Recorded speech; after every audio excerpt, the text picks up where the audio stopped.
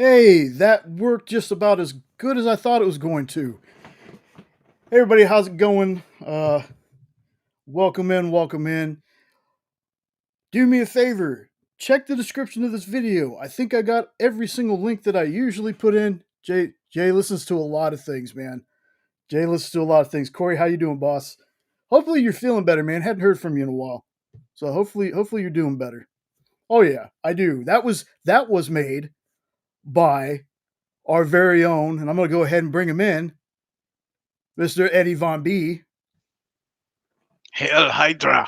Love it, man. Love it. I'm glad you guys dig it, brother. I can't wait to show you everything we've done. Everything we've done with it, because we took that last Hydrasylum thing and just made like 6 different things with it. Like Awesome. we're just That's it's awesome, man. seriously, it's underneath my the Superman trailer music, the John Murphy theme. It's underneath that, and I just listen to them both on repeat. That's awesome. Feel better. Well, glad to hear you're feeling better, man. Corey, I know Corey wasn't feeling great a little while ago, last time I saw him, but glad you're feeling a little bit better. We got a couple things to talk about, but as always, we got somebody else in the back room here, all the way from the haunted basement, the man himself, Mr. Triple B. Yo, what's going down, everybody out there in YouTube land, man? Survey time. Are you here to see the WCW, or are you here to see the new NWO of comics? One more for the good guys. And before we get started with anything, and since I brought him on, I need to congratulate you, boss. 300. You hit 300 subs? I did. Yeah, Awesome, man, I was man. pretty stoked. I was a couple days from the deadline. I wanted to get it right before the New Year's, but we hit, I think we're at like 302 right now. So yeah, man, pushing forward, and let's rock and roll to 500, right? Oh, dude, it's gonna happen, man. There's no way. Your stuff is too good. Your stuff is too good, man. I'm getting some good watch hours too lately. So yeah, everything's been working good. So we'll see what Yeah, happens. and I got a little playlist of your stuff I hadn't been able to watch yet. So, well, Corey, man, I hope y'all are okay, man. Like, down in Texas, we get a drop in temperature and we start freaking out. We've had 1 or 2 ice storms in the last like 7 years. So, hoping everything turns out all right for you, boss. Man, ice sucks. Ice is one of the worst, especially because we have a generator and our generator's crapped out and we got to get it worked on. Man, spread losing your power between it being hot and being cold is like 2 of the worst times to lose power. I mean, you could cover up enough when it's cold, but like this the hurricane or the tornado or whatever the hell we had down here not too long ago, when we lost our generator, it was so freaking hot in this house, man. Like windows open, doors open, laying on the floor, almost butt naked. Like it was bad. It was bad. Very descriptive of you. Thank you. You're welcome. You're welcome. That's how I do. Um, Well, if you can, get it fixed before you need it. yeah, I know. I know. We've been working on getting somebody, and Is my it a whole house one, or is it like a pull crank, or what is it? it's I think it's a whole house one. Yeah, it is. It's one of those. It sits on the side of the house. Big ass thing. Big ass thing. Central air. Runs off natural gas. That's the same thing I got. Yeah. Yep. Well, I know what's wrong with it. It's the oh great. It's either the positive post or the negative post um rotted, corroded. So we gotta get that part of it fixed. And pretty sure the battery, my parents had it for Well, I think you're supposed to years. change the batteries on those things every 2-3 years. Oh, I'm pretty sure the battery's been changed. Yes. Yeah, Oh, Corey, okay. that's exactly a Generac. Yeah. Yep, that's the same one I have. Yep. Yeah. Yeah, they have. It's just the sad story time, but I won't keep it too sad for so long. So when my dad passed, one of my cousins was the one who came and did the maintenance and checked on stuff for my mom. Well, I lost my cousin last year. and his brother last year, like right around the time, a couple years after my dad passed. So all the cousins we had that were good with this stuff, they're no longer here, and I'm terrible with stuff like that. I could work on things as long as I have instructions, but stuff like that I'm not good with. Like I can build pretty much anything. Computers, I couldn't tell you what's in them or how they work, but if like my computer that I'm working with right here, I built it. Is it encased in one of those pop top plastic beige containers? It's not plastic. Okay. Mine's metal. It's got the two So it's a little bit older. yeah, it's got two black knobs on it that hook into the top of the lid, Okay. and then you take off the front panel, pull it out, and the battery is down there on the ground. But like I said, it's the positive or the negative posts. The posts corroded. Well, if it's anything like doing it on a car, it's pretty easy. It's just a couple screws. Hmm. I mean, I haven't done it because ours is relatively new and we're still under maintenance. But I know how the car batteries work, and those little cables, they're just held on by like one screw with a copper washer usually. And you can just order the part and pop it on. But I would change the battery at the same Oh, time if you're going to do it, oh, definitely. especially with the extreme heat you guys get. Yeah, it's Texas weather here in the last couple of years has just been kind of the craziest weather I've lived here my whole life. Like I was in North Carolina when I was a baby for a couple of years, but I've lived in Texas most of my life, and man, Texas weather these days is insane. We're used to it being hot, it gets cold for a little bit, and then it's just freaking hot forever. Like we're cold for a couple months, and it's hot forever.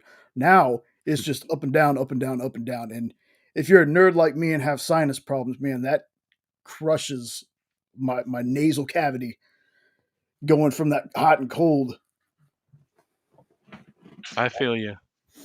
It's 11 here right now. You want to come visit? It's 66 here. It's Wow. 60. Yeah. Oh, it's only 55 degrees different. Yeah. No thanks. I'm right in the middle. I'm like at 33, 34. So Nah, I'm sorry, man. When it drops below 10, those are bank account balances, not temperatures. yeah, it usually gets below gets the single digits here around this time of year, but for some reason it's a little bit warmer than it is usual. Like we're getting those up and downs, like you said in the weather. Like it's super cold one day, and next thing you know, it's like 50. Like what? That's so weird here in Salt Lake. Yeah, like our house, man. We'll wake up one day, it's freezing in the house because we had the cooler on, or the cooler on. You know what I mean? The air conditioning on. There we go. And because the day before when we went to sleep, it was warm, and we wake up the next day and it's freezing outside. So then we turn it up. So then, like today, I woke up and it's like sweating balls in here, and I was like, man, and for some reason it takes a lot for me to get hot. Like it has to be super hot. I'm the dude that wears hoodies outside in 80-degree weather. Okay. It's hard for me to get hot. But when I do get hot, it's like unbearably, how the hell is it so hot? But then again, like I said, it's Texas, man. Like it's a what do they always say? It's a dry heat. It's a dry heat. Or, it's coming off I don't understand weather at all, man. Sean will send me stuff about the weather all the time, and I'm like, okay, I mean, those are pretty colors. He goes, no, dude, that's not good. That's not good. That purple you see there, that's not a good thing. Oh, okay. I know jack all about weather. But so now that we've talked about the weather and all kinds of other weird crap, so Sean actually got to come and visit. We had Jenna's birthday live was Monday. She thanks all of you. She's like, I feel bad because some people I didn't call out by name, but if you said happy birthday to her, trust me, when she said thank you, she was talking to you. Okay, she got kind of weird. She was like, I hope people don't think I because I didn't say their names that I didn't know. I was like, they're fine. You're fine. You're fine. You're overthinking it. You're fine. So she had a lot of fun, and I appreciate everybody that showed up for that. Like that was her thing she wanted to do, and she had a blast. So I appreciate everybody that showed up for that. So Tuesday, I didn't know that we weren't really having any shows on the experience. I thought I had to work, and Sean was coming over because Sean was off to take her out to dinner and stuff like that, you know. And I was changing the oil in the car, and Sean was like, "This was Wednesday, I think." So he came, spent the night Tuesday, and Wednesday I went to change the oil in the car. And this is the first time I've ever changed the oil in this car. Okay. And I was like, man, this is nothing like my Cobalt that I had for like 18 years or however long I had it. So it took me a little bit longer than I was planning. So they went to go get Taco Cabana. I was like, cool. I was still like near the end of putting everything back together for the car. So I was like, okay, they're going to pick up tacos, come home. Cool. Well, Jenna was like, well, this place was closed and this place was closed. Hey, Lorena, what's going on? What's up, And Lorena? they were like, well, you know, let's go to Adventure Begins. Is a comic book store down here. And Sean's never been, so they were going to go check it out. Well, they ended up being closed. So they went to this other place called the Dragon's Lair that when I heard about it, I got jealous because I was like, man, I thought y'all were just getting tacos. Like, I wouldn't mad or anything. But I was like, I thought y'all were just getting tacos and coming back. And they're like, well, we wanted to go check out this place. So while they were there, Sean and Jenna said that this place is like a literal tavern. There's food and all this other stuff, which food in a comic book store is always weird to me, but you know, I get it. That's kind of their shtick. But while he was there, he got Jenna a 2024 Grim Tales of Terror special edition comic. You know, one of those holiday special ones that they do. And he got, yeah, actually, yeah. Hold on, I'm gonna put you up So there funny. just a second. This is Yeah. like I can cover C, I think, of that Grim Terror. Was a Grim Fairy Tales Terror right there, and it's the holiday 2024 special right there. So yeah, Yeah. See, she probably got like a different. Yeah, she got the classic one right there with that trade on top. That's yeah. nice. Yeah, so he got her that. We'll put this back. Yeah, that's the same book. That was funny because I was looking that up. It might have been today or yesterday. I was looking it up. I did it. I don't know if it's already out on the channel on unboxing. I think it is, but yeah, that was actually in the cover showdown in the last video on whatever the last unboxing video was that I'd done. That was in the showdown of that one, and I was like looking at the other covers, and yeah, I got the cover C because I got the cover gallery in the back because I actually started reading it today. Yeah, she was like, "Hey, Sean, eventually, What up, Sean? Eventually, my brother, you will be on, you know, our show. But you know, work gets in the It's your way. show, Sean. Work gets in the way. But here's what Sean. I'm glad he popped in because here's what Sean got me. The Last Days of Lex Luthor. Cannot wait to read this. One of those oversized DC Black labels. Yeah. So super excited. I have not cracked it open yet, but super excited to read it because that Black Label stuff is really good. It's really good. This is written by Mark Waid. So, and I enjoyed Mark Waid's writing back in the day. Wow, Crystal. Hey, Crystal. Hello. Crystal, that's oh wow, that's awesome. Thanks for being here. That's 2 more weeks. 2 more weeks. So that's what Sean got me. And I love it. I love this. Like just the cover. I like, man, I can't wait to tear into this one. Put this over here. Well, that's pretty good that you got a present for your wife's birthday. I know. That worked. He is well, he grabbed him something too. He grabbed himself something too. I can't remember what he got. Oh, there he said it right there in the chat. Prairie Gods from Mad Cave. And I was like, you know, Castle has a Castle's Corner on Prairie Gods, and Kyle really liked Prairie Gods. So I have a feeling Sean's really gonna dig that one. Speaking of Castle, who I think he has to work, but he said he might be able to pop on later. there was a surprise Castle's Corner I put up today.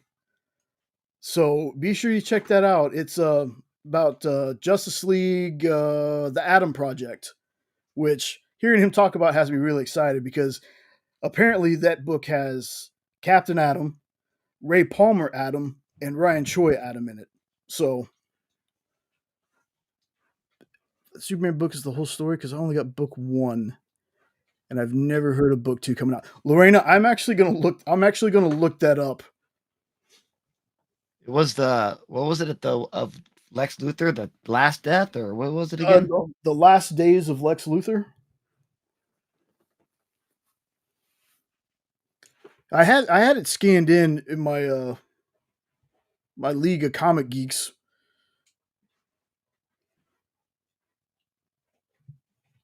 Yeah, like Castle puts it on his Instagram, but we do have it on the EXP shorts, which don't I don't think I have the EXP's well, lost that for a sec. Don't think I have the EXP's link in the description, but I need to get it on there. Much as they're my job and I talk about them all the time. Lorraine, I see a part 2 of it, but it's not available at my comic shop. Huh. But it came out 2023. I don't even have a date, like a month, but 2023. Good. Yeah, it says there's 2 covers. There's a cover A and a B, but even the covers aren't loaded up. So maybe it didn't come out. Maybe it was. I just have to look. That'd be some further research on that one on my part. And Revival, it is still on my list, Corey. I have not grabbed it or had a chance to look at it yet, but it definitely is on my list. Like again, my to read and have read piles are very unbalanced. They're very unbalanced.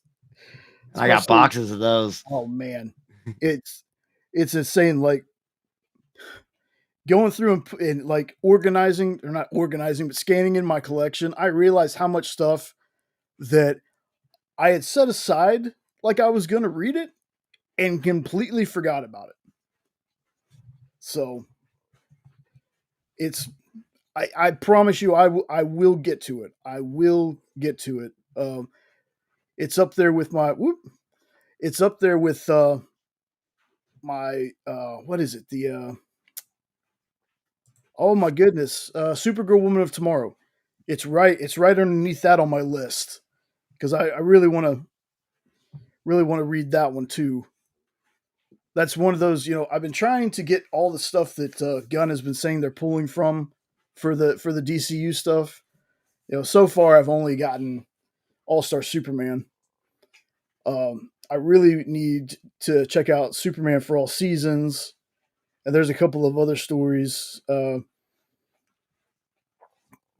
then I'm kind of waiting for him to tell us, once he gets the chance about Clayface, if they're pulling from anything in particular there, or if that's just going to be its own story, or what have you. My dog is freaking out right now. So if you hear any weird noises, that's him just being a pain because I'm not paying attention to him.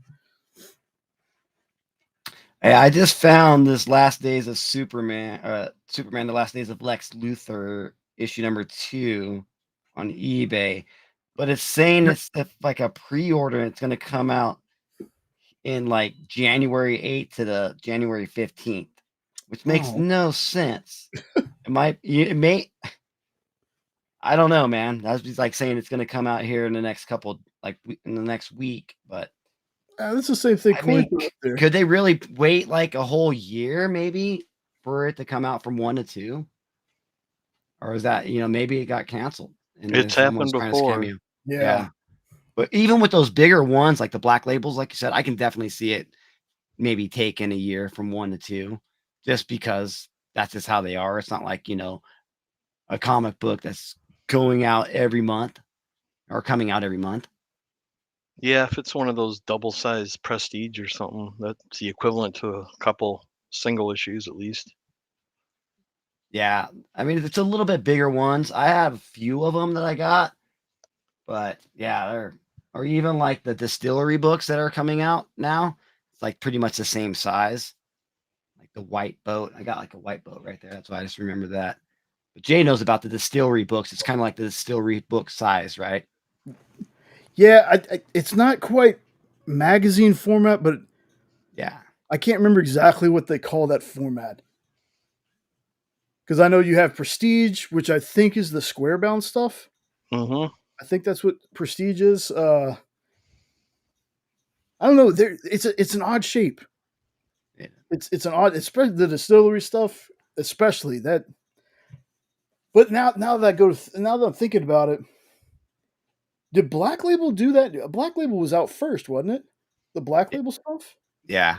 Yeah. Yeah, so they had already had that weird shit. Because I got a ton. We have a ton of those Black Label books that are like that long.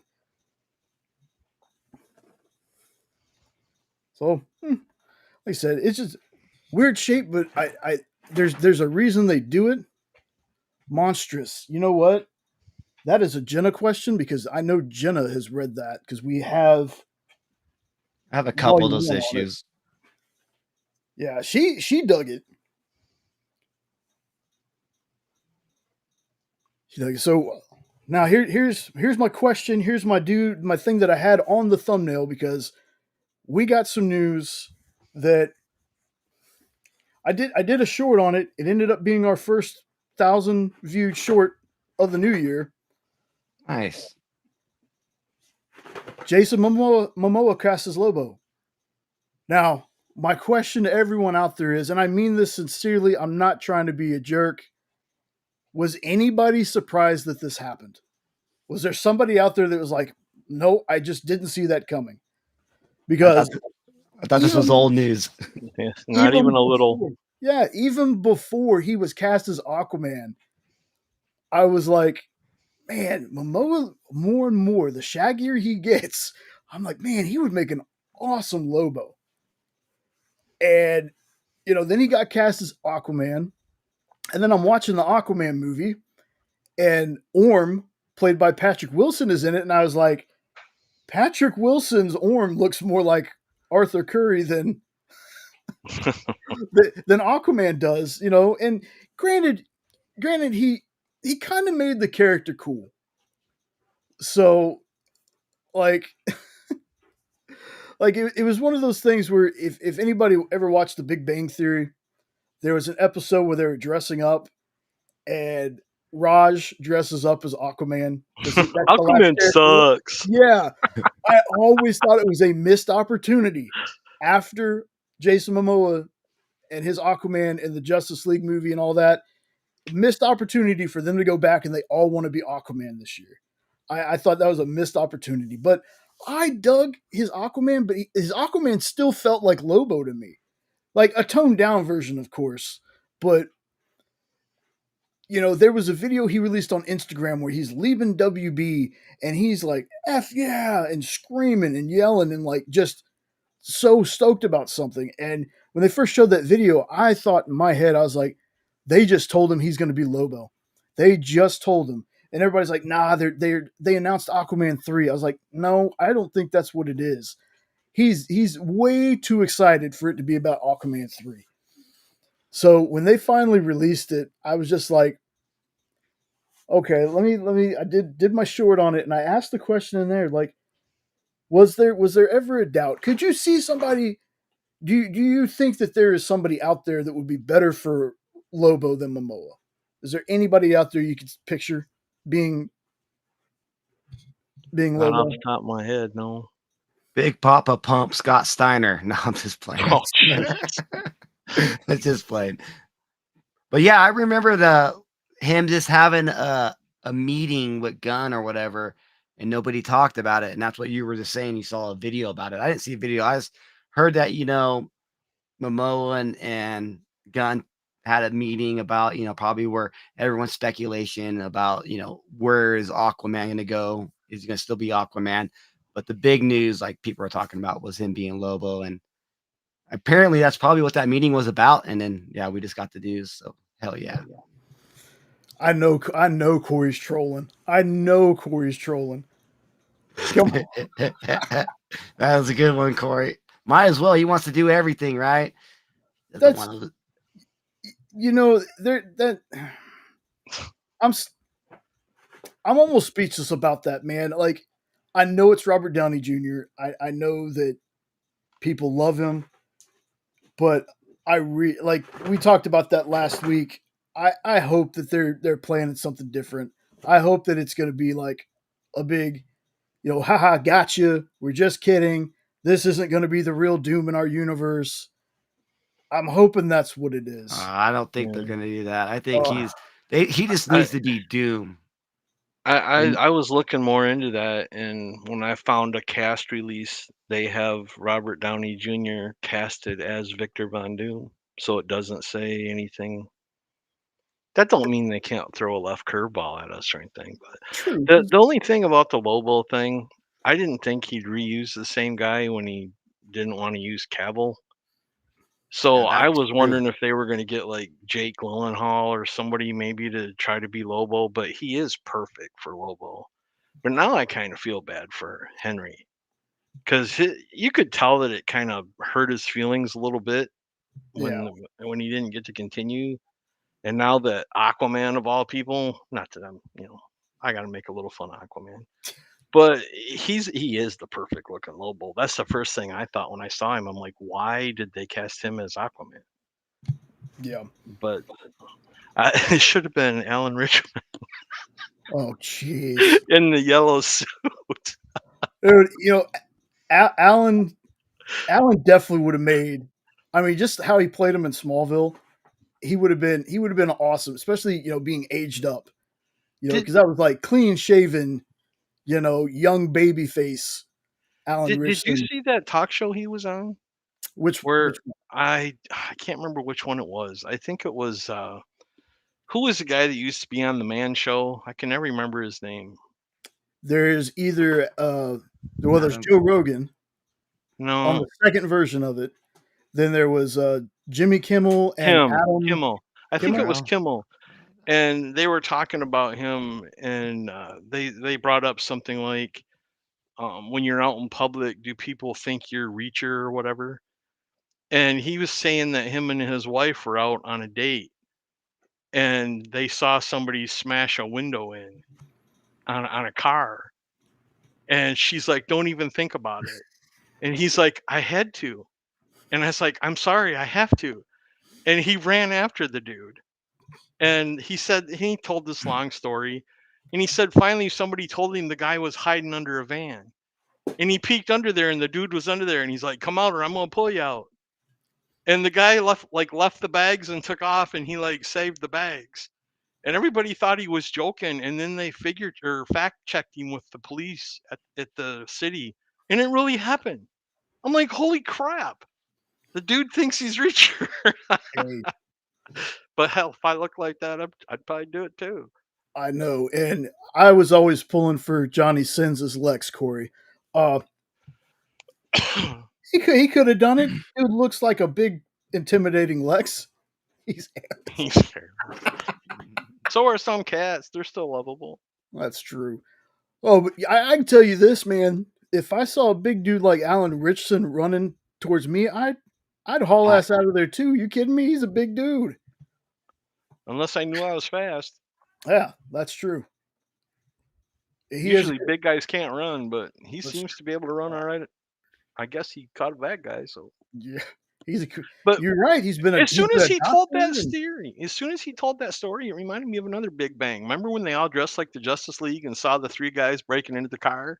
Mhm. And they're like, "We're the Justice League. Shouldn't we do something?" And they're like, "Yeah, like leave."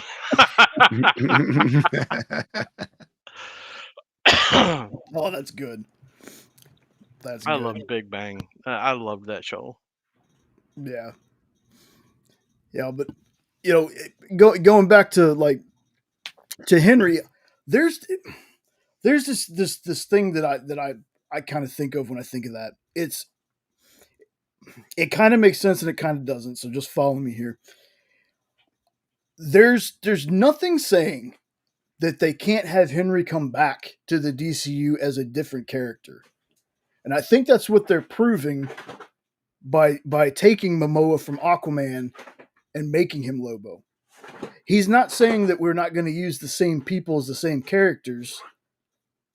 Like he wants to cast, all new characters, but I don't think he's above saying, "Hey, this person played like John DiMaggio, or not John DiMaggio, Joe Manganiello." John DiMaggio. Why was I thinking of that? Joe Manganiello was Deathstroke for part of a movie end credit scene. That doesn't mean that they can't bring Joe in to play a different character. It just means that okay, he was Aquaman in this universe, he's going to be Lobo in this. They could make Jesse Eisenberg. Well, he was Lex in this universe. And I'm just throwing this out here. I'm not saying that he should. Let's make him Mad Hatter in the DCU. Especially how he acted as. I still think he wasn't Lex Luthor in that movie. I still think he was Alexander Luthor. But then they messed me up by shaving the head. Like at first, I was almost forgivable of how he acted because I was like, well, he's not really Lex. He's Alexander Luthor. He's Lex's son, clone, whatever he was in the comics. But then they shaved his head at the end, and I was like, okay, yeah, that was. But they made him a bit more serious after that movie. And my thought was, why didn't they play this character like that in BVS? Because at the end of Justice League, I think it was Justice League. I can't remember what end credit scene it was. I mean, they don't matter anymore. But he's on the boat. He's got the shaved head. He's in the suit. And Deathstroke comes up on board. And he goes, maybe we should form our own league. And I was like, oh, meanwhile, at the Legion of Doom. And no, we don't get that. My thought was, why didn't you play? There's a lot of things about the DCU where I'm like, near the end of it, I'm like, why didn't you play the character like that to begin with? Like, I know that some people are going towards the mad scientist version of Lex, but I was like, you made Lex a little too zany. Like he was just a little. Jesse Eisenberg is a fantastic. I love Jesse Eisenberg. I think he's a fantastic actor. I just don't know what they were thinking about making him that version of Lex Luthor. Like it was so totally different. And I get it. They were trying to, let's not do exactly the same thing everybody else has done. But at the same time, we got to keep some core aspects of the character. Because, I mean, that was a complete 180 from how Lex has been played by anybody else. Woo. Zack Snyder changing it up a little bit for you, I guess. But I think it's kind of funny, too, how we're talking about how, the DC is going to use Jason Momoa as a different character, as in Lobo from he was playing Aquaman. But, I mean, Robert Downey Jr., we just talked about it earlier, is going to play Von Doom. So what are these two big companies just throwing blows at each other? Oh, I can make this actor this character. Oh, I can make this actor this character. But as long as it's something good. You know what I mean? I just think it's funny. I hope that's not what's happening. But I see what you're saying. I can definitely see that if they're trying to one-up each other by recasting, but that could get ugly. Yeah, I don't really think that. I just think it's kind of ironic that what they both did. You know what I mean? Isn't it weird how one feels more okay than the other too? Like for some reason, it's not like I'm mad about them. I wanted to give another actor a chance when it comes to Doom. But the fact that Lobo doesn't bother me as much because we didn't have Jason Momoa as Aquaman for however 10, 11, 12 years or however long, Robert Downey was Iron Man. Uh-huh. I think maybe that's part of the reason it doesn't bother me as much because it was like, he had 2 movies, a cameo in this movie, a cameo in that movie, and then he was part of the Justice League movie. The reason it doesn't bother me is number 1, he looks like Lobo. And number 2, they're rebooting everything. Yeah. But now Marvel's not rebooting everything, but yet they're going to bring the same character back or same actor back as a different character. That just seems if they're not going to have him be a Tony Stark from an alternate, because sooner or later the mask is going to get knocked off. Are they just going to pretend to not know that he looks like Tony? It just seems weird. That's why it's weird for me, because they didn't completely reboot it like DC is. Now, if they were going to completely reboot it and just wanted to have him in it, that okay, sure. But when you have he was basically the star, Iron Man was the man, and to bring him back as a villain is just weird. I'll give it a shot. It's just weird. And he like Corey just said, he doesn't look like Doom. I know, and it's still one of those things to me. Is I wish they would have never told us, because that would have been so hard of a secret to keep. well, Huh? right, yeah, that's one thing. But the other thing is, Robert Downey Jr. has done some voice work before where he didn't sound like himself. Like you couldn't tell it was him. Like we could have gone this whole movie. Let's do. I wish somebody would do like Dredd did. When Dredd with Carl Urban came out, I love that movie for one thing. I wish we would have gotten a sequel to that. But Dredd with Carl Urban was the most accurate Dredd they could have put on screen. And it's not because of size or anything like that, but he kept his helmet on the entire movie. We only saw the lower part of his face the entire movie. Mm-hmm. And I don't get why, like, Dan Wickline, I told him once, I was like, man, you know what I think would be cool? Henry Cavill as Doom. And Dan said, you don't hire an actor with a face like Henry Cavill to cover it up. And I'm like, but why not? Why not? Why not leave it to like the last frame of the movie? You see who it is. Is it because you're like, well, if people know this actor's in this movie, they're going to be more prone to go see it? Instead of let's let it be a surprise. Well, I know some of the times it's an ego trip on the actor's part too, because they want to have their face seen, which is why in the early movies, Spider-Man took his mask off for everybody. I mean, everybody on the train saw him. Everybody here, he took it off for a kid. He did, and it was like, wow, Spider-Man was out of everybody. Spider-Man and Superman were the two that were the most. We got to keep it secret. And in the movie, it was hell. Everybody knew who they were, basically. But now on the new one, they didn't until they did the Mysterio thing. Yeah. And then everybody knew, but they undid it. But I don't know. It could be anything. Well, it's just tough. I was really hoping for a different Doom, and I had my heart set on a couple of people that we talked about last time, but we'll see how it goes. EJB, I would love for him to go Tropic Thunder on Doom. Yeah. Oh my God. That'd be amazing. It's so funny. Because I'm the ruler of Latveria. That's why. Yeah, I would love.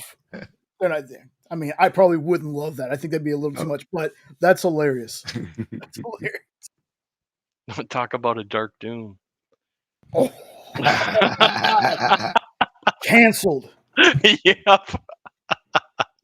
Canceled. I don't have the stamp like I have for Honor. I'm just gonna pretend there's a canceled stamp. There we go. Right over the screen.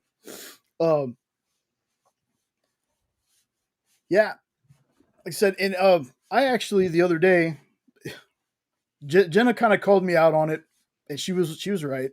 The other day, I was like, we got a couple of Creature Commandos episodes to watch, right? And she was like, I thought you said you wanted to wait till it was over. I was like, technically I could, but then I got to remember where I work. And where I work, I can get spoiled at any time. Like the talk shows, the shows that I watch, I can get spoiled at any time. So let's just go ahead and watch them. We did, and I am still. Somebody said it best on the art show actually last night. I can't remember who it was. I think it was Mr. Red Jack. He said, I like the Creature Commandos, but there's too much music in it. And when he said that, I thought about that for a second. I was like, you're right. I mean, it does seem like a music video at times. Like if anybody else is watching it, do you feel like there's too much music in it? Do you think there's the right amount of music in it? Uh, Again, I've been liking the show, but I think I overhyped it for myself. So I'm just wondering if anybody else like has any thoughts on that. Has anybody here been watching Creature Commandos? I have not. Nah, me either. I'm Seen really that- weird when it comes to Universal monsters. I love them so much. I don't want to see them turned into some kind of commando team. I'll probably give it a shot someday, bored, but it never interested me when they had books on it. But even Dan said it's a good show, and Dan's never led me wrong, so I'm sure I'll watch it eventually. But no, I haven't seen it. Yeah, I heard him say that too, and I think it was on HBO Max. Is that Yeah, right? it's a Max original. Yeah. Okay. Because I do have Max, which is awesome. But yeah, I did see it on there, and yeah, I'll check it out. But I haven't checked it out yet. But I definitely want to. I'll check it out. Yeah, see, because like for me, I would tell people if there's anybody out there that's like, I want to find out about the Creature Commandos, so I need to watch this show, or I can't watch this show yet. Just know that I'm pretty sure the base of the characters are there, but much like Peacemaker, there's not a whole lot of similarities because the Peacemaker on the show, nothing like the comics, nothing like the Chris Smith from the comics, and Vigilante is definitely different from the comics. Speaking of vigilantes, what's up, brother? Whoa! Let's go, everybody. It's Saturday night. We're here to have fun, maybe smoke some, but mainly talk with some best friends. Let's go. Hell yeah! Hell yeah. Nice shirt, bud. Thank you. How you guys doing? Doing great, man. You just getting off work, man. Getting home. How you doing? I got Hell off yeah. early. I got off early for you guys. Just for us, baby. Hell yeah. I'm just checking out your shirt, but Oh, is it the many faces of Jason Voorhees? yeah. Yes. Nice. Yeah. Very So- nice. I'm glad that as soon as I got home, I checked to see if you guys were on, and I saw Triple B, and I was like, yes. I saw Eddie. I saw so, but I was like, you know what? I'll take it. I'll take the one. Sorry, Eddie. No problem. As soon as you popped on, I said, "Oh, damn." But I that's know. all right. I As know. soon as you popped on, Eddie left for a second. Yeah, he's like, I see ya. Yeah. I'm out. Drop the mic. So, Castle, let me get your thoughts on it, man. What you think about Jason Momoa as Lobo? I fucking love it. Yeah. I love it. I don't get what the controversy is that people are shitting on James Gunn because James Gunn said there would not be one actor playing two characters Mm-hmm. in the DCU, Mm-hmm. right? Yep. Is Jason Momoa playing Aquaman? I get exactly. I know exactly No. what you're talking about. Yeah, no. I get it. There you go. The thing is, though, they're also not thinking. He wasn't counting. He's not counting. Like voice acting is acting. Don't get me wrong. Voice acting is acting. It's hard. It should be on the same level as regular acting. It really should. But people are taking the fact that Sean Gunn is Yeah. Weasel and GI Robot, and Alan Tudyk is Dr. Phosphorus, and he's going to be Clayface. I don't think they're saying. I think he's saying voice acting wise, there might be different people playing them in the live action, especially if Sean Gunn's going to be Maxwell Lord too. Yeah, but GI Robot. Mhm. Well, has everybody watched Creatures? They haven't. I have, Oh. so we weren't gonna spoil Okay. anything about it. All right, so I won't say anything. So you have GI Robot, and then you have Weasel. Do either of those two look like Sean Gunn? Yeah. I You know, get. I'm not trying to be a simp and everything for Gunn. Like I will be. I am like you, Jay. I freaking loved the trailer. Do I love the suit? No, I don't. But that's not gonna let me ruin what could possibly. And who, you know what? We don't know that maybe he gets a new costume at the end of the movie. He gets a better one because this one broke up because it was too baggy or something. Yeah. You know what I'm saying?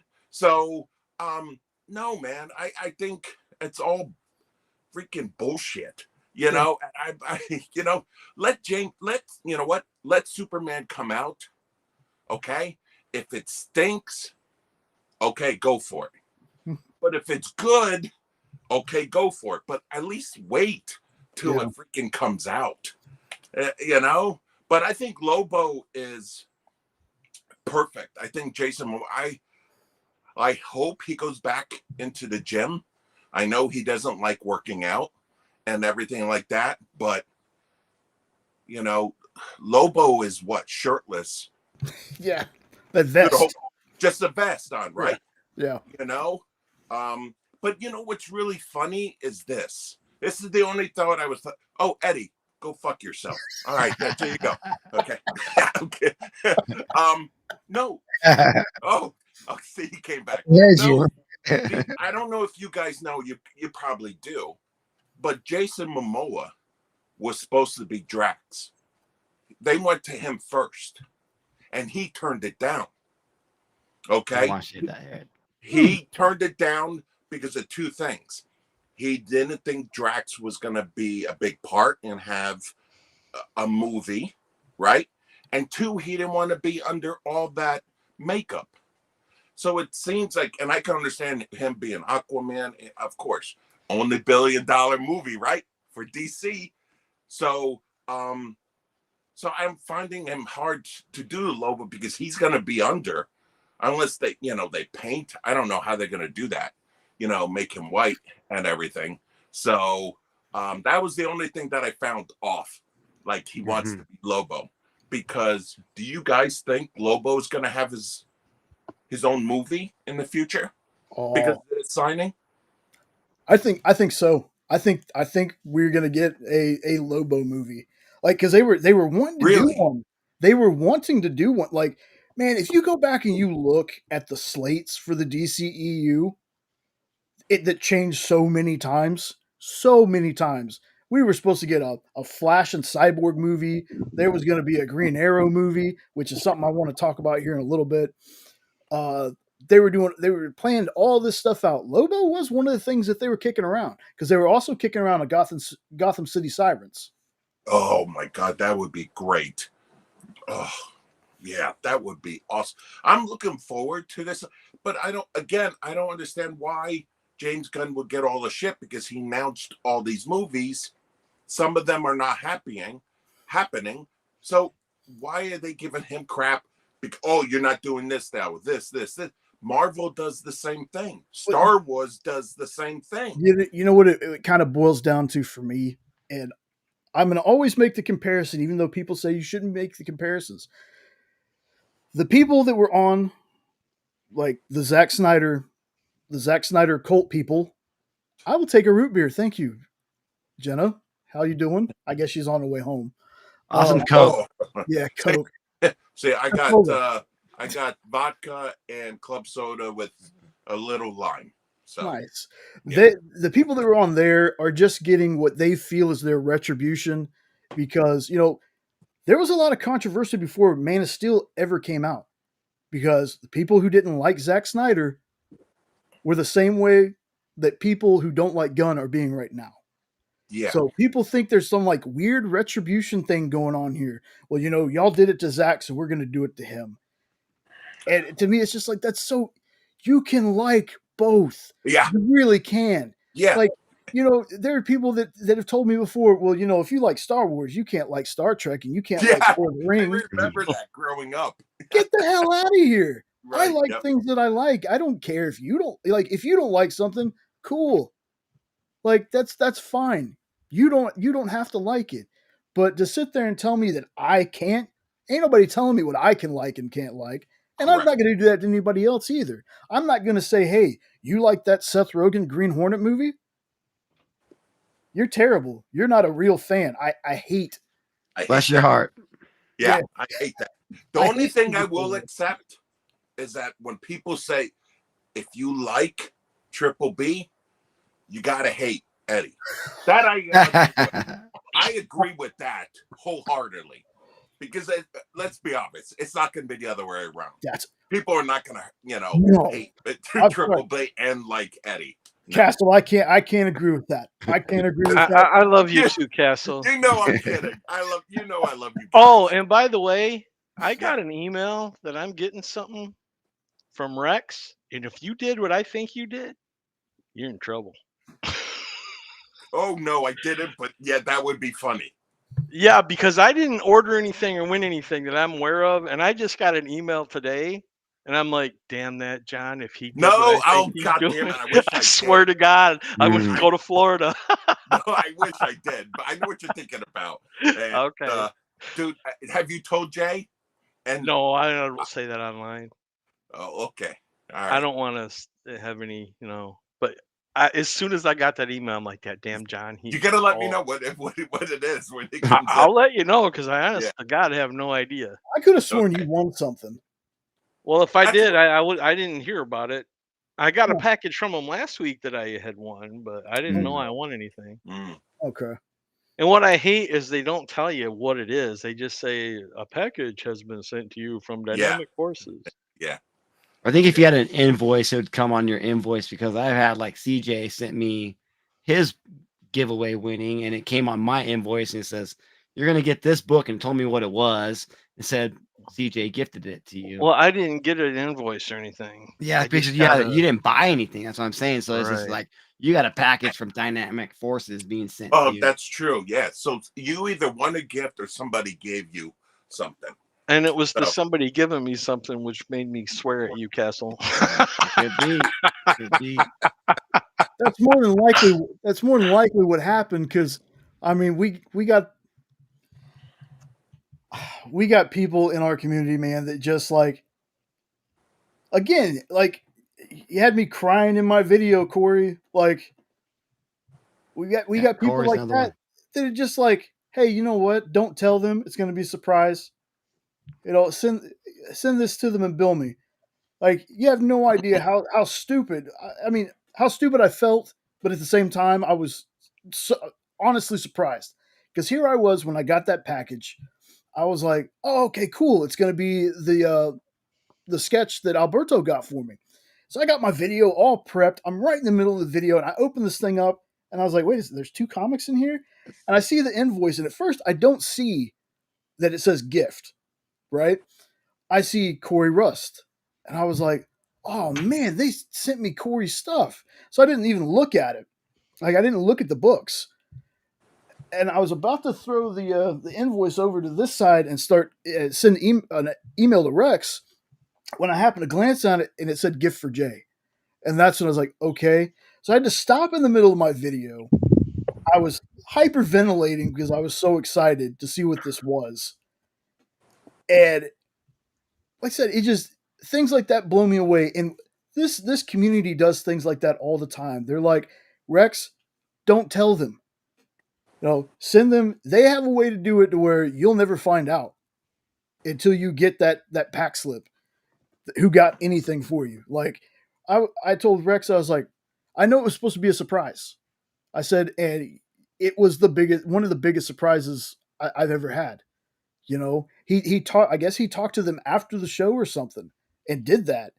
And I just wish you didn't send nudes for those books. Well, I mean, I give them out freely, so especially when it's hot and the air's not working. We've established this already. Butt naked on the floor. I'm telling you, that's the coolest place to be. It's the rolling over part that kind of. Hey, I will not be on any of your summer live streams. Yeah. I'm telling you that right now. Yeah. Corey, how do you think he got this job? That's true. Laying on the floor naked. That's right. General was like, hey, Kyle, he needs some work. The cleaner's not working anymore. Yeah, please.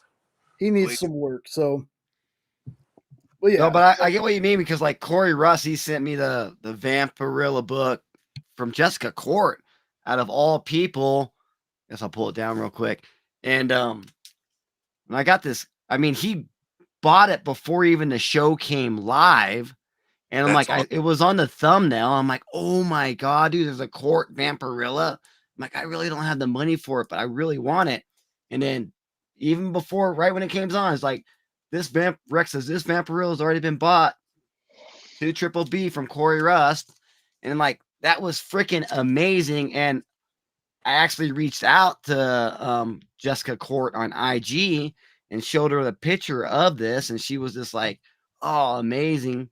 And like, now she follows me on IG and she hearts my posts and stuff. It's so cool. So like, yeah, she's awesome, man. She's absolutely awesome. So it's so cool that like Corey Russ got this to me, and then now I like reached out to the actual artist, and like now there's little relationship building there with the actual artist, Jessica Court. So it's so cool how everything can just work in circles, and how cool this community really is. Exactly. And that's one of the reasons that I've been pushing for them to if we can, let's get some of these artists on the shows, because I know that folks would love to see these folks in person. Like they would love to see Jessica and Tracy. I've talked to Tracy and been on Tracy's Instagram lives, while she's sitting there, messing around with either Pokemon packs or she's doing some art. These are people that I would love to see on the show. Like I love Robbie. I said this last week. I love Robbie. Robbie also needs a break every once in a while. Robbie does so much stuff, Right. man. Busy boy. Yeah, he made the joke one time about me not inviting him to be on my lives. Well, because Robbie's got so much going on, man. Like, I say this is not a self-deprecating way, but Robbie being on my channel would do more for me than like me going to Robbie's channel. I don't think I have any. I don't have any kind of like. There's nothing that he would gain for me being on his show. I would have everything to gain having Robbie here. But at the same time, I appreciate everybody's time. If Triple B was to tell me, "Hey man, I can't make it tonight," no worries. For any of y'all, if there's ever a time where like I send y'all the link and y'all like, "Hey man, I can't," don't ever sweat it. Don't think I'm gonna be mad. I'll do this bitch by myself.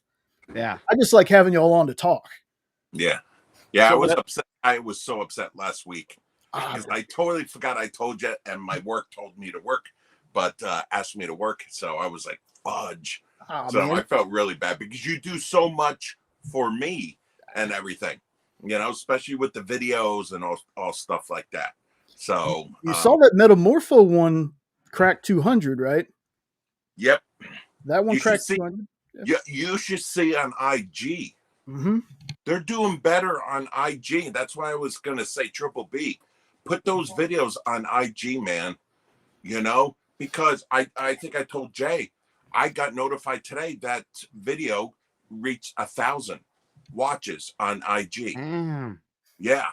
I mean, I have a lot of people speaking There's Robbie. Speaking of Robbie, yeah, speaking of douche nozzles, pop culture, because of being the PCP army, they're pushing it. Jay's pushing it. My work is pushing it. And I think you commented before, and I got to tell this story because of Eddie. He knows a little behind the scenes.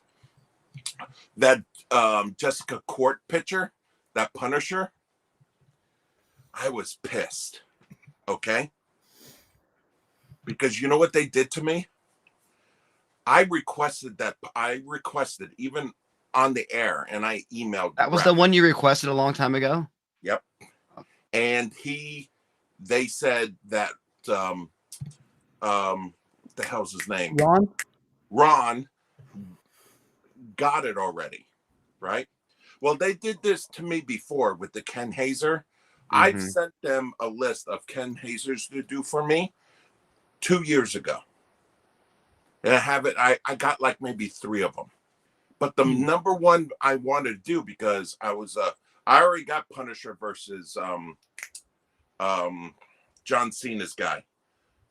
Peacemaker? Yes, I already got that. But my one that I really wanted, because I'm also a Moon Knight fan, I had Batman versus Moon Knight, right? So when it came out, they said they gave it to Ron already. And I was like, well, I requested that. They were like, oh, we'll give you another one. We'll make you have. I still haven't seen it. So when I found out that they gave that to Ron, I even told Eddie, I'm done. I'm done. I'm not buying any more books. I'm done, because they did this to me before. So I emailed Rex, because Rex said, oh, we'll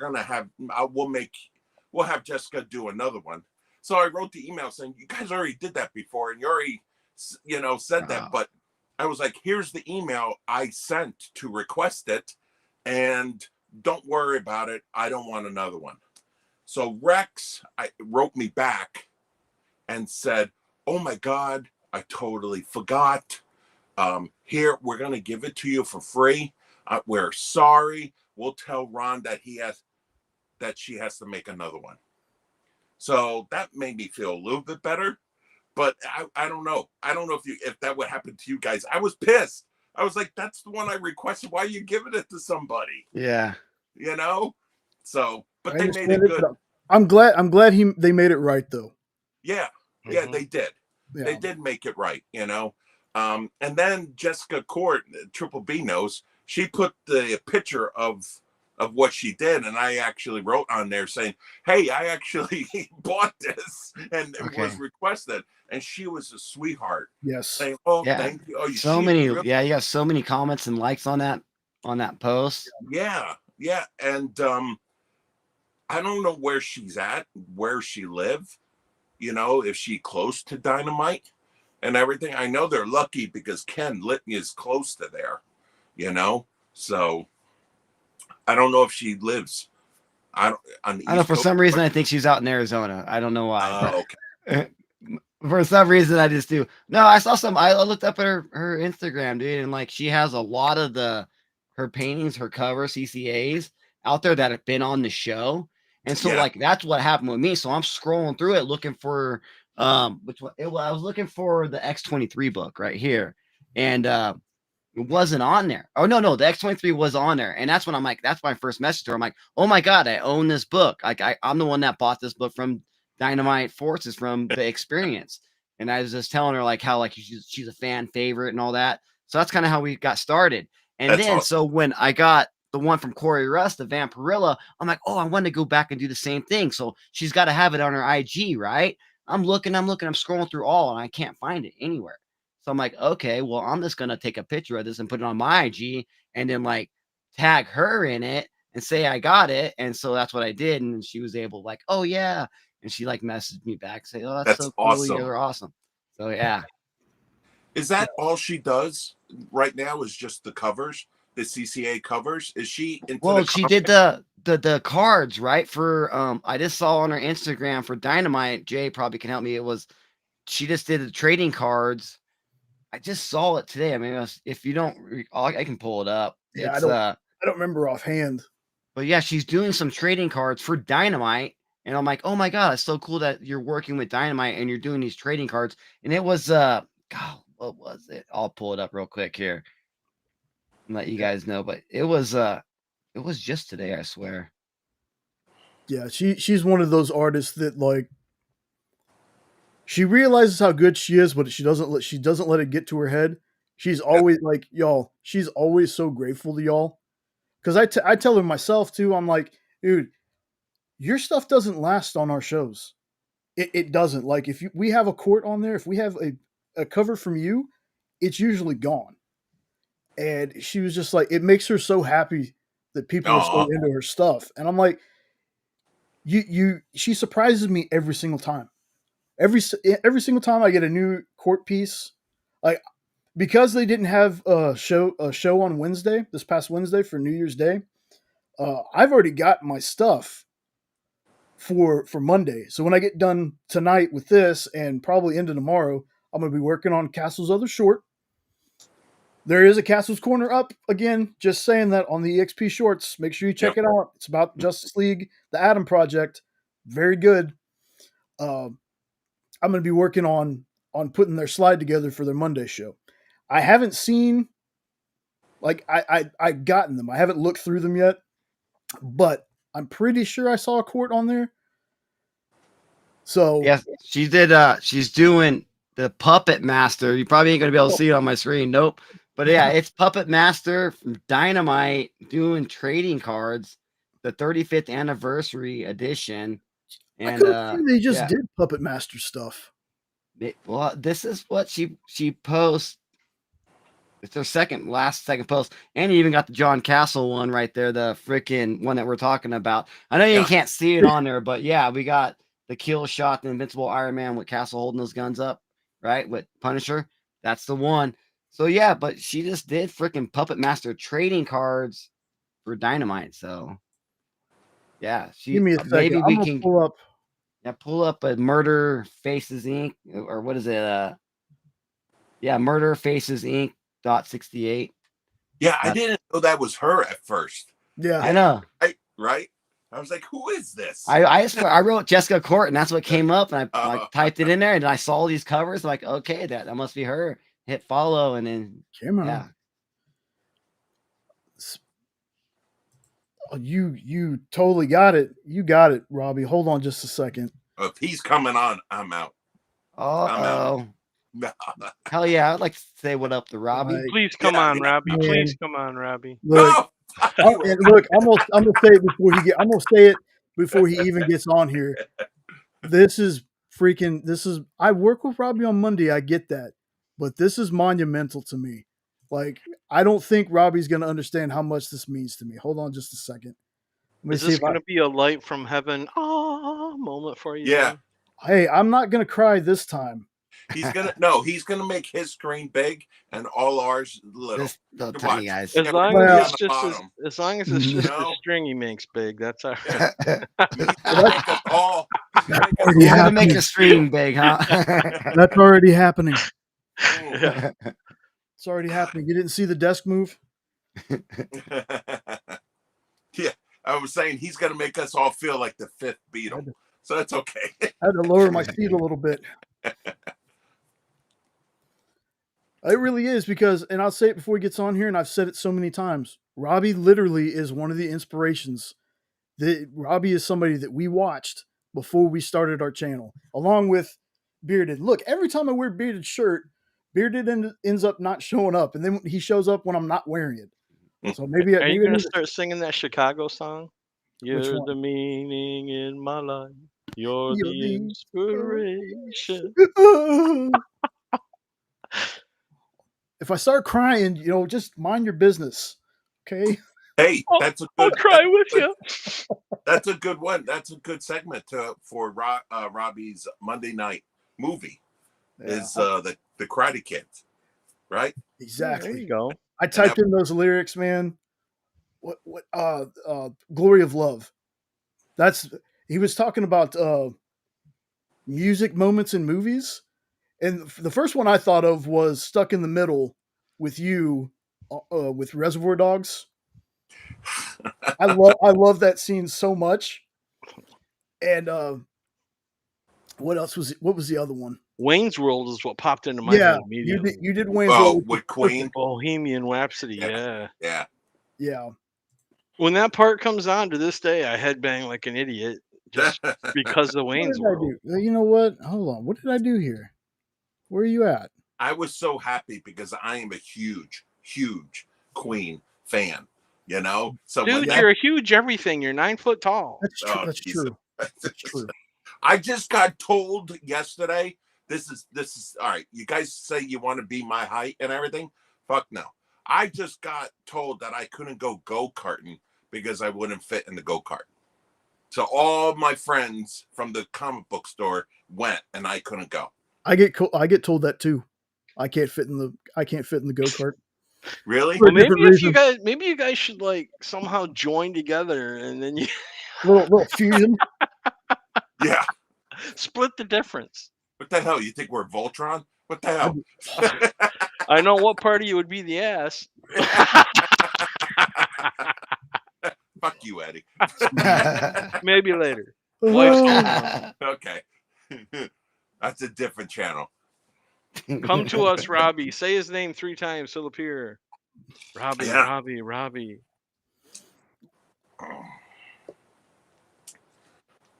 But Jay, did you know that Kyle came to Triple B and I to do a show?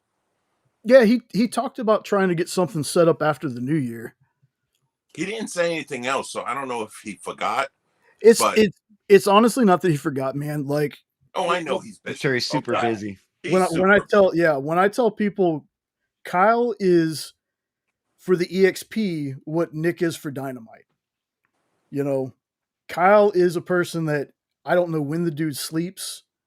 He's always coming up with things. He's always awake. It feels like I'm like, dude, you gotta get some sleep, man.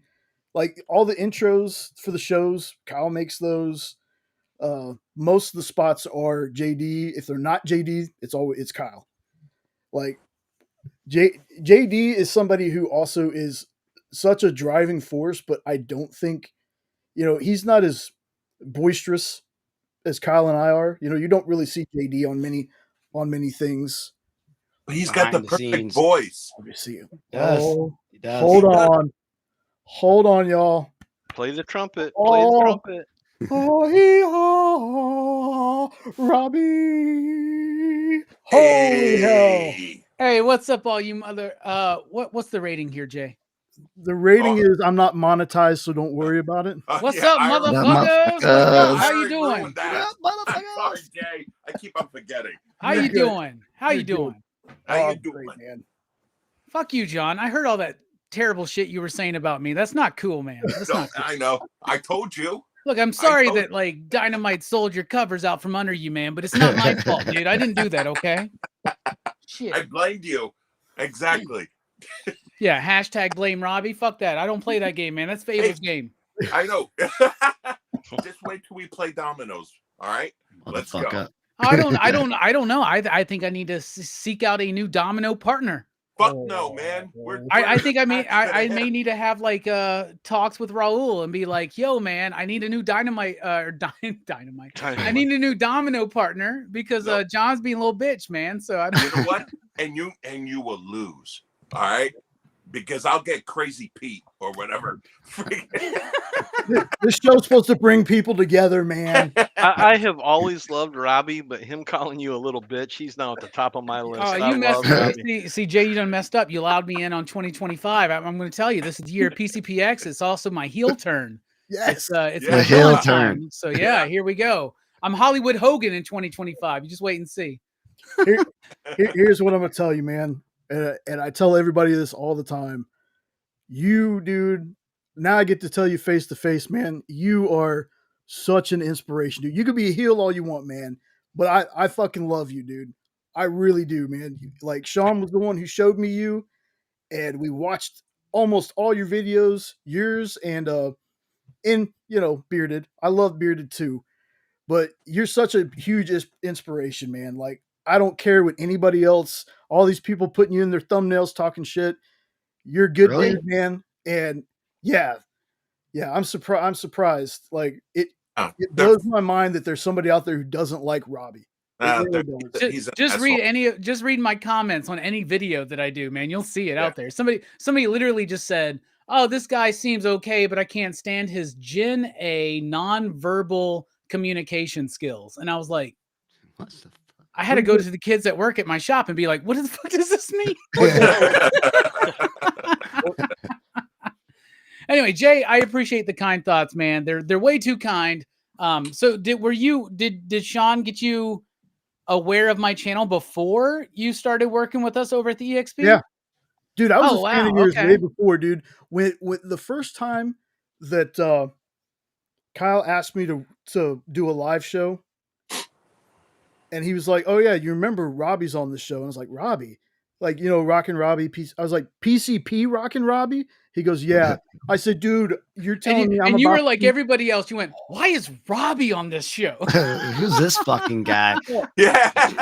Every week I go, "I don't know why I'm on this show, but sure, let's do it." I was like, you gotta warn. You should have warned me beforehand. He's like, "Why?" I said, "Dude, I am a Robbie Mark. I love this dude. You are one of the first chats I've ever actually chatted in because I felt comfortable doing so." Well, the You know- PCP Army lets you do that, right? Yeah. You know, people like Spilio, even though he's a fucker, little bitch, man. But no, people like Fable and Herm and Manny and Steph and Verno and Eric and Nick and all those dudes and everybody that's in the chat all the time. Chill Out Man, Two Yeah. Gun Pedro, like they're really good at making everybody feel welcome, more so than me apparently. But you know what? Fuck everybody this year, man. Like I said, heel turn. Let's go. Let's go. This Do you is remember the what it felt new like? world order Yeah, of exactly. comics. Do you remember what that felt like when fucking Hogan put the leg drop on Macho Man? On And you're Macho. just like, He's the third guy. He's the third guy. Bash at the my beach. God. he was the third beat. man post Orson Welles. Yeah, as long as you don't bleach this, we'll be good. Just don't go that far, man. Don't commit to the bit that much. It ain't going that far, man. Jay, it's nice to get to interact with you face to face. Usually you're behind the scenes. Yeah. My favorite producer, fuck you, by the way, for leaving us with Kyle. But then he eventually gave it over to JD. That was much better. But yeah, so there's that. Triple B, nice to see you face to face. Yo, you too, Yeah, Robbie, dude. man. What up, man? Yeah, I love your unboxings. That's super cool. Spilio, love you as always. I know. My I love fucking you. tallest boyfriend that I have, and my my boyfriend. oldest. I love Robbie. He Fucking knows. Eddie We were Von B is joking. here though, man. What's up, Eddie? How you doing, man? Oh, Eddie. Doing you know good, what? brother. Good to talk to you. Hey, shut up, Castle. Good to talk to you, man. You're one of my favorite friends on Facebook. I love your posts. I love all that shit. So thank you all for having me. What are we talking about? Are we talking shit about someone? What are we doing? No, we ganging up on We're someone? talking Okay. about the Hellboy song. I was about to give you $5 to sing it. Jesus. I wanted now that he's here, I wanted Robbie's thoughts on what do you think about the Jason Momoa Lobo casting? Well, I think it's perfect. I think it's a more perfect casting in the DC universe for Jason Momoa than Aquaman was. Now, you know that me and this dude right here, we are like probably two of the biggest Aquaman fans you personally know, right? John probably since Jason Momoa got cast, but I've been an Aquaman fan since I was like 5 years old, right? Oh, yeah. Playing with my superpowers action figure in the bathtub and all that shit, right?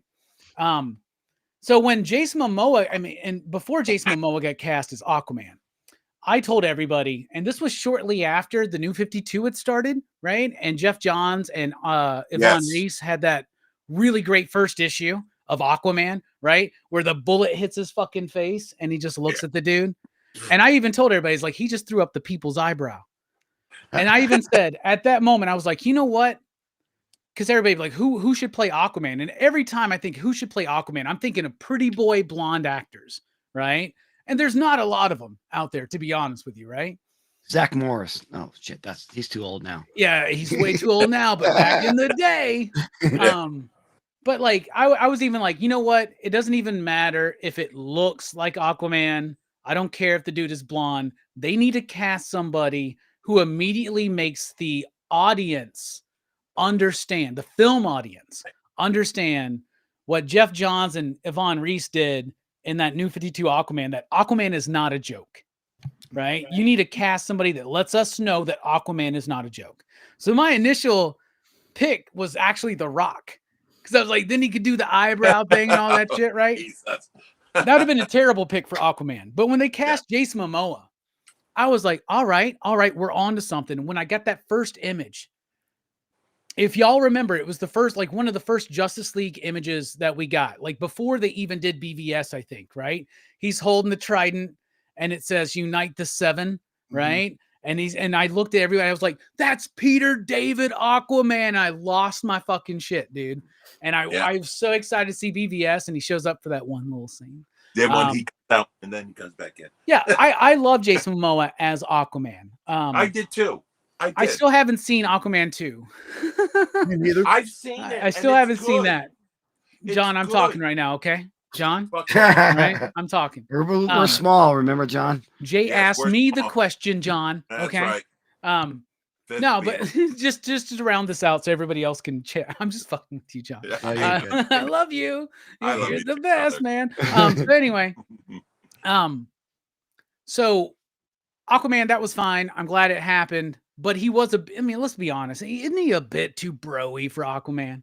Yeah, Right? 100%. Jason Momoa could not help but his personality come out. It's like you don't cast Denzel Washington or Jack Nicholson if you don't want some semblance of who they are to come through into their role, right? I mentioned those two because those are two of the best actors I can think of at playing themselves, no matter what the role is, right?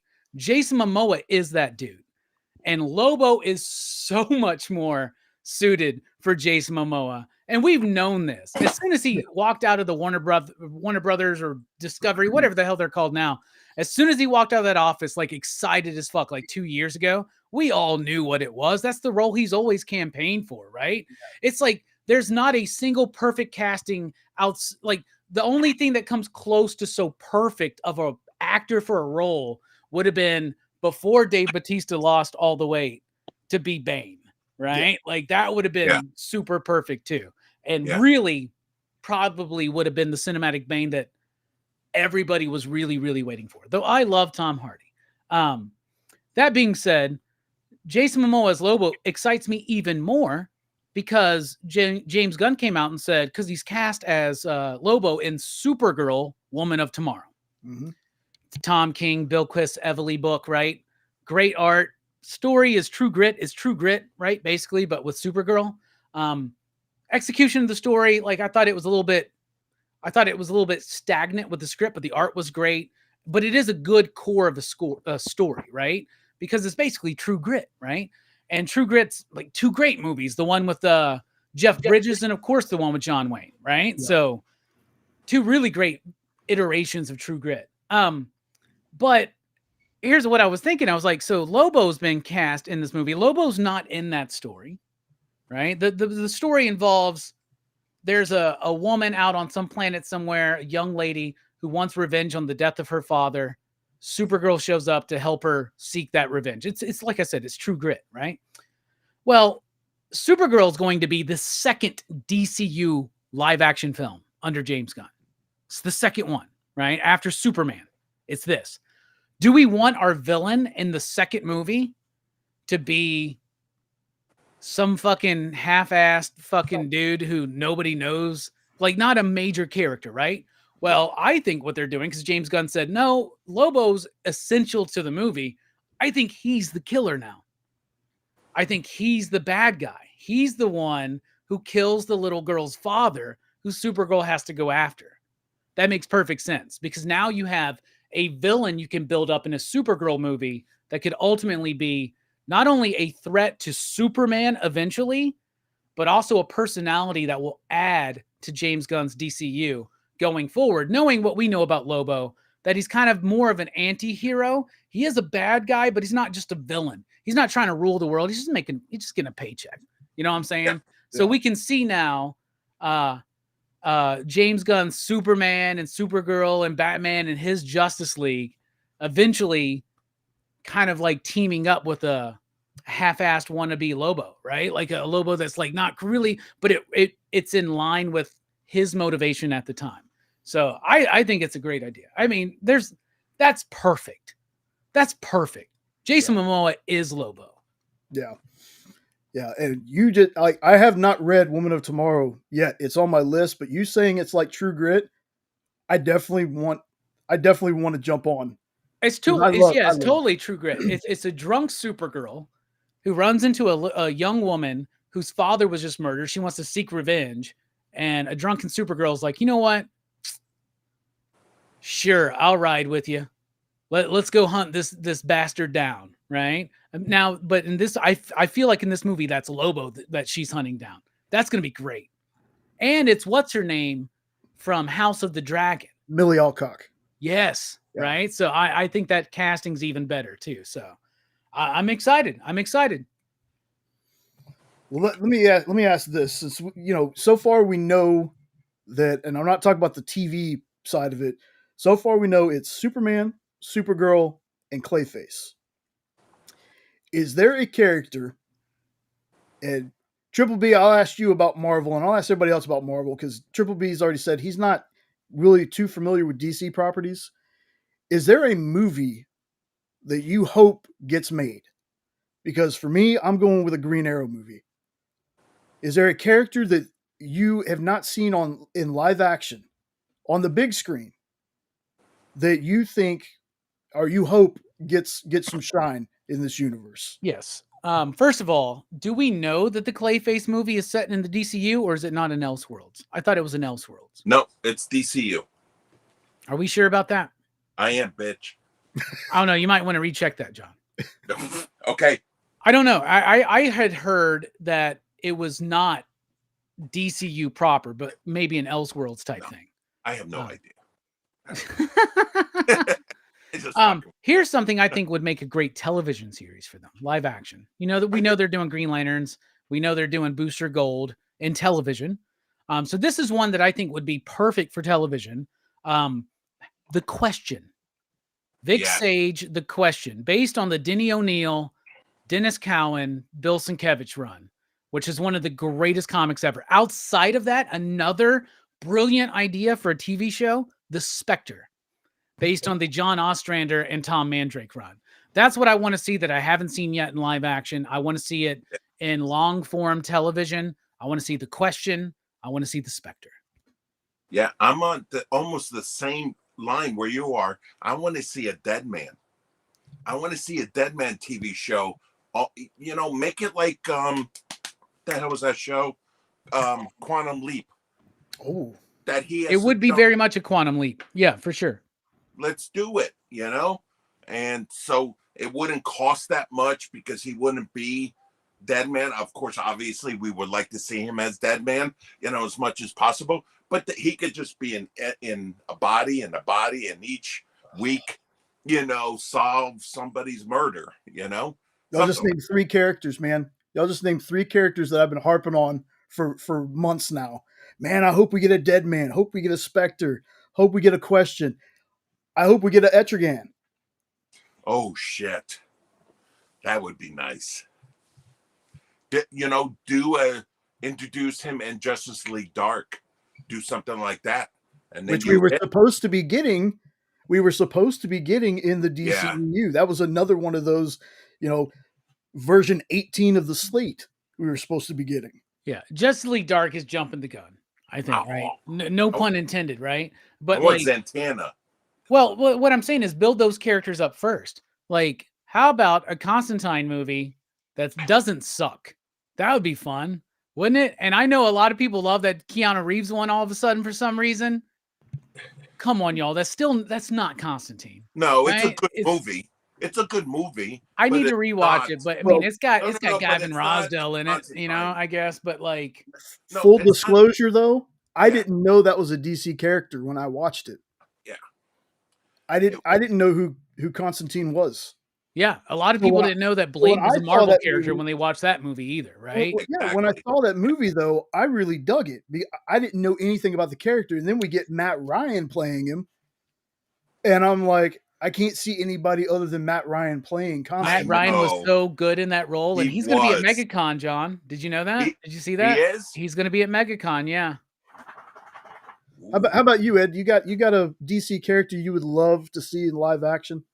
I want to see Zatanna in her fish. I already said that, Eddie. Yeah, listen say everything because you never shut your damn mouth for 5 minutes. Damn, just listen. Yeah. Quit walking on my shoes and shut your hole. God damn. Somebody's in the midst of their villain arc right now, man. And the other one is Swamp Thing, but I heard they might be doing one. And I'd like to see a good Swamp Thing movie. If not a movie, then I do like the series you have me watching, but it's so damn dark. I wish they wouldn't make it so dark. What do you mean? You don't want them to make a Swamp Thing as a dark? It's visually dark. I can't see it because of my black and white issues. Yeah. So when they're in the swamp, I can't tell what the hell is going on. Okay, just to let you know, Eddie, your problems are not ours. Okay, so think about it. All right. Rewind about 2 minutes. They are doing your pile apart. They are doing Swamp Thing. James Mangold is the one who's helping develop it. I love you. Yeah. Are they going to do a movie or is it a series? It's a movie. You know? Yeah, the movie.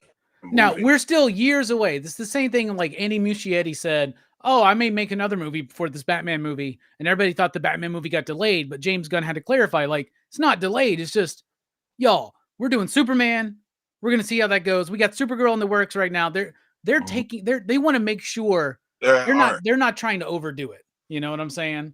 And I do appreciate that for them, because I do think that when Marvel started seeing some initial success with the MCU, they did start doing too much too fast. And that's why phase 2 was a little lackluster for a lot of us.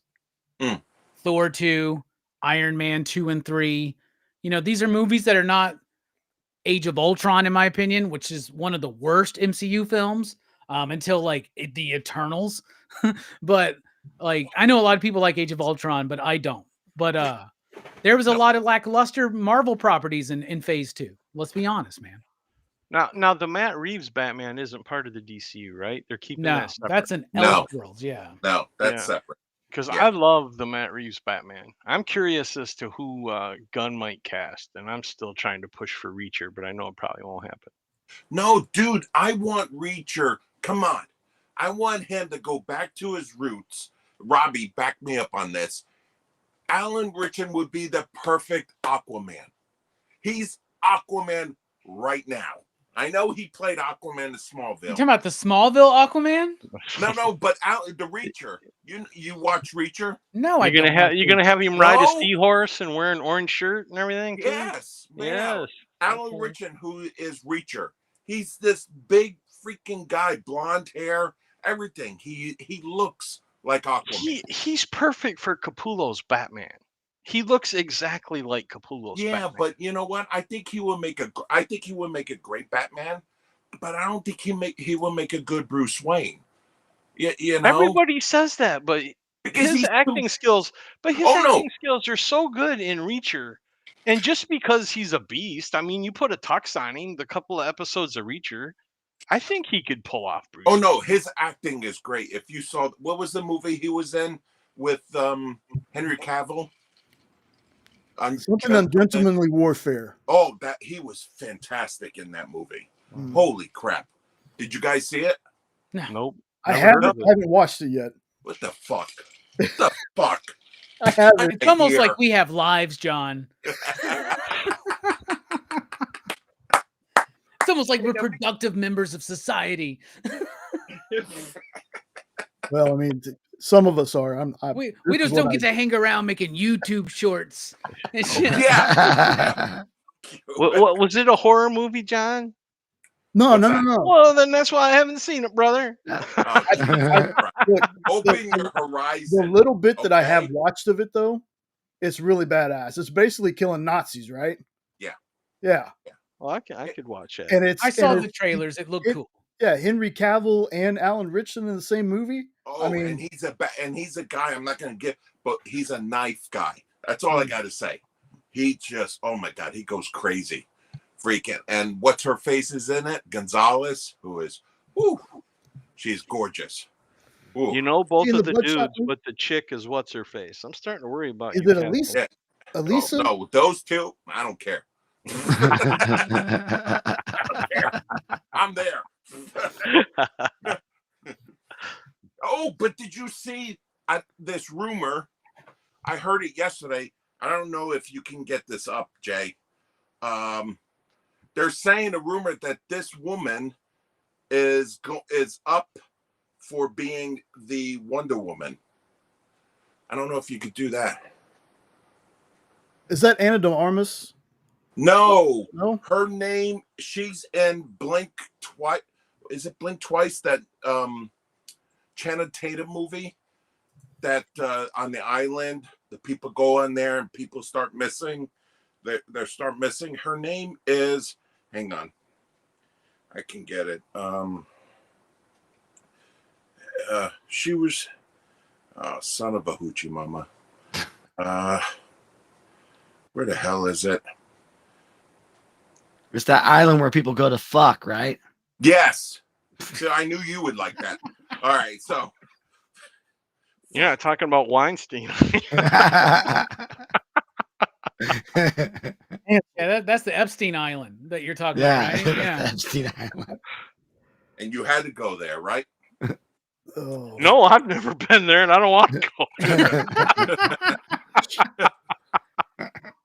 Oh, Diddy Island. Diddy Island. I don't know if you can hit Blink twice and then you could get her name. Is it But- Naomi Aki?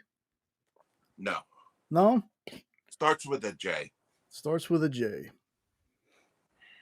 Let me see. Jay Burns? Nah, You'd make a cute Wonder Woman. that's true. People tell me Wolverine, but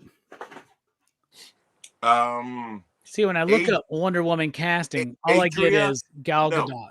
So no, Adria, Adria space Arona, Arjona. huh. She's freaking 5'8" and everything, and she's beautiful. You know. well, Wonder Woman shouldn't be 5'8". Yeah, she should Oh be no, like 6 foot. Naomi. but Gal Gadot is what? Terrible. I don't know, but if we can make Tom Cruise look semi-tall, No, so that's true. yeah. Yeah, I don't think there. I mean, just because you saw something on Facebook or IG doesn't Oh mean no, it's true, that's John. why I say it's a rumor. But it's a nice rumor because she's pretty. Is it a rumor because you're starting it right now? Well, I got a rumor too. Let's go. How about Steve No. Buscemi has been considered to be Wonder Woman? She Let's was start that in rumor. I've heard a Morbius. rumor. He would She's be in Morbius. That's what her IMDb filmography says. That would be awesome. And No, True I Det- watched this True show on Detectives. John Roca. It's the Hot Mic, and this guy's on there, and he put this out. He's a good DC guy, but again, he just said it's a rumor because they don't have Wonder Woman is not in the picture for a pretty long time. Wonder Woman, you Well, they're won't see doing Wonder Woman. the Paradise see- Island show is on the schedule at some point. Yeah. So Yeah. But I really don't think you're going to see Aquaman for a while. I don't know. We got Guy Woman- Gardner already. I am so stoked for Guy Gardner. I love him. He's always been my favorite Lantern, and I don't think they could have cast it better. But the hair they could have gone off script with. But Are you surprised that like there were so many people being like, this Green Lantern looks so stupid? Yes. And I'm like, do you know who Guy No. Gardner is? Because that's perfect. This dude Yep. always looks like a douchebag. Right. He's he always is a like, douchebag. That's he's why I always love like- him. but with his Yeah. haircut, he's always like 10 years behind the style. You know what I'm saying? Like it's Yeah. just kind of like it's so perfect. Yes. And Just Nathan like you, Fillion is Robert. Robbie, 10 years behind the style. Just like you. The fuck's that mean? Ponytail? Well, What the fuck does that mean, man? Now you want to go Hill when Hill. Hill was good 10 years ago, man. Robbie's got award-winning hair, and you're telling him that he's beyond style. What the hell's wrong with you, man? Yeah. Where's your hair trophy, Triple B? Come on. Wow. You should You have know what? one. Yeah. Who here has a best hair award? You do. So, Triple B, I know you don't know a whole lot of DC folks. Yeah. So we'll go back around with another question. What is a Marvel character? And we'll start with you. What is a Marvel character that has not been? Because I got one. Because they've been teased. He's been teased. It makes me so mad he's not there yet. But what's a Marvel character you haven't seen in live action yet that you would love to see? Well, I mean, with Marvel characters, I mean, obviously I love X-Men. X-Men is my jam. And so like, I'll even like, I mean, honestly with me, I want to see Longshot just because I want a character that is lucky as hell, that no matter what happens, it's his luck really, is what wins it. And he's from Mojoverse, right? So like he can get put into our world and he's like, no idea what's going on. And there was a series of, I don't know, 10, 12 years ago called like Longshot Saves the Marvel's Universe. I believe that's what it was called. It was like a 5 or 3 issue run, something like that. Or maybe it was only a 2 issue run. It was really small, but like, I don't know. I just think that luck aspect in a character is awesome. And I know that like Domino has the same effect where she's super lucky and we saw her in Deadpool 2. But I didn't think we get to see enough of Domino, and I would like to see maybe her come back. But that luck factor is, I think, something that they can really make fun in a movie, That's a good pick. I'm going Beta Ray Bill. We only got to see that little statue head of him in, what was it, Ragnarok? Was it Ragnarok? Yeah. Yes. It's Ragnarok. Yeah. Give me the better Thor. You see him a little bit at the end of Guardians of the Galaxy, right? In the post credits and the collectors, he's like in the collectors thing or whatever. But Doesn't it- be oh, happy. Well, it's just like Nova. What would you just rather like have? Nova. Would you rather have that and 3 bad Beta Ray Bill movies? I don't know. No. Beta Ray needs to come in. Nova, I know they said they're working on something with TV show. Nova. Yeah. Yeah, I, I think I so. was gonna say Nova too. Because I like that. Sam or Richard, or does it matter to you? No, it's got to be the first one. It's got to be Dick Ryder. Best porn star name. Dick Hell yeah. Ryder, Richard Ryder, right? That was my name in high school, right? Oh! You beat me to it, you mother. Eddie, Oh, do yeah. we have a list for Triple B, or we're You not got willing to to start a new one. Apparently, we're starting one. Okay. Yeah. I have to get a new notebook though. Yeah, John's filled it up. Because we've heard about the Nova Corps since the first Guardians movie, and I'm like, how long are we gonna wait? Marvel dragged their feet. Let me tell you what made me mad about Avengers. I know he wasn't like the first on part of the Avengers, but Black Panther. The fact that we went and saw Claw in Age of Ultron,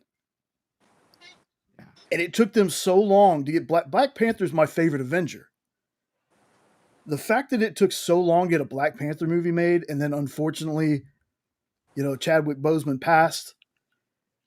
There's just, I want them to start bringing some folks in. Like, what we're doing a new Captain America with Sam. For some reason, the hype doesn't feel to be there. There feels like there's more hype behind Thunderbolts than Captain America 4. Yeah. So, I mean, I want them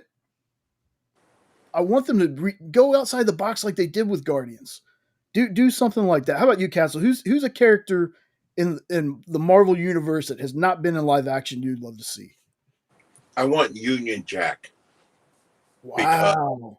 Because he's the Punisher over there. I want that, and I want Union Jack. I want Son of Satan.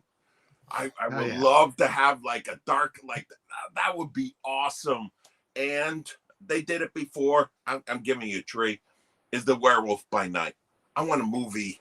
I want a movie with that. With Robbie. One of the most successful things they did in Phase 4 or 5, whatever the hell it was, and they never went back to it. Like, that's ridiculous. Yeah, I feel that what they did with Agatha all along though was their Halloween special this year. They did the Halloween special with the Werewolf by Night, which was awesome because it was just 50 minutes long, so nice and short and sweet, but it was great. Definitely, they could have made a sequel to that or did something else with that.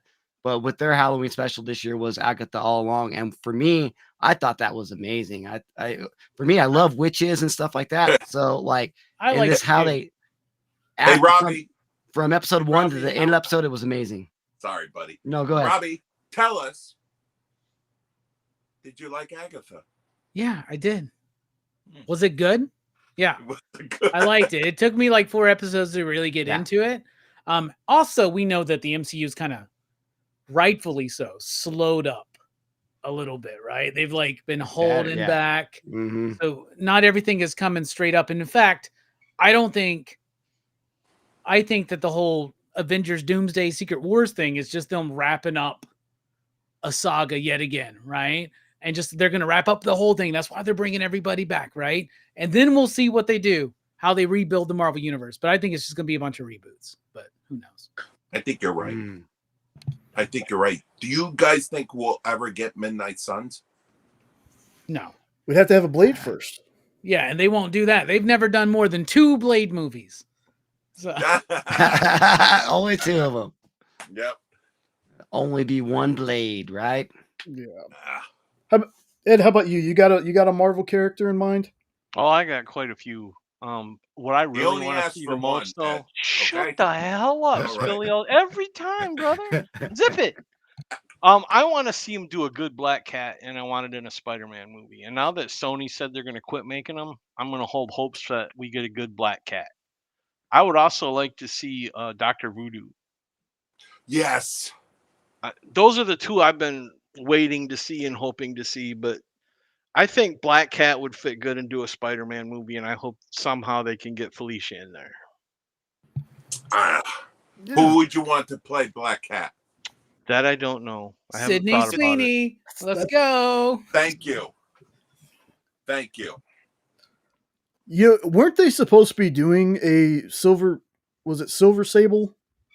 Silver Yeah. Sable and Black Cat movie. Thank Yeah. God they didn't do that. So, Yeah. yeah. That was going to be a Sony thing, though, right? Yeah. Yeah. Yeah, and Sony said they're done, so thank God. Yeah. Yeah. Sydney Sweeney is perfect for the But Black she's gonna be Barbarella, right? Yeah. She's Yeah. Barbarella. Yeah. Yep. So I'll go watch that one. Oh, yes. You You guys, guys see her in Euphoria? Triple yeah. Whew. Son. B. You? Triple B. Yo, Did you see Euphoria? no, but I think I seen the scene. I looked it up. Is that what? Son, yeah, where she's like saying like "fuck me" and all this shit. Like, yeah. Dude, she's I need to see I'm it, just man. like Triple B. I haven't seen Euphoria, but I've seen that scene. I think I seen that scene. I had to straight look it up. I'll Everyone's be talking honest. about I'll it. be way more honest too. One day I got on the internet. I went Sydney Sweeney sex scene live action, and I was like, "Oh, what's this show?"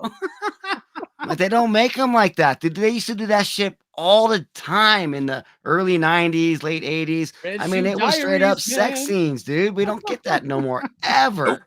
Nope. Like, people look frowned on it, but no, that's what we grew up on, y'all. That's the Exactly. reason why we are the way we are with, you know, females. We love that gorgeous bodies and stuff, but Watching Jeez. Skinamax on your friend's TV, the masseuse, shit like There that. you Yeah, 100%. Oh yeah. I've recently discovered that there's a bunch of like double feature DVD sets of like Skinamax movies, and I just added a shit ton of them to my wish list, man. Like a shit ton of them, man. I'll eventually get them over time. So Robbie, how about you, man? There's a Marvel person that hasn't been brought to live action yet. You'd love to see. I'll be honest with you, man. I think that there have been some of my favorite Marvel characters have never been portrayed very accurately on the screen. You know, the Fantastic Four, Doctor Doom. I would even argue War Machine hasn't been accurately portrayed on the screen. Blade's been done perfectly though, so I'm happy with that. Apocalypse, they've really fucked over. I would like to see a Willem Dafoe level performance, a Green Goblin with somebody that looks more like the Green Goblin, right? I would like to see that. But out of all the Marvel characters that have not been portrayed live action, out of all of my favorites, they've all been portrayed except for one. And this isn't going to be the crowd pleaser. Night Thrasher. I want a Night Thrasher live action. I want New Warriors. I want New Warriors done right. I have a 5-year plan for a New Warriors TV show. Disney, holler at me. I'll let you know. It'll turn everybody into a Night Thrasher fan, and we can all talk about keep thrashing. Night Thrasher, though, man, I would love to see that. Like, and I wouldn't shy away from any bit of it. Right, the moment that they go Night Thrasher, is that dude with the skateboard? Skateboards are so 80s. We're gonna get rid of it. No, keep that. Night Thrasher is one of the best Marvel characters ever. You know why? In his first appearance, this dude with no superpowers on a skateboard goes up against the Juggernaut. That's all I'm trying to say, man. There you go. All right, who would play him? Who played Night Thrasher? I don't know. Some unknown. All right, good talk. All right, Triple. I don't know enough I modern also actors. want a Fool Killer. Well, They need to do a Fool Killer movie or a series. That It would might be be better as a series, but I love Fool Killer, and That might be better as an animated series. that flies so under the radar. I love Fool Killer. Give me some Speedball too, man. That freaking Oh. New Warriors was like my That- jam. When they yeah. first came out, I was young and like I thought that was going to be like the new X-Men. Like it was going to be the biggest, you know, new It comic was for a book time, ever. man. Shit was. got hot for a minute there, dude. New Warriors was. are awesome. I love them. I was like 12 when that book came out. That was the perfect age, I man. think I have like almost all of like 1 through 50 I'm missing Really? a couple, but yeah, I have almost a Mm. complete run of New Warriors. And then I went in bed and got like the first appearance of Speedball. I think it was in an Amazing Spider-Man annual book or something like that. Spectacular Spider-Man annual, I think. Okay, Part of there you go. Atlantis Attacks, maybe, or the Evolutionary Yeah. War. One of those. No, One of Atlantis. those. Was it Atlantis? Cool. Yeah. Yeah. Okay, look, That's- let me just say this, y'all. Y'all impress the hell out of me sometimes. Y'all know that? Oh, sometimes. Most times. Okay. I thought for sure he was going to follow that up, but not tonight. But not tonight. No, it's just, man, I've been reading comics since I could read. Okay. And the fact that y'all remember the shit that y'all do is so impressive to me. Like when we're on the show and they put a cover up and Robbie's like, oh, this cover was done by this person. It's part of this story. It was in this volume, like down to the letter, the inker, everything. That's so impressive to me, man. Like, And then Rex and John are just like, oh, anyway, about those cannolis. Yes, they just bypass you. It's like they didn't even hear you. like the first couple of times I watched the show before I was a part of it, it wasn't for me. It wasn't for me. I was like, man, you know, they're supposed to be showing books, and we've talked about 45 minutes and have shown 2 books. It wasn't until I was actually on the show and being like, I was a part of the conversation that I started liking the show. But I've It's also an acquired taste, is It what it really is, is. Jay. you know, and I was talking earlier. I was like, you know, I said it before. I love Robbie, but I think every once in a while Robbie needs a break, and let's bring on Jessica Court or somebody to kind of fill that spot. Why would you Robbie give me a night break, off. man? Why are you trying to fuck with my money, dude? I want to be there every week. Come on, what's wrong with you? Why Well, can't I be there with Jessica Court? What the fuck are Rex and John gonna bring that I won't bring? You know what I'm saying? Come on, man. Bam. Well, Bam. Jay, you know what, Jay? You're right. How come they don't do that for the Wednesday since there's nobody since Alec? So why don't they do that for a Wednesday? Like I said, it's something I could suggest to them, but you know, like no hate, no shade on them. They are kind of stuck in what they do. You know, like you can almost set your watch to how the show's going to go. It's sketch cover CCAs, then back issues, and then near the end you get the new Dynamite books. You know, Yeah. So I'd let me like ask for you, them to. Huh. let me ask you this: if you know this behind the scenes, whatever, what happened to the statues? Ooh, hold on. Speaking of statues, Hey, hey, No. I need to, I don't know I need what to that borrow meant. Jay for 2 seconds.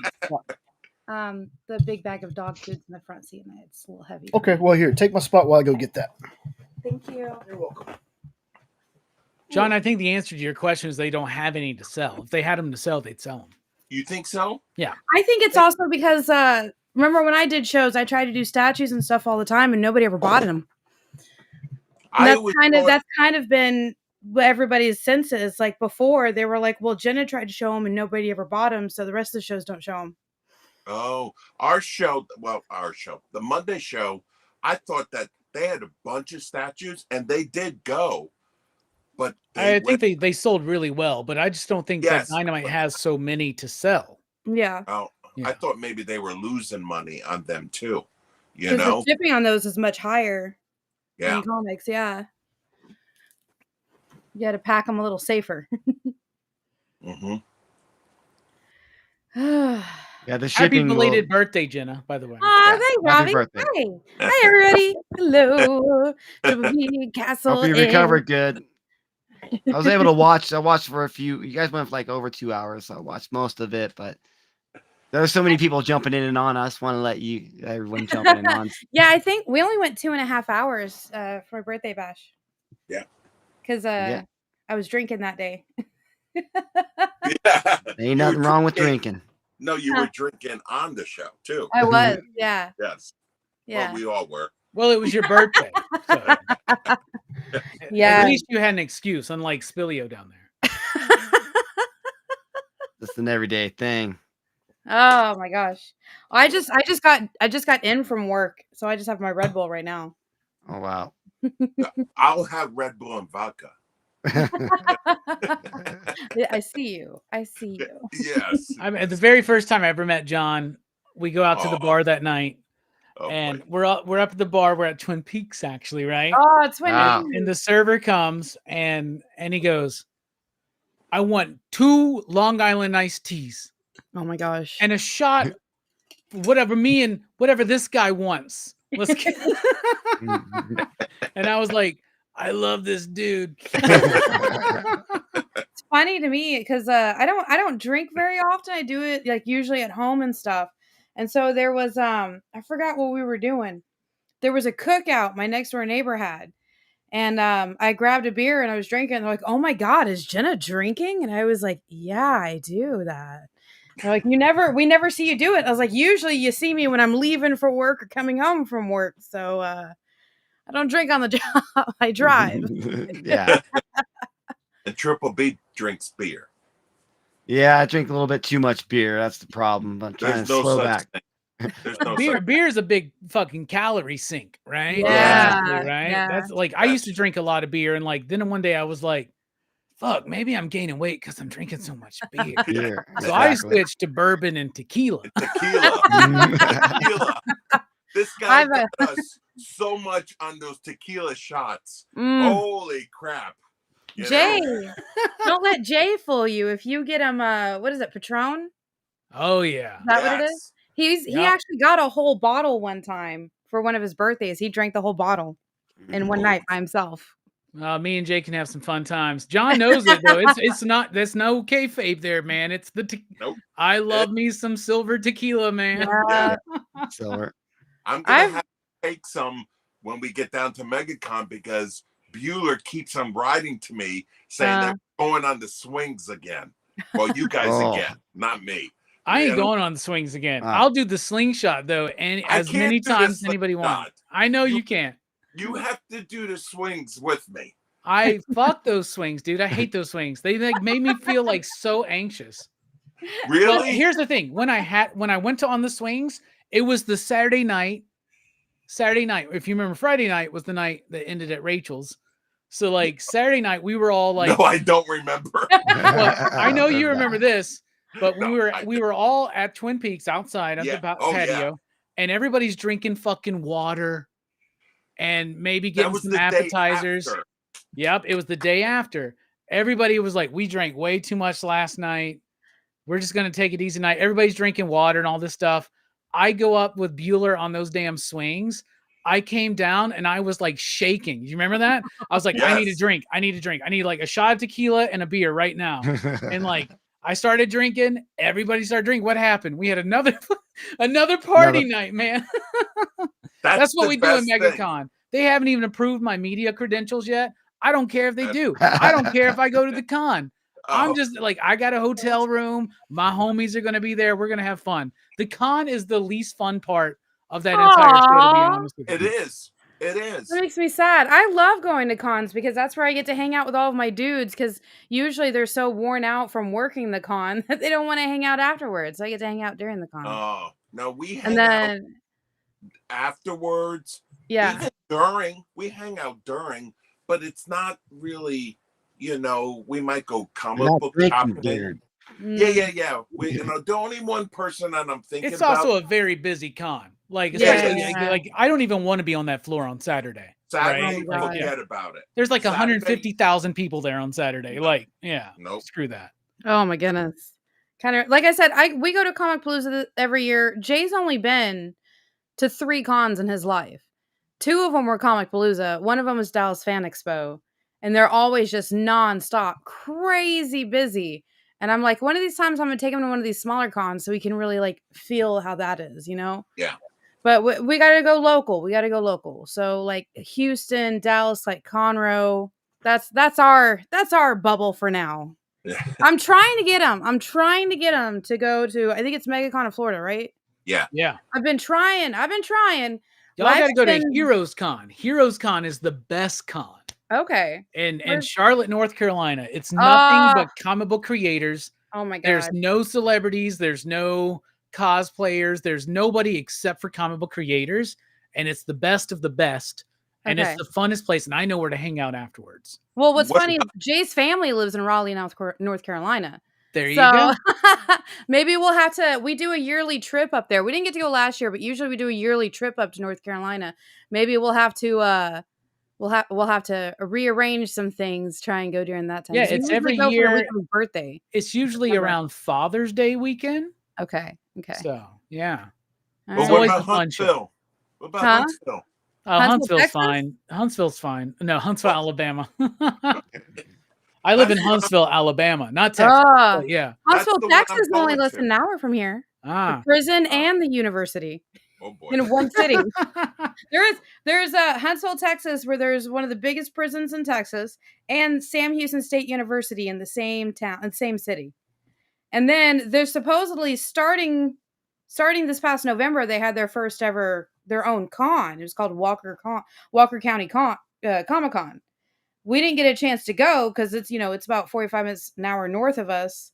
But I hope it gets bigger because they had it out at the county fair grounds, and that place is huge. So there's huge opportunity. I hope it grows. I hope we can start going. Yeah. No, I'm going to his convention. Oh, okay. But are for real? Yeah. Have you seen the guest list?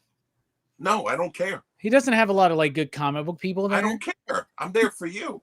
Vincent D'Onofrio just got announced though. Ooh, I don't care.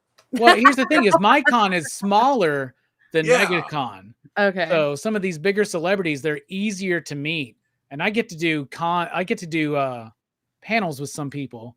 So let's see what we got this year. We got Weird Al, Ernie Hudson, Zachary Levi, Priscilla Presley. Here's one I'm really excited for, and I told Jeremy, who runs the con, I better do this fucking panel. Melissa Joan Hart is going to be there. Wow. Oh, Yeah. Joey Lawrence is going to be there. Really? Whoa. Yeah. That's Brittany. Brittany loves him. Mario Lopez and Elizabeth Berkley. Elizabeth Berkley is coming back. Oh, All right. I want Elizabeth. Here are two I'm super excited for. Brian Austin Green and Purple Tori Spelling. Because I used to watch 90210 all the time. And so I'm super pumped for them. A bunch of voice actors. And Kevin Eastman is back this year. Chris Claremont is always there. all right. So Father's Day Heroes Con. That's what we need to plan. Yes, Heroes content. Jay Timothy just Zahn's walked going to be there. Timothy Zahn, the guy that created what's the blue face Star Wars guy everybody loves? Thrawn, right? Yeah. Some Power Rangers. Oh, they're doing I forgot to mention they're doing a My Name is Earl reunion. So Eddie Steeples, Ethan Suplee, Jamie Presley, and Jason Lee are going to be there. That's one of Jason's favorite shows. Jason Lee, man, hell yeah. Jamie Presley. Favorites. I'm very excited to meet Jason Lee because Brody was Brody, dude. Brody's prototypical Rockin' Robbie. I bet. I'm sorry, which con are we talking about again? I completely blanked out. What happened? The one I was talking about just now was the Huntsville Comic and Pop Culture Expo. Okay. In Alabama. But Heroes Con in Charlotte, North Carolina. Y'all definitely need to come. We always have fun. Okay. I'll be there this year. I don't know. Hold on. I'm gonna look it up. It's a dream to meet everybody in person. I know it is. I know. It's not a schooner. It's a sailboat, dumb bastard. I love and Ethan. Yeah, Ethan's there too. That's gonna be cool, man. That's gonna be super fun. I'll just be talking mall rats to him the whole time. Both Jason Lee for sure. Yeah. I'm going to try to throw something out that nobody else remembers. It's going to be like, dude, I love you in the movie Mumford. Which one? Mumford. That's Comic Palooza. There was that one The Flies, Dr. Flies or something that was it's super.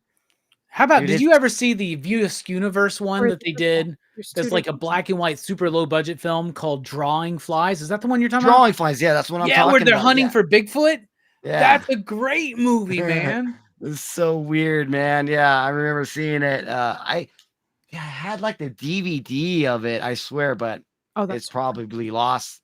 But I remember I might still have that up somewhere just because it was just so unique. And I got that after I got Clerks, I actually have the Clerks VHS tape that they gave out to the it was a demo one where they would just give out to shops, rental shops that they can what it was is like it was a tape that you can like play if you were trying to fix a VCR. So you needed a tape to put in there. And so like my mom used to fix VCRs back in the day. That's what she did. And so she's got all these like crazy ass movies. And like one of them was Clerks. I'm like, dude, what the fuck is this? And like me and my buddy put it in, dude. And we laughed our ass off so much in that. I mean, I'm talking, I was probably like 15 years old, maybe 16 years old. Yeah. Right when that thing came out. And it'll come up and say, this, like in the video, it'll be like, this is not for resale or whatever. It would come it's up like a screener or something like that. Yeah. So I'm going to throw you back real quick. There's my VHS of Clerks right there. There you go. Nice. We have the hold on. We have the DVD set of the cartoon. Oh, me too. I love that cartoon. Where is it? Hold on. Now he wants to find it to show it off. That cartoon is amazing. While he's hunting for that, there's my Mallrats VHS. Oh yeah, nice. And went to the movie theater, saw that one. Right. I don't have a Chasing Amy VHS, but I do have Dogma on VHS. Oh, I got Dogma too. Yep. Yeah. See, we're new school. Awesome. We have the DVDs. Oh wait, hold on. Here it is. I got the DVDs, the Blu-rays, the VHSs. Yeah, I love that show. That show was so good. They only ever played 2 episodes on air. Really? They aired them out of order. So you've seen it then, right? Yeah. So the second episode, the whole bit in the second episode is that they keep they keep playing with sitcom tropes, right? Yeah. And so they're like in the second episode, y'all that haven't seen this, they're doing the sitcom trope where they have the clip show, where the crew, the cast gets together and they reminisce about, do you remember when this happened? And they flash back to it. They do that in Clerks episode 2. And they keep flashing back to the first episode, right? And then they go further. But they aired that episode second, but they never aired the first episode first. They aired episode it's the one with Judge Reinhold where they go to court. That was the first episode they aired. Then they aired nobody understood the joke. I remember being confused. I remember being so confused, man. Like, do you remember that time when we did this? And I was like, I don't understand what's going on. Leonardo. You will forever. Yes. Oh my God. Alec Baldwin as Leonardo, the villain. Oh my goodness. He's like the Lex Luthor of Red Bank or whatever they're at, you know? Like, oh my God. Oh my God. I need to sit down and rewatch everything now. It's been a while. Did you ever see Vulgar? Yeah, the one with the clown. I didn't like Vulgar as much. Yeah. Did you hear me and Triple B talking about drawing flies? Yes. Like back when View Askew Universe, View Askew was an actual production company. It wasn't just Kevin Smith movies, right? They were trying to do other things. Yeah, Vulgar was one. Yeah, that was a little bit. It was weird, man. It was very weird. Your face is weird. Yeah, I know. The last time, since Robbie wasn't here for this. Okay. Robbie, have you ever heard of a horror movie called Superstition?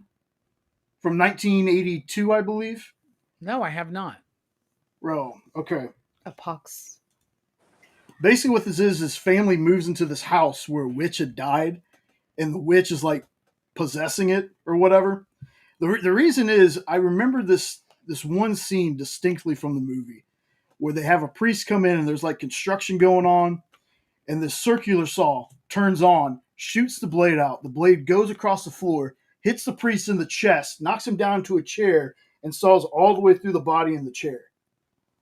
That doesn't seem... the practical effects of it was just sounds so like amazing. 1982, man. Hell yeah. Yeah, technologically possible. I don't see it. Possessed. Oh, okay. Possessed thing. Possessed saw blade. And then it got me thinking that there was a made-for-TV horror movie called Don't Fall Asleep about a girl's sister dies and she's haunting the family and possesses the younger sister. It's crazy movie. I don't recall this one. Yeah. I don't recall that two either. movies I would say if people hadn't seen them to watch them, because even though it was a TV movie, it was really... It was pretty scary. Okay. It was like Salem's Lot back then. You talking about the 2010 one? No, it's called, I think it's Don't Fall Asleep. It's all I'm finding for that is a 2010 film and a 2016 short. Let me see. Hold on, he's going to use the power of his Google. I'll be right back. Joe Boo needs a refill. Yes. Oh, you're talking about Don't Go to Sleep, There 1982 you made go. for television movie. There you go. Okay. Spelling Television, ABC, December 10th, 1982. Yeah, that's what it was. Okay. Okay. Don't fall asleep. Don't go to sleep. Do you know what series we just rewatched all of? Jaws? No, tell us. Well, yeah, we did that too. Oh. No, Underworld. Oh yeah, we did watch. We just Oh my rewatched God. all of them. What a waste of time. I was so mad at the last two movies. I was so mad. I was like, why? What is this? Why The are we one that- retconning things? Especially the last one. I never saw beyond the first one. I watched it only one time when it first came out, and I went, "This looks like someone took the Matrix and the Blade and was like, let's make a movie." And But Go she watch was the hot. second pretty one much at what I least. thought. And then the prequel. I like the prequel and the first two movies. Those are Yeah. the ones that I like. I like the prequel with that different. I forget her name, but Kate Beckinsale? I love No, Kate Beckinsale's not in the prequel. Oh. No. Oh, No. the prequel. The Okay. the prequel. prequel. Ramera something is her name. I think- She was Where beautiful. it's, yeah, she is a gorgeous young woman. And that movie, they set up so much. And I was like, And then the callbacks that they did, completely reenacting the flashback scene from the first film. Rona Mitra. Yeah. But at the same time, like, since we had just watched, we watched like 3 of them in one night. Or You never like, saw them before? No, we had seen them. It's just been Okay. a long time. Okay. Like since the last one. The last one is so bad I forgot I had watched it. I don't think I've seen the last one. I It's got the one to where go she to the dies but bathroom. doesn't die and it God ends up damn. under ice. I got to go to the bathroom, and I don't know how to. We're on fucking restream. I don't know how to I know. turn my Hold camera on, off. hold just on, to- Jay's got you. Here, I'll drop Just you off. go. I'll drop you off. Well, you don't have to drop me off. I can drop out, but like, I mean, I No. can just like Down take at the away bottom my of- camera, right? Down at the bottom of the screen, you don't see the camera and the microphone. No, you got to shrink it to do it. Well, as long as you're wearing pants, just get up and go to the bathroom.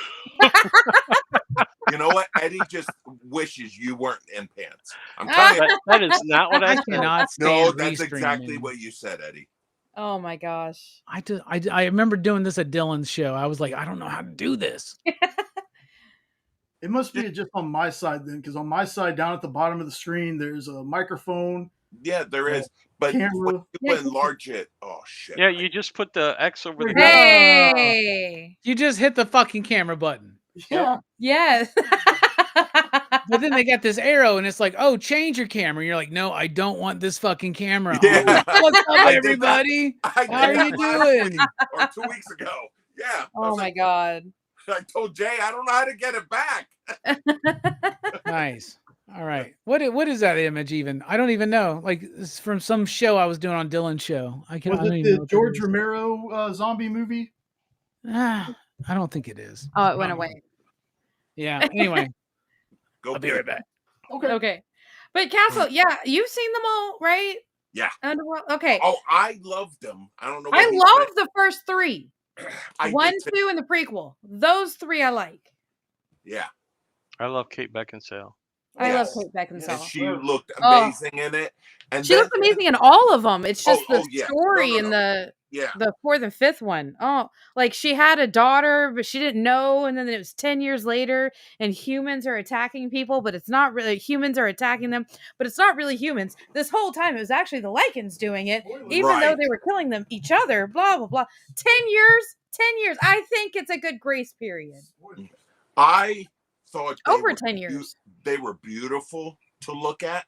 I mean, obviously the actors but I mean the movie itself. You know, Yeah. Brittany was in love with the guy in the second movie who ended up being the Lycan that she was helping him in the second movie. And you know, everybody was like, don't do it, he's a Lycan and all stuff like that. In the second one, where he ended up being a Lycan. Like I know the hybrid, and then Yes, the hybrid guy. the hybrid that was in the first one. From Oh, Felicity. it was the first one? It's in the first 2. Yeah, He's in the okay. first 2. Yeah, I don't remember the Michael first one, but that's- Corbin. Yeah. Corbin. Yes. Yeah, she was in love with him. Oh, And then like they kind of like, and then in the fourth film when he's back, but not really, and we got him for what, a minute of the entire film, and then the way they left it off, and then in the last film, they didn't even get the actor back for 1 minute, and then what they did to him, I don't think so. I don't. You know what? I don't. The fourth one, I don't think I've seen it. When did it come out? The fourth one? Oh Yeah. God. Good Lord. 2016, I think. Hold on. Hold, please. Do. Well, what are you guys talking about? Which movies? Underworld. Oh, okay. Yeah. You would have known that. Are you humming Suicide is Painless? I mean, I had to get me a freaking Stein. All right, the second one. Okay, so the first one came out in 2003. The second one, Evolution, came out in 2006. The prequel came out in 2009. The fourth one, Endless War, that one was the animated one. Yeah. Okay, so that means the fourth, like, TV one or the movie one was called Awakening, came out in 2012. I don't think. And then the last one, Blood Wars, came out in 2016. Blood Wars is the one where she ends up north in the ice, and then they dip her down in the ice, and then bam, she has more magic powers. But she already had magic powers because in the second one, she drank from the original immortal. Blah blah blah. That sounds damned exciting. I should get back on that franchise review. Now, hold on. I love Underworld, Underworld Evolution, and Underworld Rise of the Lycans. Those three, peak. Delicious. I like Twilight, so I don't want to say anything about it. I know. I'm the only guy in existence, okay? Robbie doesn't let me forget it. You're now, not the the animated only film guy. was good, too. What's that? The animated film was good, too. I'm remembering that one now. Yes. That one was good, too. However, the last two, oh, good God, why? Awakening and Blood Wars? We now have a child here that's 10 years old, and she's this and that, and then we need to do this, but then, like, she's going to be a huge part. Like, the way they left that movie off was going to be Celine, the child, looking for Corbin, because guess what? They set him free by accident at the end of the film, and then we get into the next one, it's like, poof, gone. Never happened. Yeah, I don't think I saw it. Yeah. Damn, you're invested. Holy crap. I don't know if I should watch it now. Like, don't get me wrong, her fighting them with a sword, that was fun. That was fun to watch. I loved the big fight scene at the end with the guy who played Arthur and Merlin doing very nasty things throughout the film in more ways than one. And that was fun. That was interesting. Finding out who was what and doing what, and then the whole story arc with the elders, that was interesting.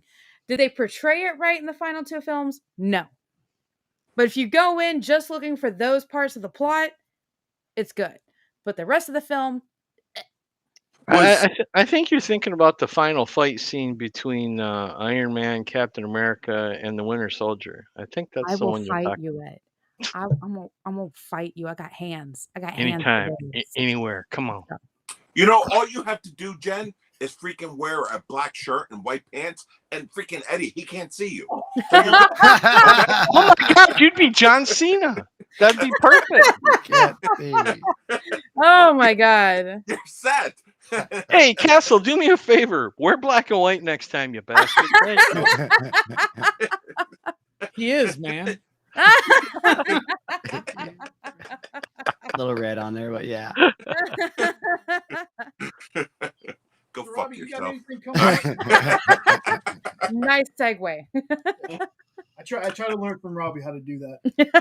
You got PCP Movie Night, the Karate Kid series coming up, right? Yeah, that's tomorrow night. Ooh. No, that's Monday night. That's Monday night. That's Monday night. Saturday. I forgot the days all of a sudden. That's Monday night. Very, very much looking forward to that. I just wrapped up watching the original Karate Kid. I did them in reverse order. I watched them in reverse order. Did you watch the new one? Yeah, I watched that one first. Okay. And then I watched Next Karate Kid. Okay. And then 3, 2, and 1, and they all progressively got better. Okay. So that was kind of my trick. Okay. Was to watch them in reverse order because I'm very familiar with the franchise. Honestly, I'd never seen the one with Jackie Chan and Jalen Smith, I guess. Yeah. I'd never seen that one. That wasn't as bad as I thought it would be. Yeah, I didn't think it was terrible. It's Like, not other that people were bad. talking about how Next bad it was. Karate I'm like, Kid it's all right. blows as much as it does when I first watched it, right? Which Like one that is movie. that one? Hilary That's Swank. part 4 with Hilary Swank. Oh, Wait a that's- minute. I don't know this one. Wait a minute. The Next Karate Kid, part 4, technically. I don't know about this It's one. a girl Karate kid. It's her- There's yeah, nothing wrong with that, Hilary but Swank. There's Hilary nothing wrong Swank- with that, but there's everything wrong with is this it like movie. teenager? But everything wrong with the Swank, movie. or- 20s, maybe. I was just trying to remind you. How is she a $1994 kid? is when the movie came out. If she's like adult or whatever, it's not Karate Kid because it's Hilary Swank. She's Well, adult. she's supposed to be in high school, and instead of Cobra Kai, for instance, the Next Karate Kid, it's a it's basically like a militant group of safety patrol in the school. And like for some reason, like it's so weird. It's so weird. Next Karate Kid sucks, but then 3 is not the greatest.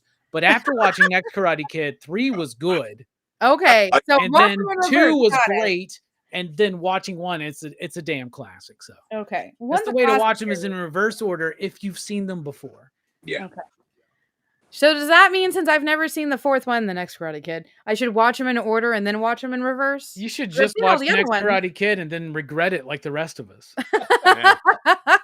I enjoyed 2. I really enjoyed. 2's great. I love Yeah, I 1, 2, like and 3. two. Yeah. Yep, 1 and are 2, solid. man. There you Yeah. go. That's pretty much all I remember. Yeah, but if you watch Karate Kid after watching Next Karate Kid, it makes Karate Kid 3 so much better. Really? It I Okay. enjoyed really that does. too. Makes I sense. like that. Is that the one with Silver? It's the one where Right? Silver shows up, Yeah. man. Yeah. Mhm. I love And that. what's I crazy love- is if you're into Cobra Kai, Karate Kid 3 is now so integral to the canon. yes. It's way more important than ever. And it's great, man. Man can't see, man can't fight. Yeah. Man can't Oh. breathe, man can't fight. Like this, what do you call it? The Quicksilver method.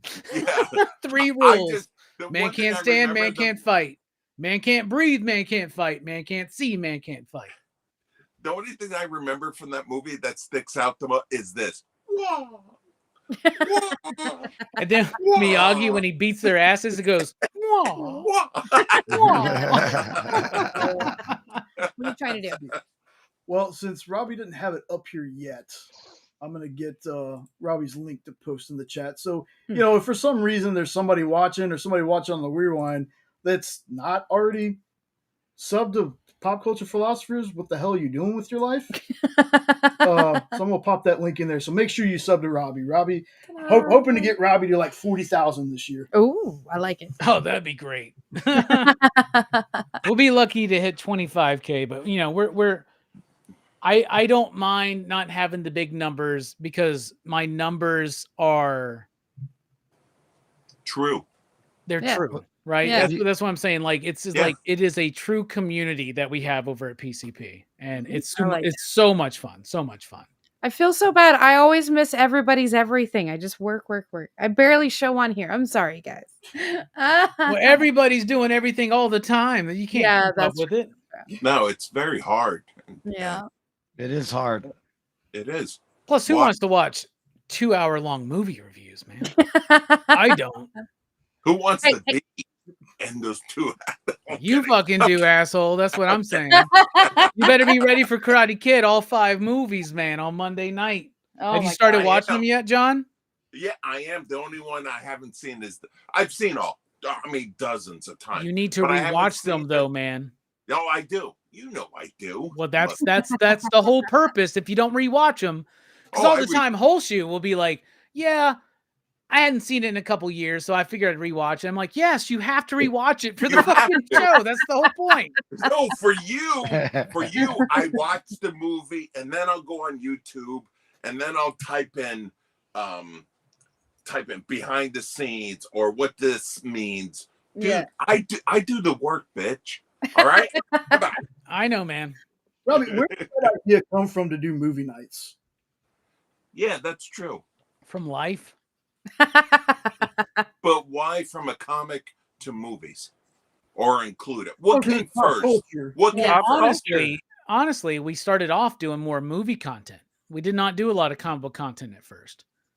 We only started doing comic book content because so when DC Rebirth came out, right, in 2016. No, and it wasn't. Yeah, when DC Rebirth came out, and they gave the idea of who the 3 Jokers were. Like there were 3 Jokers. So I'm at the shop and I'm just rambling about how I think there are 3 Jokers. My theory was way better than what actually happened, by the way. And everybody was like, that's what you should put on your YouTube channel. I was like, oh, people don't give a shit about comics, man. We're trying to get in, like, we're doing movie reviews and we're doing the podcast about movies and shit. And so I was like, all right, I'll do it. I went home, I recorded the video, and it was the first video that started like gaining any kind of traction. It's still one of our most viewed videos, right? Nice. And then I was like, damn, maybe people would care. You know, I want to do something I can do every week. So I was like, I could do a weekly comic book review every week. You know, I work at the shop, I read comics every week. I have picks of the week. That's what I do. I could just make a video about that. So I started doing that in October of 2016 and been doing it every week since. That's when we started getting into comic book content. So before that, it was all movies. And why? Because I love movies, man. I love comic books. I love movies. And me and my homies would get together all the time. We would have movie nights, right? We're like, hey, man, we're going to have a movie night. Grab some beer, grab a bottle, get some smoke, get some good food, some snacks. We're all going to gather up. We're going to do a double feature tonight. We're going to do a themed triple feature. We used to do Horror Fest. Before Horror Fest was the thing on the YouTube channel. That's what we did in real life way back in the day. Like, we'd be like, it's Horror Fest every night. Come over to our place. We're watching horror movies all throughout October. That's what we would do, right? That's awesome. We'd be like, we're doing a triple feature tonight. We're going to do Wolfman, American Werewolf in London, and The Howling. And we would do it like that. We would get food. We would order sushi from the Chinese restaurant right next to us. We would drink. We would eat sushi. We'd watch these movies. And we always did movie reviews was from the beginning of PCP. Like, and what we did was we had our movie nights, right? So PCP movie night, the original way, if you go back and look at all of our early videos, right, you'll see PCP movie night. And it will be me and Jelani, maybe Brooks, maybe John, Hammer Time Holshoe, not this John, and maybe a few other people that you don't even know who they are anymore because they just never stuck through, right? But like, you'll see us all drunkenly talking about movies for like 6 minutes. And what it is we would gather at our place. I'd gather at my place. We'd watch movies. We'd drink. And then I'd be like, let's go film a video. And we would just start rambling about it and shit like that. And then, so then that morphed into doing it more structured. And then eventually doing it more like we decided to do it week to week. So we went through like the MCU movies. It would be like me, Jelani, and Brooks. And like we kind of settled on the 3 of us. We would watch a movie separately at this point now. And then we would come into my studio and we would film a video. Right. Okay. And then the pandemic happened. And I was like, hey, man, I don't want to stop doing the movie review. So let's just do it live. You know, whatever. Right. And then I think the very first one we ever did live, it might be Spawn. I think it might be the Spawn movie review. Oh my God. And we did it live. We did Street Fighter with Van Damme, which we just recently redid. Oh my God, I haven't seen that. But wait, before you go forward, what made you go from together to on YouTube? What made you make that decision? Why did that come up? Dumbass, the internet. Well, I wasn't talking to you, freaking mother. All right, first of all, to finish this story. Girls, you're both pretty. When the pandemic happened and we decided, well, we can do it, but we got to do it separately. And we would stream and it would just be me, Brooks, and Jelani. And then we would have other people come in. And I was like, man, this is kind of smart. We could have comic book creators join us. We could have other YouTubers join us for movie nights. If we're like, we don't have to be here in my room. Right. You know, in fact, it sounds better if we're all mic'd up on our own. Yeah. Right. And once we started doing that, we never looked back. Right. And then we, especially during like 2020, we garnered this like a group of people that would, and at that time, PCP movie night was on Friday nights. Right. And everybody would they would go there. We would have this thing called PCP back chat where we would do the movie review for like an hour, hour and a half. Then we would talk for another like 2 hours, just bullshitting. Right? Because we weren't hanging out together. You know, we weren't seeing each other in person. So it was just a way for us to hang out. And then we got a community built around that. And now our biggest video, our most watched video is our most watched videos are PCP movie nights, which are Nice. crazy to me because those are just live streams that we're doing, just buddies kicking it, talking about movies, right? As far as why I guess, John, your question was, why take the leap from doing this as friends and take it into YouTube? Yeah. In 2015, I hit a point in my life where I was like, I'm tired of working to fulfill somebody else's dream. I need to fulfill my own dream.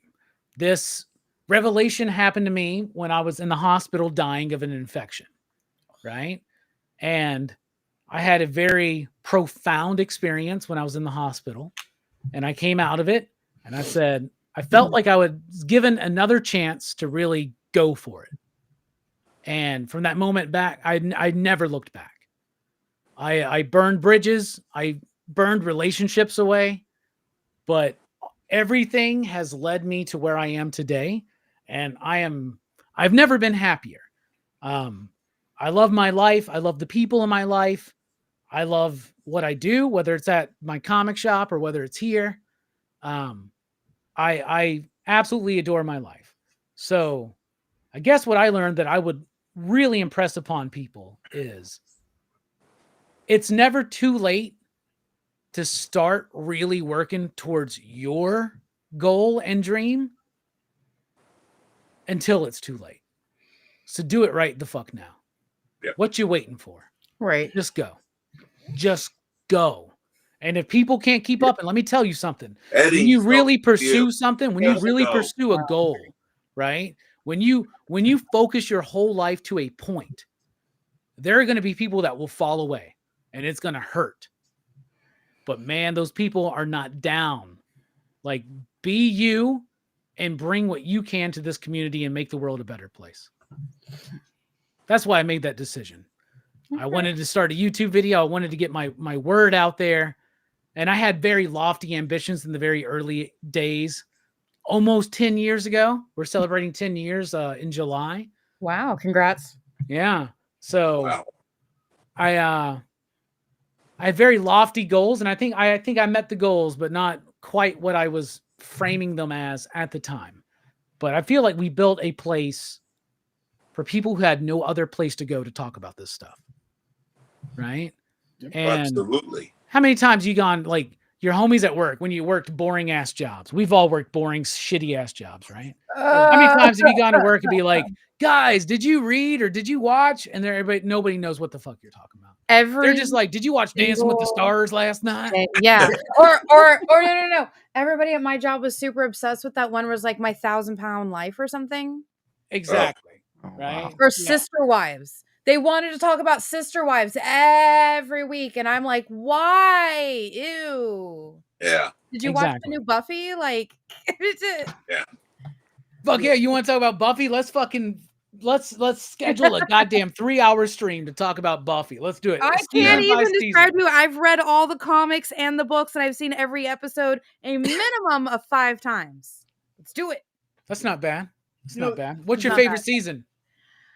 Shit. Someone just made me rank the seasons like a few weeks ago. No, I don't know. Oh my god. How do you Oh, while you're thinking of that, here's the funny thing to me about Robbie saying, he didn't think people would watch the comic book stuff. Because now that he does that, you got dumbasses in his comments saying you should stick to comic books and not, or you should stick to whatever they said. You were doing a movie review and they said you should stick to comic books. They went back and forth. Yeah. Well, there are people that tell me I need to stick to movies, man, that I don't know shit about comics too. So it's fine. Do you read all the comments or no? I read every comment. I read every comment. Triple B and J. Oh my god. I can't pick a favorite season. I'm so sorry. Oh, come on. Yes, you can. Okay, Do it. so I will go with season 1 because it's classic. I've seen it the most amount of times. It's what got me started, what's got me into it, right? But then there's something about the last season and seeing all the Slayers doing all the stuff and just the way that it was building up. I love it. But then my favorite episode will always be the musical episode, Once More with Feeling. So does that mean I like the whole entire season is my favorite, but that's my favorite episode. Hush So is a great episode. Does that mean season 4 is the best? No. No. Right? It doesn't. No. Season 4 is not the best. It is not the best. But I think it's better. Like, so when I did my ranking, I think 7 was at the bottom. Okay. And I think 1 was like right next to it, just because like it takes a minute for people to get into one. I love every season of Buffy. Yes. I love every episode of Buffy. Yes. Like, when I rank these things, they're like, my favorite though is season 6, because I just love, first of all, it's Once More with Feeling. That is my favorite episode. Yes. Such a great episode. So powerful. I have the soundtrack memorized.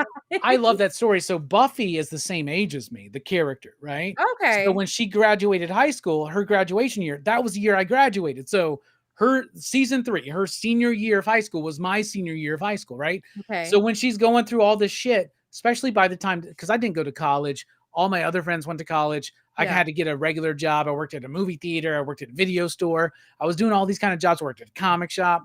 I was doing all these kind of things, but I felt like directionless, right? Yeah. And I really understood what Buffy was going through. Oh, yeah. In season 6, especially with the idea that like I was so in an unhappy place that I didn't have healthy romantic relationships. And I almost like subconsciously chose bad romantic relationships just to punish myself. Kind of like what Buffy does in season 6. Buffy was doing. Exactly. So I really went along the journey. Yeah. You know, you were there in partnership. Y'all was side by side. Yes, we were. But season 2 is one of my favorites too, just because I love the Angelus turn. Yes. Like, oh my God. It's so, Oh, and one of God, my that favorite is so episodes is You Only Have Eyes for Me, when her and Angel have to, the and ghost. the ghost. Oh my God. Yes. Yes. Yes. We're best friends now. Yay.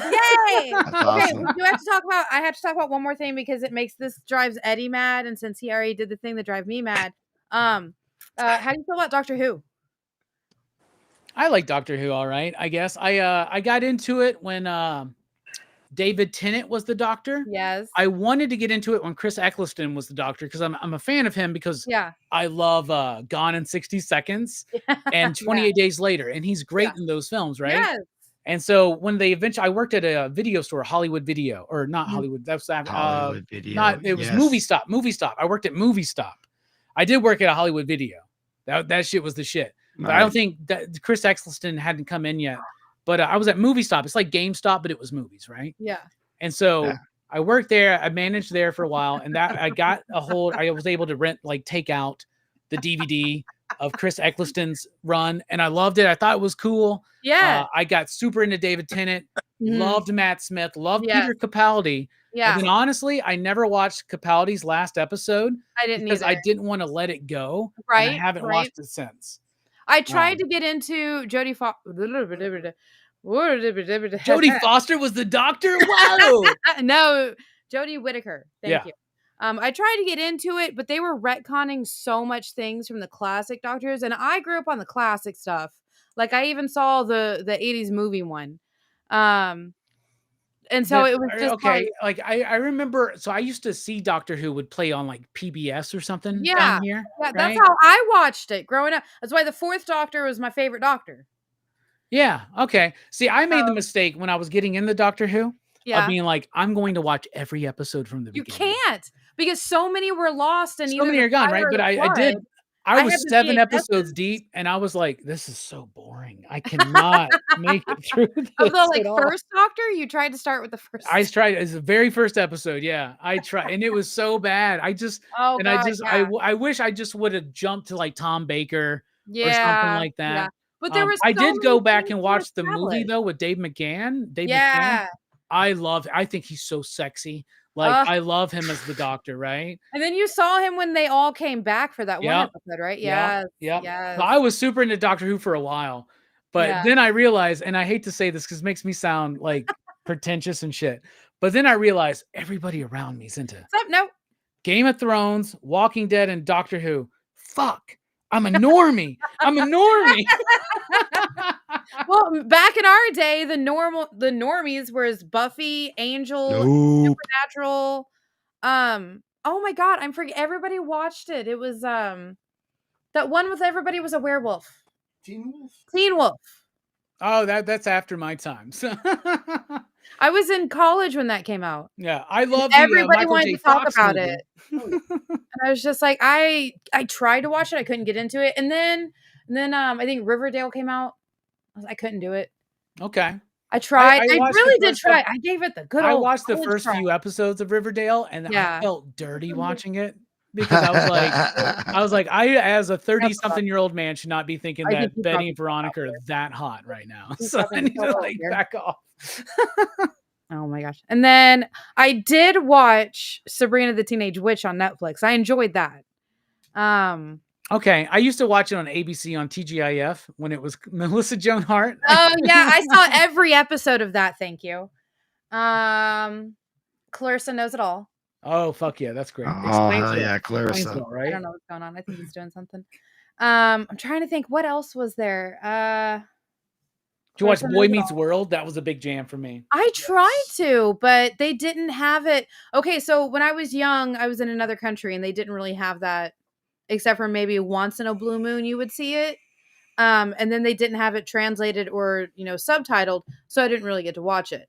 But Buffy was the big thing that we all watched because they had it dubbed and subbed, so we could watch it in our language and we could watch it like that was actually some of our introduction to English was Buffy Word. or Doctor Who. Those were the two things that was my introduction into English. Got it? Hello, Castle. Welcome back. I don't know what the fuck is going on.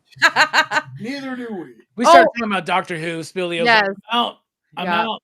We're done. I think what drives Eddie mad is when I start talking about. So David Tennant is actually married to the granddaughter of one. Time you admitted it, Castle. That's God actually damn married you, to the Eddie. granddaughter of another. God. Yeah, they were in the Doctor's daughter together, right? Yeah, and then in that episode, that's his daughter, but it's also he's married to her. But He's she's the married to granddaughter his of another daughter's doctor. husband, sisters, cousins, dogs, cats, something or other.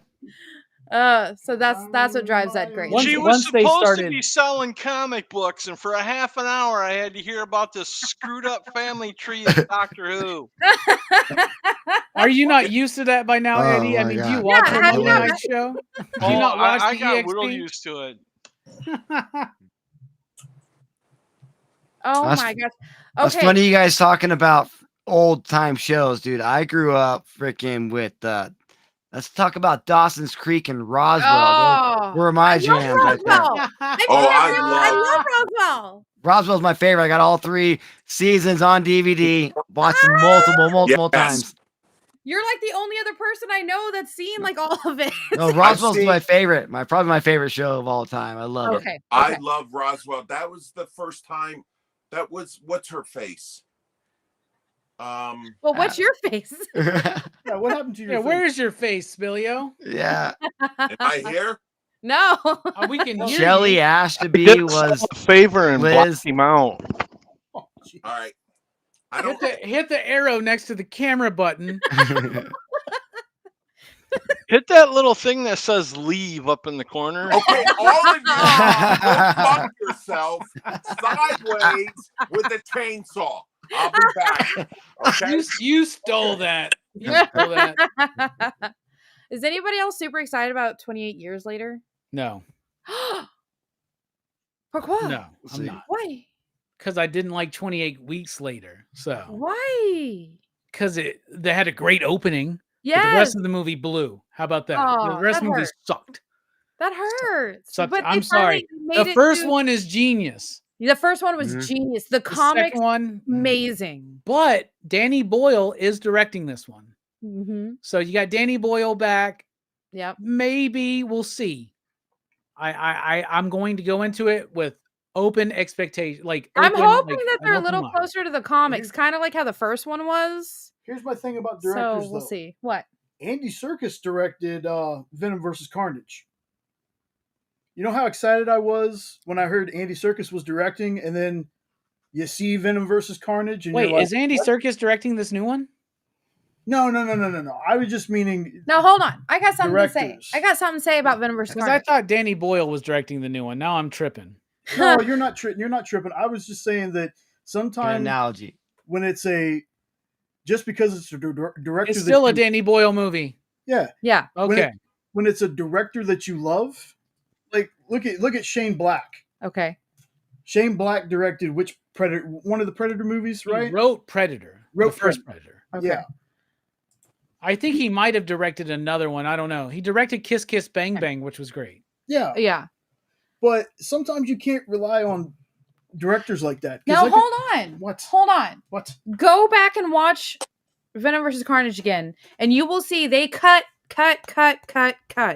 They cut out so much, and you can tell they cut out a whole side story out of it. You can tell that from the different ways that actors are in the middle of saying lines when it gets cut to it, or when they're in the middle of like reacting to something, but you can tell that's been cut out. If you go back and you watch it, wait, hold on. What is Jay's point here with this Venom fucking Let There Be Carnage thing? Are you trying to tell me that's a good movie, Jay? no, he's trying to say it's a bad movie. Are you trying to tell me and that Andy he likes Serkis is Andy. a great director? Is that what you're Hell. trying to say? What are you No. trying to say? Andy Serkis is a good director, just that film was cut to hell. What That else was a has he bad directed? movie. What else We has he don't directed? know what I want to see the movie that Andy Serkis was making. Instead, we got a very cut up whatever it was. Well, what's the movie that makes Andy Serkis a great director? Jay? We broke Jay. He's frozen. He's rebuffing. He's Because rebooting. wasn't that his first movie that he made? Was the- No, Let he There Be- did another No. Disney movie that didn't do well.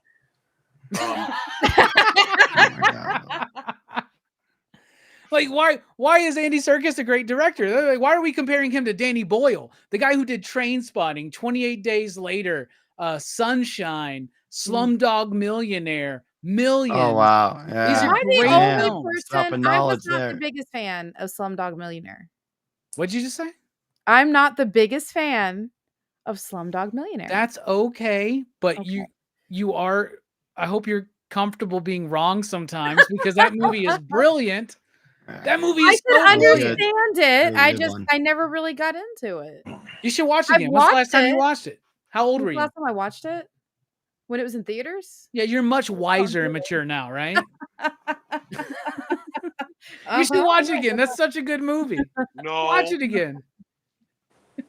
It's so colorful. The music is so great. The Jai Ho, all that shit. Oh, that was dope. That's a great movie. That's a great movie. Hold on. I'm going to admit defeat on the Andy Serkis. Okay. thing. I He's gonna admit admit defeat defeat. on that. Okay. I admit defeat. I'm big enough to say that. You can't compare Andy Serkis to Danny Boyle. Not around me, man. Come on, dude. Ooh, wrong group right here. Well, What yeah, movies obviously. did he direct? Andy Serkis. He did Mowgli. That was the one I was thinking of. That's Yeah. It's a Disney movie that nobody That liked as sucked. well. Maybe I'm just a mark for Andy Serkis. I get it, dude. You like Gollum. We all like Gollum. We Yes, all- Gollum, dude. Oh, Hulu. Caesar, He liked it because of- Caesar. what is the Sonic guy? the Sonic guy. Yeah, that Jim guy, Carrey or what? No, Black Panther. Claw. Claw. Oh, Yeah, Claw. yeah, I was like, I listen, need Claw. more details here. There you go. The Sonic guy. I'm like, you talking about John Raffio, the guy that's voicing Sonic? Man, Oh my gosh. damn! All you Jim got Carrey's amazing though. off. I concede defeat. It's Okay. just I like Andy Serkis. I know you do. That's fine. We have high He's hopes for great. him. He Yeah. needs to have some balls the next time he makes a movie then. How about that? Yeah. Why'd you bring him up when it came to 28 years later, though? Because I would. Okay. Well, it's because. All right, hold on. Because you said you didn't like 28 years, or what was it, 28 weeks later? Yeah. He said that, not No, me. that's I what- like that's it. what I'm No, saying. I Okay. said it. I said it. I Ooh. fucking said it. That's what I'm saying. But then he said, well, this one's directed by this guy. So it kind But of. he's the guy who directed the first one, Jay. Yeah. That doesn't mean it's going to be good, though. But do you Right? know who Danny Boyle is? Have you seen his movies? Yes, you have. Oh my god, let's talk about bloody movies. Who is your husband? Let's, What the? Like, who did know you what? marry? What the List fuck them is off going again. on right now?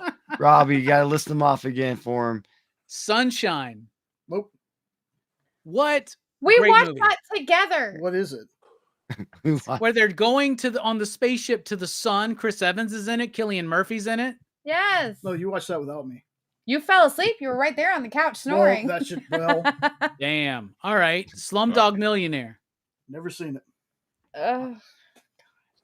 Train Spotting. Train Spotting. You ever heard of Train Spotting, I Jay? have heard of Train Spotting. I know about the baby. What? scene. You've never seen The Train baby. Spotting?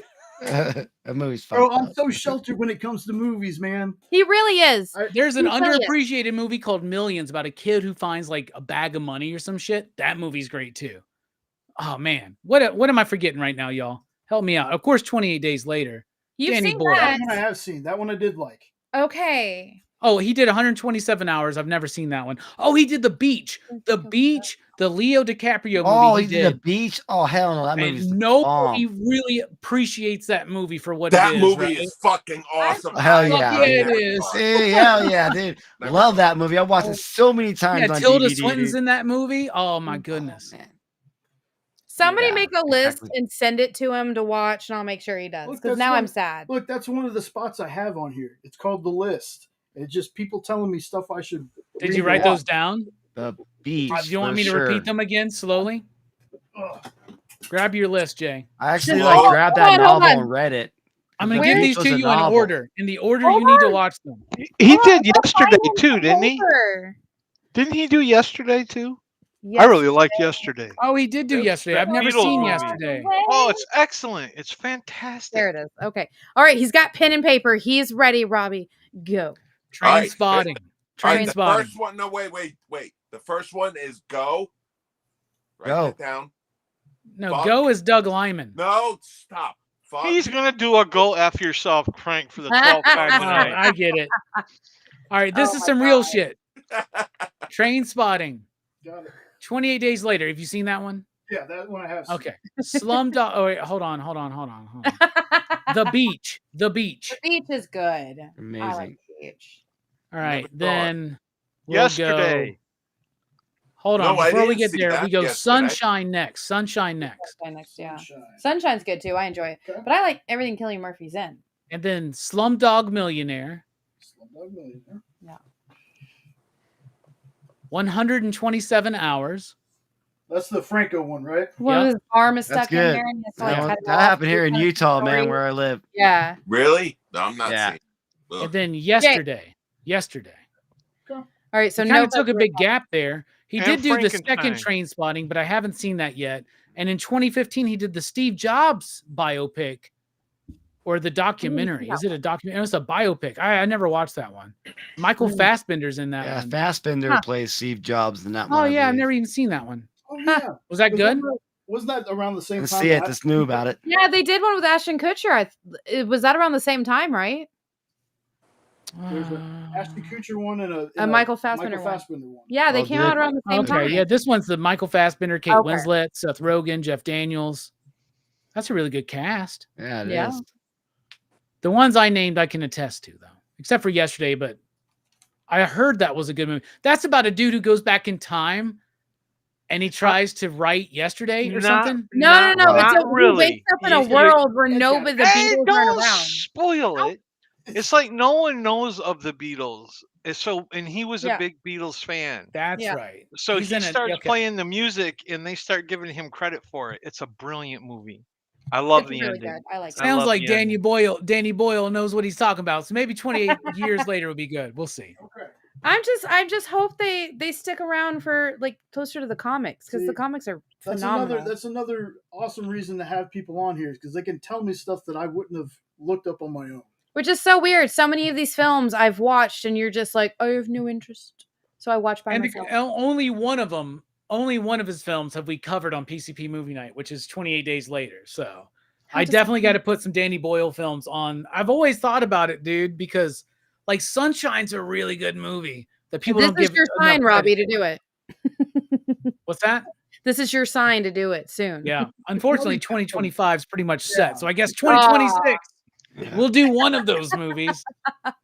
It's time to revisit Train Spotting for certain. I'm sure that movie's brilliant. That's his first one that really like hit. He did a movie right before that, I think, called Shallow Graves, but not a lot of people know that one.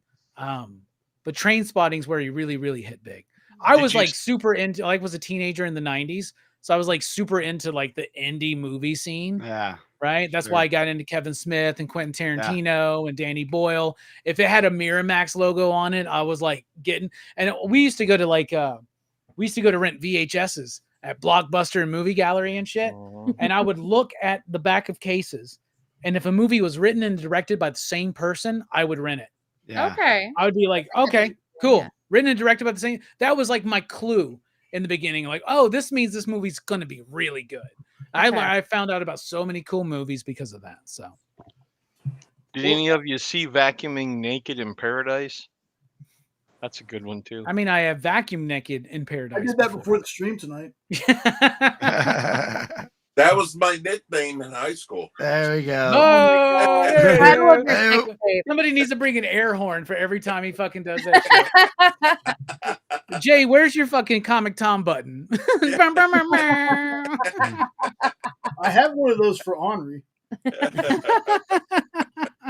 Henri has one. Like he has a literal button that he presses. While Oh he's my on the show. god. I need one of those that just goes station. Yes. There Station. you go. Pop, Yeah. pop, boom. Station. Station. Yes. When you came Station. in, Robbie, did I do Pick it of the right week. for you? Pick of the week. Pick of the week. When you came in, did I do the station right for you?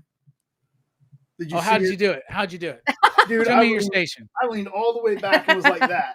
Okay, it's not okay. It's not about the lean back, though. The lean back is a part of it, right? And here's the thing, man. And you know, I love the PCP Army Bad Batch, Yeah. but a lot of them don't know how to do station. They don't. And they credit themselves for coming up with station. None of us came up with station. That was Bill and Ted's Bogus Journey. Oh my That was god. Chris Matheson and Ed Solomon. By the way, I had a conversation with Chris Matheson on my channel, co-creator of Station. And that was actually, I had that conversation with him before Station became a bit. It was like a month before Station became a bit, right? But I'm interviewing this guy to talk about his new book about Buddha or some shit, right? Because he found my YouTube channel somehow. And I dude, you're the co-creator, Bill and Ted. He's like, yeah, we can talk about Bill and Ted. I'm wearing my Wild Stallion shirt, dude. I'm ready to go, man. And I spent most of the show talking about Buddha with this motherfucker, dude. It was awesome, man. It was great. It was great, man. He's the son, by the way, of Richard Matheson, the guy who did I Am Legend and all those famous fucking stories. Yeah. So that was pretty dope. So Station, you got to do the Bill and Ted thing, right? So a lean back is a part of it. Hand over the chest, middle of the chest, or over here on the fucking. A lot of it depends on what side you want. You can do it on any side, right? But you be on one of your titties, right? Just be on one of them, right? Right, and then you go out, or you can lean back. But here's the thing. This is not Station. No. This is Station. Go back and watch those clips from Bill and Ted. Go and watch Kid Cudi and Bill and Ted Face the Music when he does it. He goes, Station. I really liked that one too.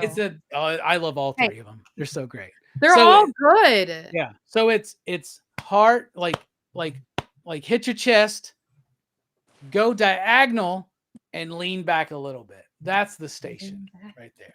But so many people, and I love them, but Fable every day is little Station. But you know what? That's Station to them. He doesn't want to lean back. That's fine. You got to lean back to have the room. Whoa, shit! I leaned too far. That's the ultimate Station right there. Go look at the movie poster for Bill and Ted: Excellent Adventure, the first movie. They're doing the Station symbol.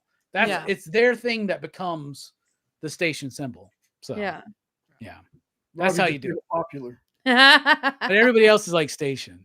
And I'm like, that seems a little too Nazi for me, man. I don't know. No, man, you gotta separate the Nazism from it. None of those guys are Nazis, I'm sure. But no, I know. I do need, now that this is the year of the villain for PCP, I need to now correct them when they're on my show. Be like, whoa, let's redo that. How about we loosen up that tight ass you got right there, Fable. Let's lean back a little bit. Station. Channel now, your inner Bill and Ted. I go too high up on the chest. It should be more like this, right? But I go too high up on the chest. We all got our things, but that's not Station. Come on. Looks like a wave. Yeah. But it is what it is, man. I'm just glad I'm glad people are saying station, because the more important thing about how you salute it is what it means. Jay, what does station mean?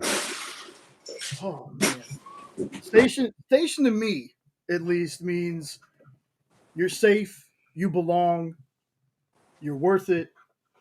Like you're in a safe place, you're with friends. Like you're not. There's no judgment. That's at least what it means to me. Like I could be myself on your channel. Oh, that is what it means. That is what it means, right?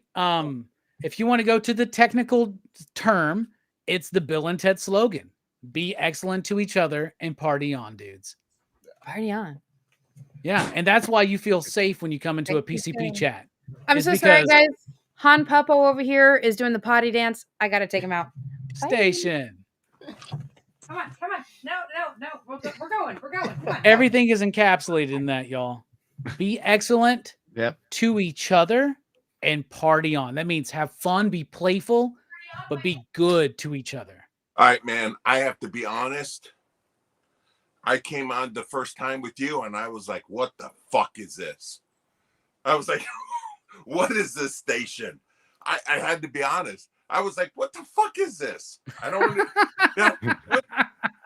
you know? We're a cult, John.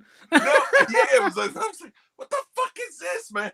And then I saw, I think your opening, you know, when you first start, you had that opening and you had station with Bill and Ted. And then I went back and to watch it again. I was like, oh, fuck, man. That's where it comes from. That's awesome.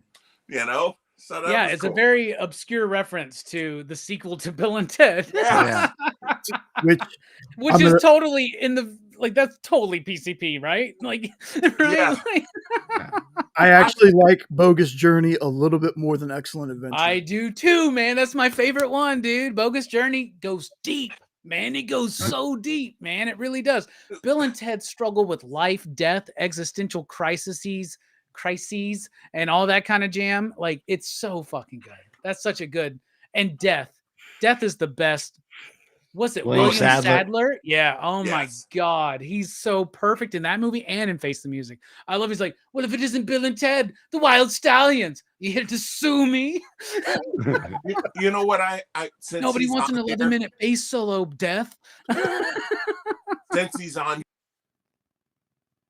Oh no. Since am I still here? Your voice is still here. Your voice. Yeah, your voice is getting Ron V'd right now, man. That's what's happening. Oh, I'm on the screen, motherfucker. Yep, same thing happened to Ron V, man. Damn it. All right. You probably updated your computer recently, didn't you? Well, you did do another one. You want to do another one after that, Eddie Von B? Another one, what? Bill and Ted. Oh yeah, I've never seen any of them, but Keanu was on a show the other day saying that they're talking about doing another one. Yeah, when I talked to Chris, that's what he said. He said, we're always open to another one, but never until Alex and Keanu, me and Ed agree on something. And that's something that's really cool. That's great. I asked him, and Chris Matheson was like, me and Ed do not own Bill and Ted. And it all started as like a comedy improv thing they were doing. They kind of created those characters being on stage, improv, and just kind of jamming with other comedians and shit like that.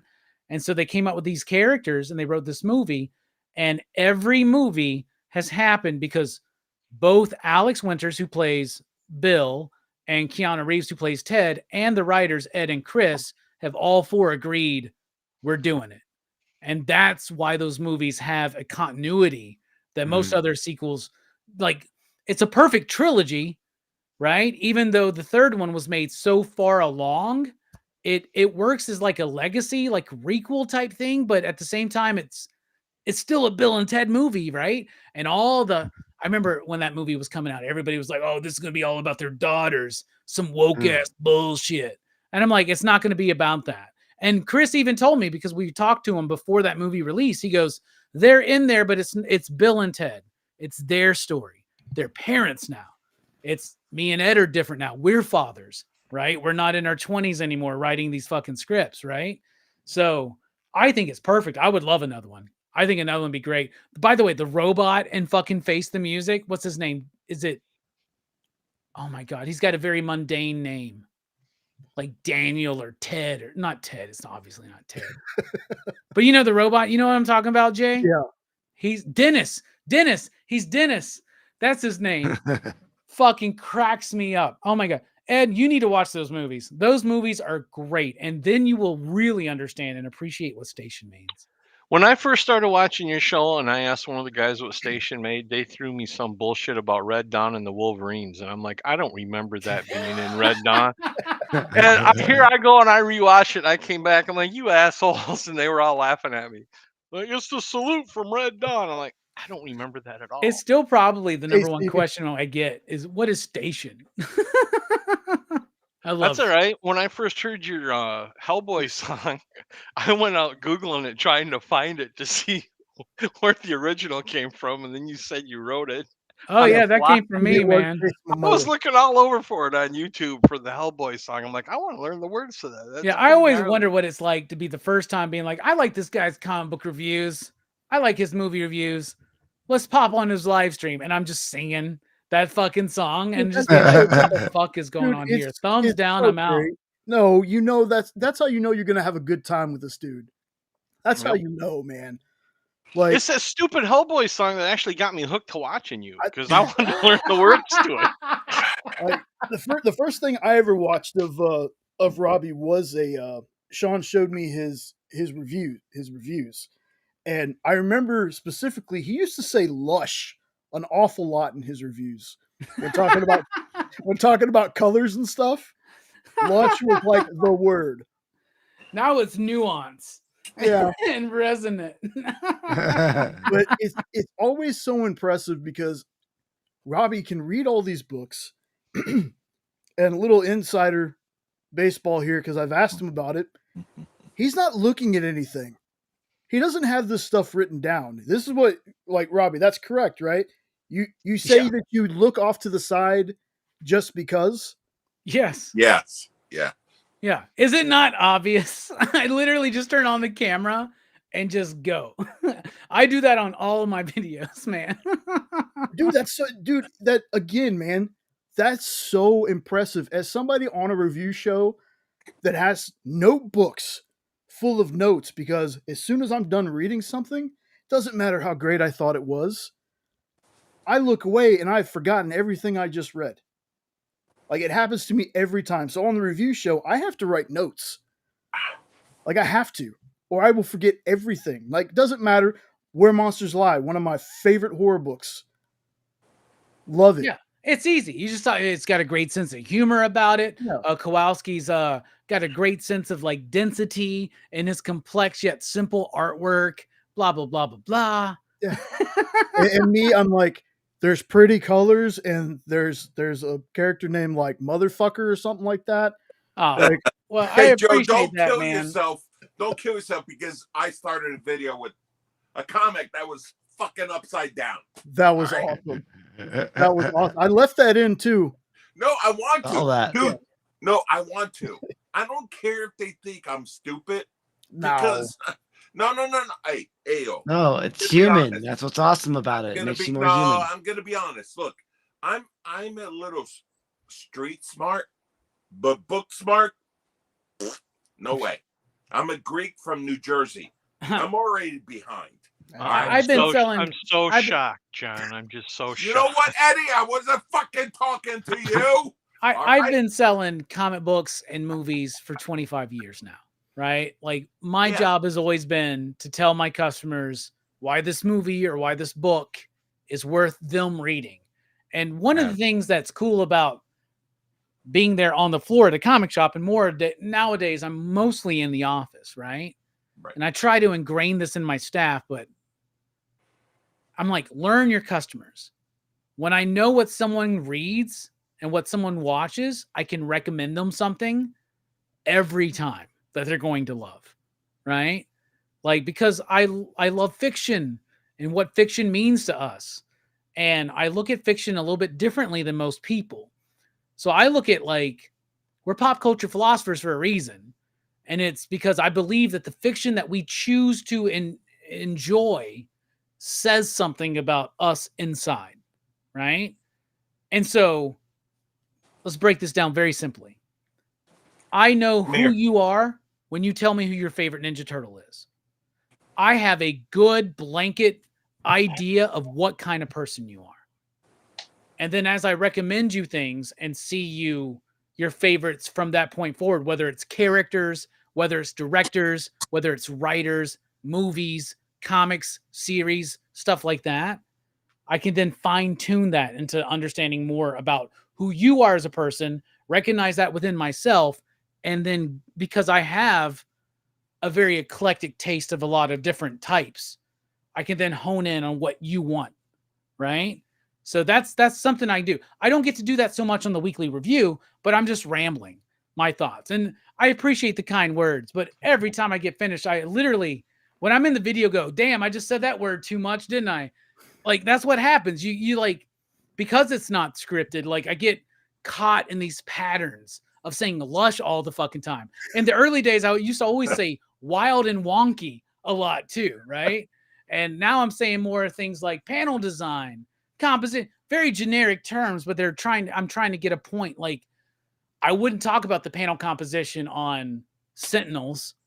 I love Sentinels, but what I'm talking about there is more the body horror aspect of it, right? So I'm able to define what I liked about this book or maybe what I didn't like. Another word you hear a lot is clunky, right? Because a lot of comics that don't impress me, they're kind of clunky. A lot of them are Marvel books right now for some fucking reason.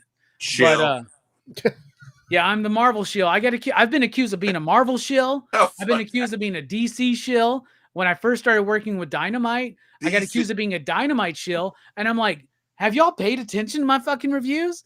And then all the time is the number one thing I get. I disappoint people every week because they go, how come you're not reading this one book? And I'm like, bruh, I read so much. I want to read everything.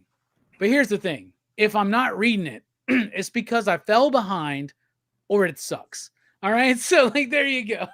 but you would never say that online. And I've gone back to books that I thought sucked. Right. I've gone back to books that I've forgot. I've gone back to books that I dropped out of and got caught back up on it. Right. I've done that. I did that with X-Men. So now I'm reading, and like people are like every week, and I'm like, you don't pay attention to the channel because every week now I get Robbie's reading X-Men books. What the hell? I'm like, I've been reading X-Men books for like 6 months because they relaunched. All right. All right. I don't read NYX. That book sucked. But, you know, that's just me. Just because I think something sucks doesn't mean that somebody else thinks it's going to be shitty as well. And just because I think a book is brilliant doesn't mean that Precious Metal is going to resonate for you. By the way, Ian Bertram and Darcy Van Polgeest on the channel on Friday. So join us on PCP for a great conversation there. I'm going to be joined by Nick, Stu, and Eric as well. So me, Nick, Stu, and Eric talking with the creative team, the writer and the artist of Precious Metal and Little Bird. So that's going to be super cool. I thought it was already well documented that Nick was the Marvel shill. Did I read that wrong? Yeah. He is the Marvel shill. No, that was awesome. I love it. The way that like everybody was like, some people were sending me messages and they were like off their fucking rocker about those things. How could y'all say this? And like, bruh, if we would have determined, we said this on the show, but a lot of people just saw the images, right? We were like, if we on our own said, all right, come together with your top 5 writers, top 5 artists, top 5 series, top 5 this, the list would be different. That was based on picks of the monthly comic book review, right? Now we only all get like 2 or 3 picks per show, right? Because none of the rapid fire was counted in that. We now have a grandiose plan to put all the info and data into a database, basically, for 2025 for this year, and really have a good list with including the honorable mentions and a point system and all that kind of shit. But it was all just based on what people said. So because Nick loved Avengers Twilight, and because Nick had picks after, say, me or somebody else, and say we picked something that he would have picked, he picked Avengers Twilight. That was mostly where the Marvel love came from. It was really only one, like Tom King won Writer of the Year because we kept bringing up Helena Winhorn and Carrie brought up Wonder Woman every fucking time she was on.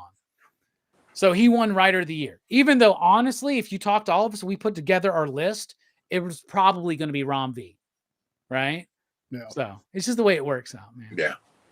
So let me ask you two things. Where did the name... You always ask two things, John. You know, I'm Greek. I can't deal with one. Come on, let's go. One, where did PCP the name come from, and how did the PCP Army start? Who started it? Was it you? Was it your mom?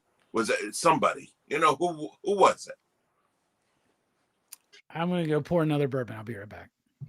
You know, go fuck yourself. I just did all that.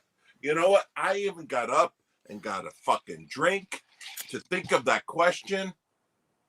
He'll answer it, Castle. Don't worry. No, about it. I know everybody's joke. Just in case there's anybody out there, everybody's cool here. We're just messing with each other. Yeah. So hey, how do I say this? Oh, it's gonna make me look bad, but the camera does that, bud. Oh God. Ed just like sniping you, dude. He started it. John, I wasn't trying to be rude. Oh, he's about ready to come in your living room. Damn. Why is everything reversed in John's house? Like, why is your camera reversed? You got something going on with your camera, man. Anyway, John, I wasn't trying to be rude. I know how long-winded I am. I love you. You know, so you know I'm doing this parent. Eddie, I'm gonna fucking cut your heart out with a fucking spoon. That was my nickname in high school. You know why a spoon? Because a spoon is dull. It'll hurt more. Exactly. Now, no, like what Jay said, whatever's going on here is all like, how do I say this? It's like brotherly love. It's older best friends around a campfire. No, that's what older, it is. Younger brother. This is how you are. I love and I'm talking about everybody here. I hope we all love each other. We do. Oh yeah. You know, Triple B. Even though my wife thinks he's hot, I still like him. You know, I love Jay. Wow, Brittany. No, she's in love with his voice. Britt thinks I'm hot too, right? Oh, dude, you're already married to her, so it's done. All right, you know, I can't compete with that. She's whatever comes in her mind, it's already done. You know, but now, seriously, this is all love. You know, I pick on Eddie. You know, Eddie knows I love him and everything. You know, we go back and forth. I'm messaging. I think I know him, even though I never met him. You know what I mean? Triple B, Jay, the love is always there. We got so much love. Robbie knows. I don't have to say anything. Robbie, it's a very white track now. Robbie knows I love, dude. I love Robbie so much. I'm jealous of him. Think of that, okay? that's part of the reason for the channel, other than talking about comics and stuff. Oh, yes. When Sean's got to work, you know, I could do this on my own. I've done fuck it before. Sean. Fuck him. Yeah. You know, Sean Butler. Hold on a second. Hold on. Who's Sean? you just broke his heart when you watched it. You have to clip that. You have to clip that. That's how Robbie ends up in thumbnails, man. Yeah, that's got to be a clip, Jay. You got to put that. Awesome. That's how he ends up on. That's for talking shit about the Cowboys, man. There you go. Who's Sean? Dude, you know what? Fuck you and the Cowboys. Tampa almost did it again in the playoffs because we lost to you guys. I know. Like, why can't we not just tank? God damn it. Anyway. That's what I was hoping. All right, can I answer your question real quick, Spilia? Yeah. Pop Culture Philosophers, the name came from this. I wanted to. So the initial show was called Smile or Else Show because the name of my production company is Smile or Else Productions. Right? Where's that come from? Are you like a fucking 5-year-old right now? Like, why? Right now? Yeah. I want to know. Well, Smile or Else came from because my buddy named George, who was an artist, he used to sign all of his pictures that he drew, everything he drew, every image. He would sign it with smile. He would draw a smiley face and he would just write smile. And one day on there, I wrote or else. And I liked the way it sounded. That's where smile or else came from, right? Okay. Pop culture. Then I wanted to rebrand. I was like, let's get on YouTube. Let's rebrand. Let's start everything over with a more definitive vision of what we're trying to do. And my vision was, we love pop culture because pop culture is modern pop mythology, right? So let's dive deeper into that, right? And my initial idea, my lofty ambition with the channel was to make videos about why Superman represents this certain kind of aspect within humanity, or why Batman represents this kind of aspect in humanity, or why this movie represents. I wanted to dive into that, but we didn't. But the one carryover is this. Every movie night, what's the last question I asked before the rating? What's the movie mean? What's it speaking to you? My idea is, well, I want to dive deeper into why we love the fiction we love. So we're going to philosophize about it, right? So I said, hey, man, what do you think about pop culture philosophers? I said that to Hammer Time Holeshoe. And he goes, oh, I like it. But do you realize, because we used to call the Smile or Else show the SOC show, right? And he goes, do you realize that the Pop Culture Philosopher show is the PCP show, PCP? And I went, perfect. I was like, then people will start going, you know that PCP means, and we did get a lot of those comments. Okay. Right? Like PCP means this, right? It's angel dust. Well, But it was funny to me because it's a reference to Friday, right? Yeah. And it's a reference to the drug. And I don't know. I like that. The So PCP Army started on Yeah. Rockin' Robbie Live in the chat, spearheaded by people like Fable, Herm, Manny, Nick, and that kind of early crew of so that's, and if you go back to some of the early streams, and I do this sometimes to clip out bits or just revisit things or whatnot, it's almost sad sometimes when I see the people that used to be on every show that I don't know where they are anymore. Like they're just gone, they lost interest, other things happened, maybe some of them died. I don't fucking know. You know what I'm saying? Sure. But that's where the PCP Army started, was on Rockin' Robbie Live in the chats.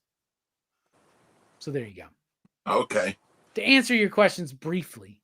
No, that's great, because I was telling. I thought you've never asked me that before, John? Nope. Never did. Huh.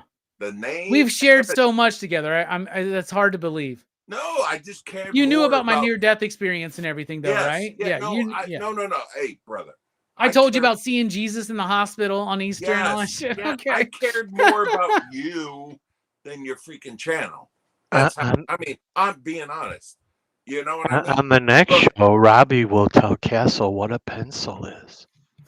You know what I'm gonna tell you? What a fucking casket is. All right? Stop. Oh, shit. Casket match coming up next week on Hydrasylum Comics.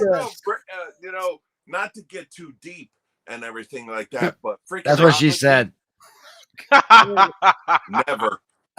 That was his nickname in high school. Now, me and Triple B, by the way, are the only people that haven't dropped out of here for some fucking reason. I'm just waiting for Triple B to fucking glitch out so I can get the top fucking spot right now. That's what the hell, Jay? God damn it. I got the logo up in my spot, so there you go. I'm hardwired. You can't see me. I'm hardwired into my internet, right? Wait, the dog was.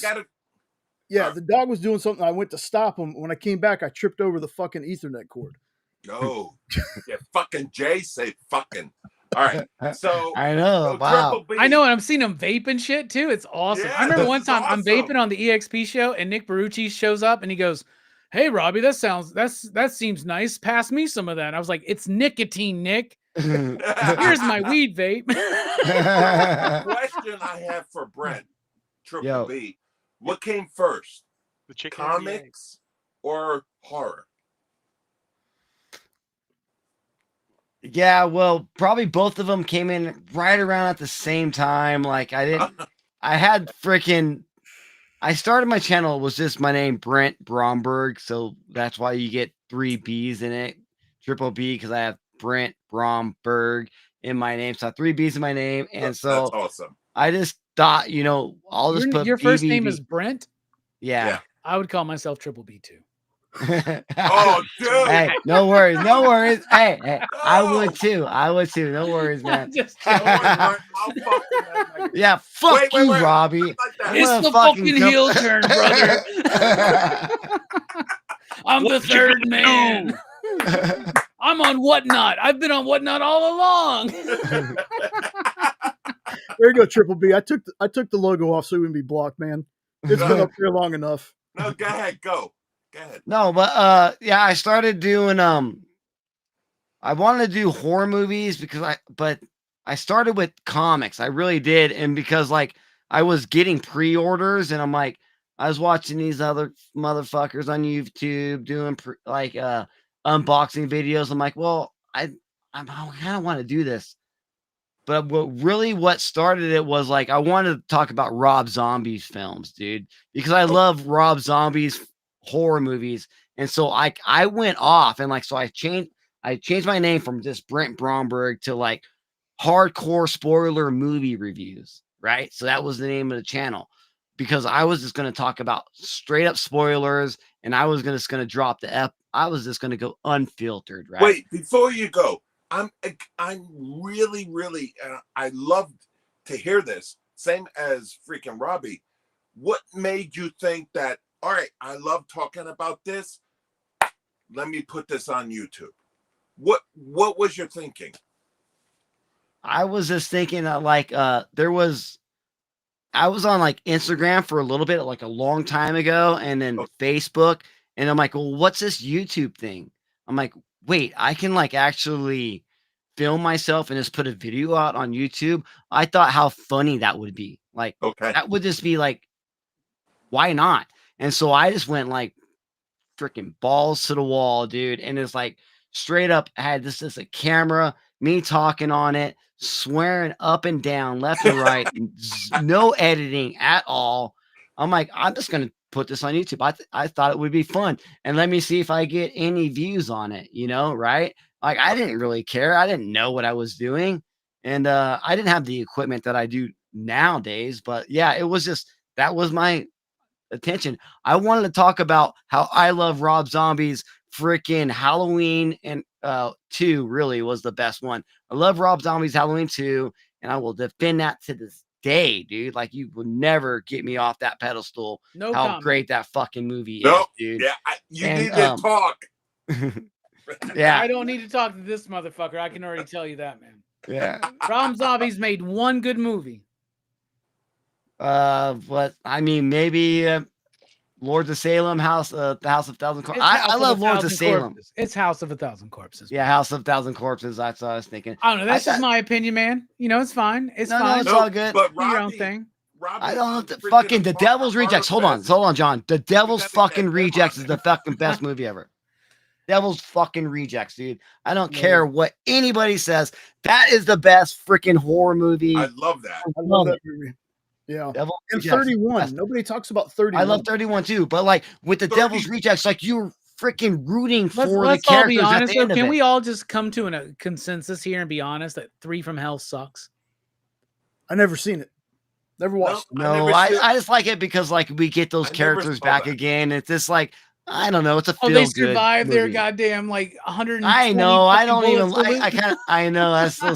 It's like let's bring it back to life. It totally neglects the fucking ending of the Devil's Rejects. Yeah, the whole Freebird scene and all that shit. Yeah, but like the Mexican scene when they go into Mexico and they like go all slow motion and babies shooting motherfuckers with a bow and arrow. I can vibe with you It's on pretty all cool. of that, Triple B. But Pretty man, cool. goddamn, Halloween 2, get the fuck out of here. You're ridiculous right now. You're ridiculous. Are you seriously? Halloween dude? You know what, 2 Robbie? is Robbie, you the only gotta reason why get Halloween him 2 on is not the worst Hardfest. Halloween movies because they made Halloween Ends.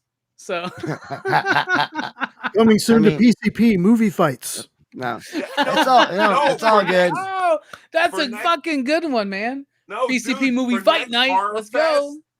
Fest- For next Horror Fest, you gotta have Triple B on. You got to. You gotta include him. But Why you I put me mean, on the like spot in for, public like for this, real, man? with Sorry, Rob sorry. Zombie's H2, dude, man, with Scout Taylor's Compton, character development, how she just goes through all crazy. Character development. Half of with- that with movie Brad was a fucking dream Dourif. sequence, man. Well, that was the beginning of it, but like afterwards, The first, like fucking hour of the movie is a dream sequence. Yeah, I know they kind of pulled a rug out from you underneath that, but that was a great dream sequence, though. That was a good hospital. What's the pony mean? Dude, somebody likes white horses, right? I'm just fucking with you, man. I'm sorry. Go ahead, dude. I'm just giving no. you shit, dude. It's all I good. only give because shit to people I love, man. Right? I know. I hear this all the time.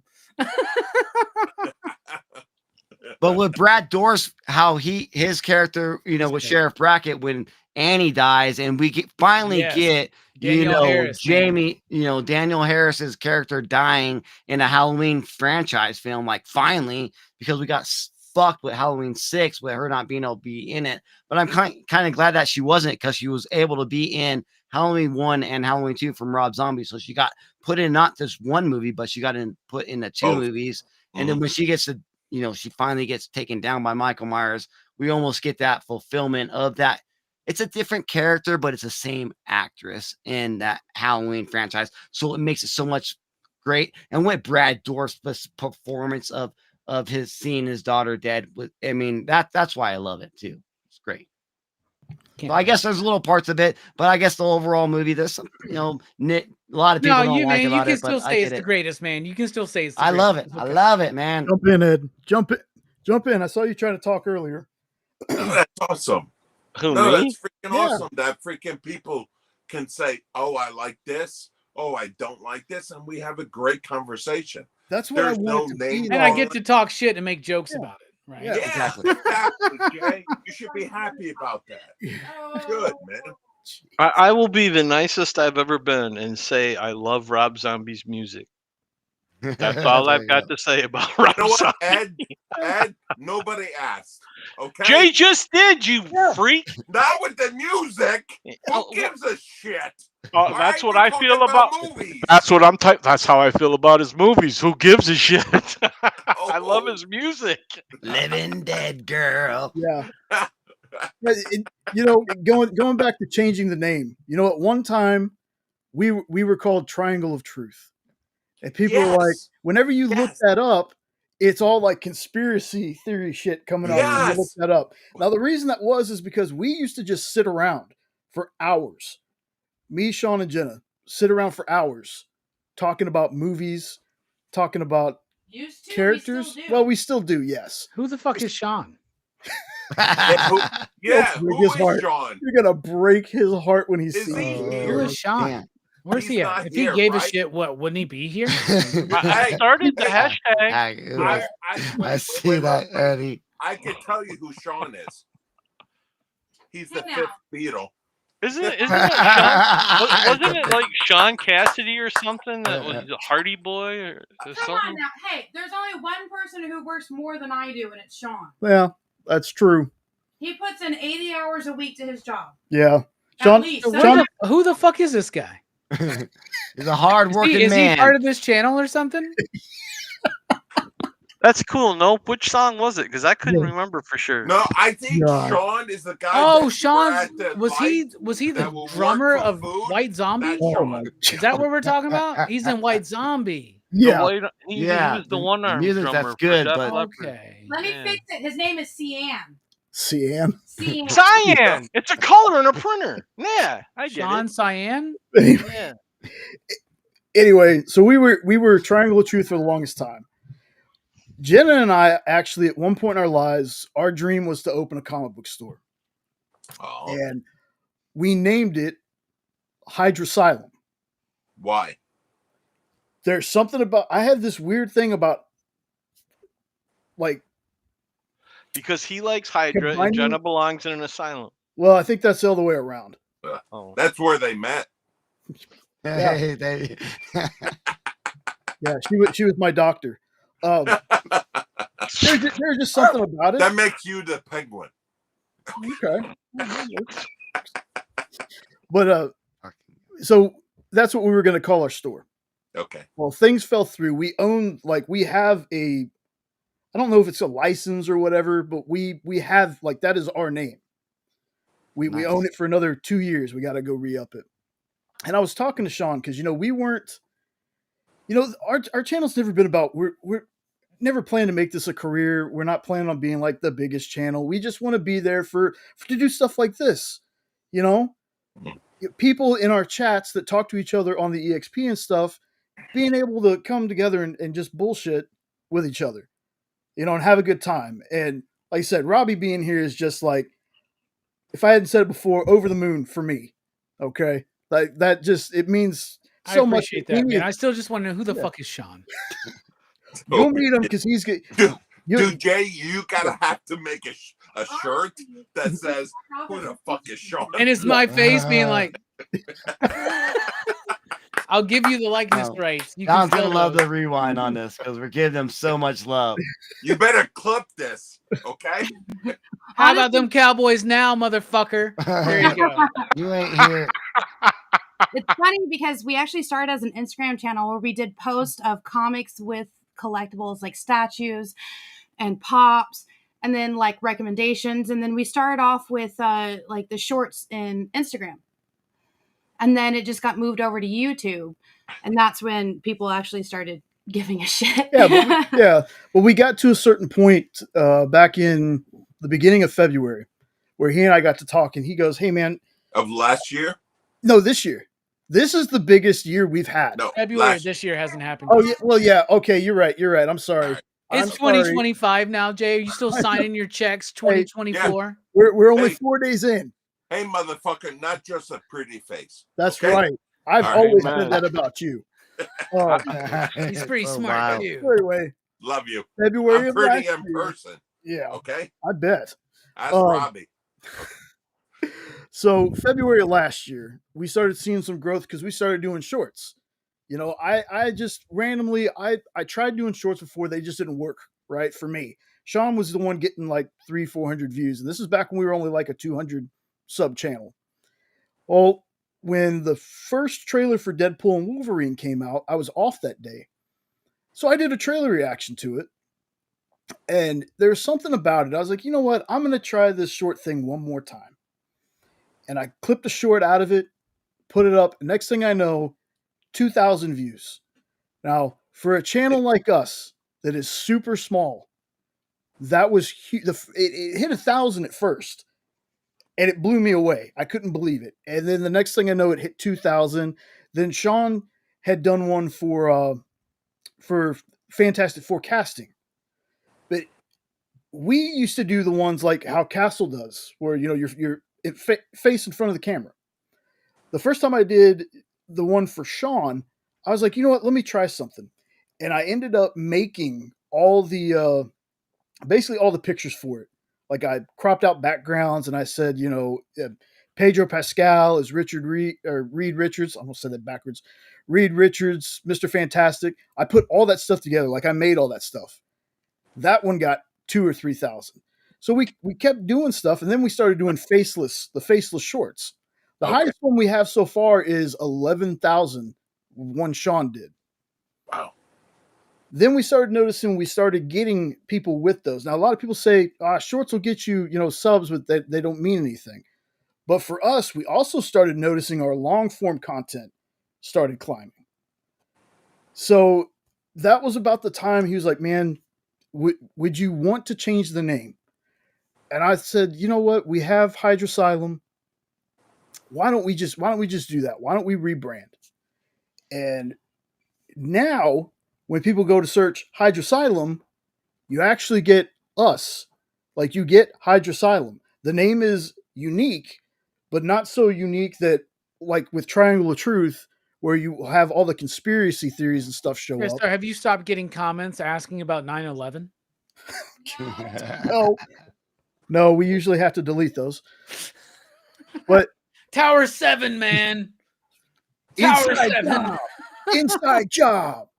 The Pentagon. It was aliens.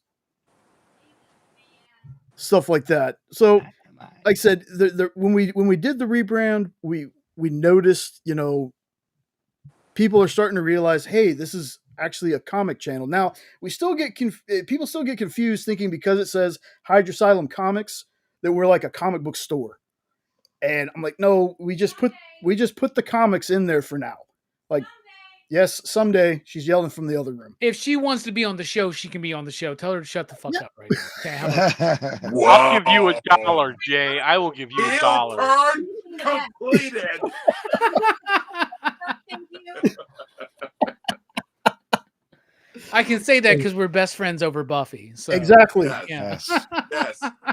Exactly. So What's more of a feeling, Jenna? Come on, happy birthday. oh God. So then Good luck tonight, Jay. you know That she's Robbie good. guy. No, That she- Robbie guy, Jay. You need to cut off ties with that guy. Nah, she wouldn't do that. She knows how big of a fan I am. Well, don't worry. Sean's about to tell you that, whoever the fuck he is. Robbie said he's picking on you, so you're gonna make me cut ties with him. Oh, how dare you, Robbie? And she likes fucking Underworld too. Hey, Jay, can you do me a favor? Hmm. Ask Jenna, who's the only one that's sang to her on her birthday. Yeah. Right. Castle. And then John. Why are you hugging that goddamn pillow like that, man? Well, I don't know if Ed. Because I'm fucking tired.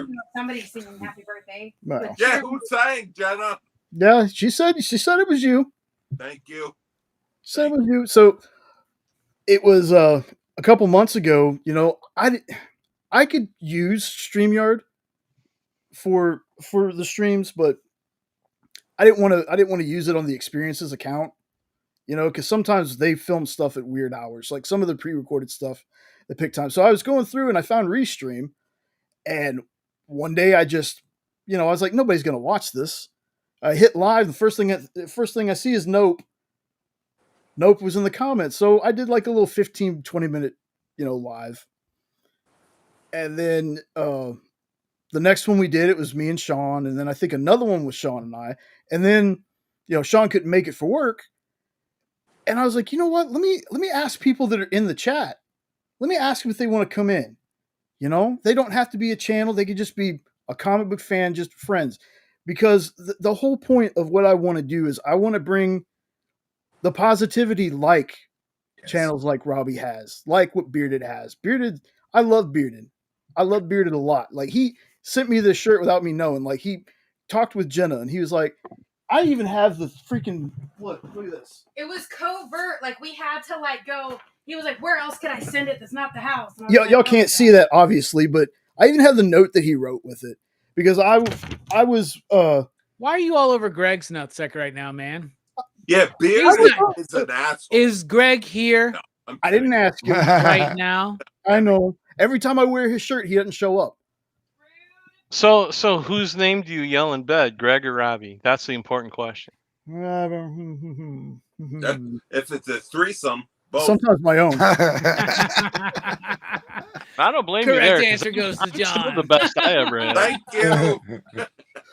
But I want to, like, in all seriousness, I want to be. There's so much negative shit, especially for some weird reason with comic book YouTube. There's just some like, everybody wants to be so negative. And I've said before that it doesn't matter to me if we never get any bigger than what we are right now. If I can be one of the people that helps push the positive with the comic stuff, I'm good. Yeah. Like, that's what I want to be. No. I'm gonna disagree. I'm gonna say something really quick. You know why? Let me say this Oh, really fuck quick. off. and Okay. You're not capable of saying anything really quick. Thanks. So I still get negative stuff on here all the time, but you guys, everybody that's here, amazing. You're all loving. I love you all so much. Thank you. Bye. Love you. Too. Love you too. No, Mr. Nope, I don't have shirts to give. Yeah. I have to No, buy my dude. own shirts, No, motherfucker. but Jay, There you go, Mr. Nope.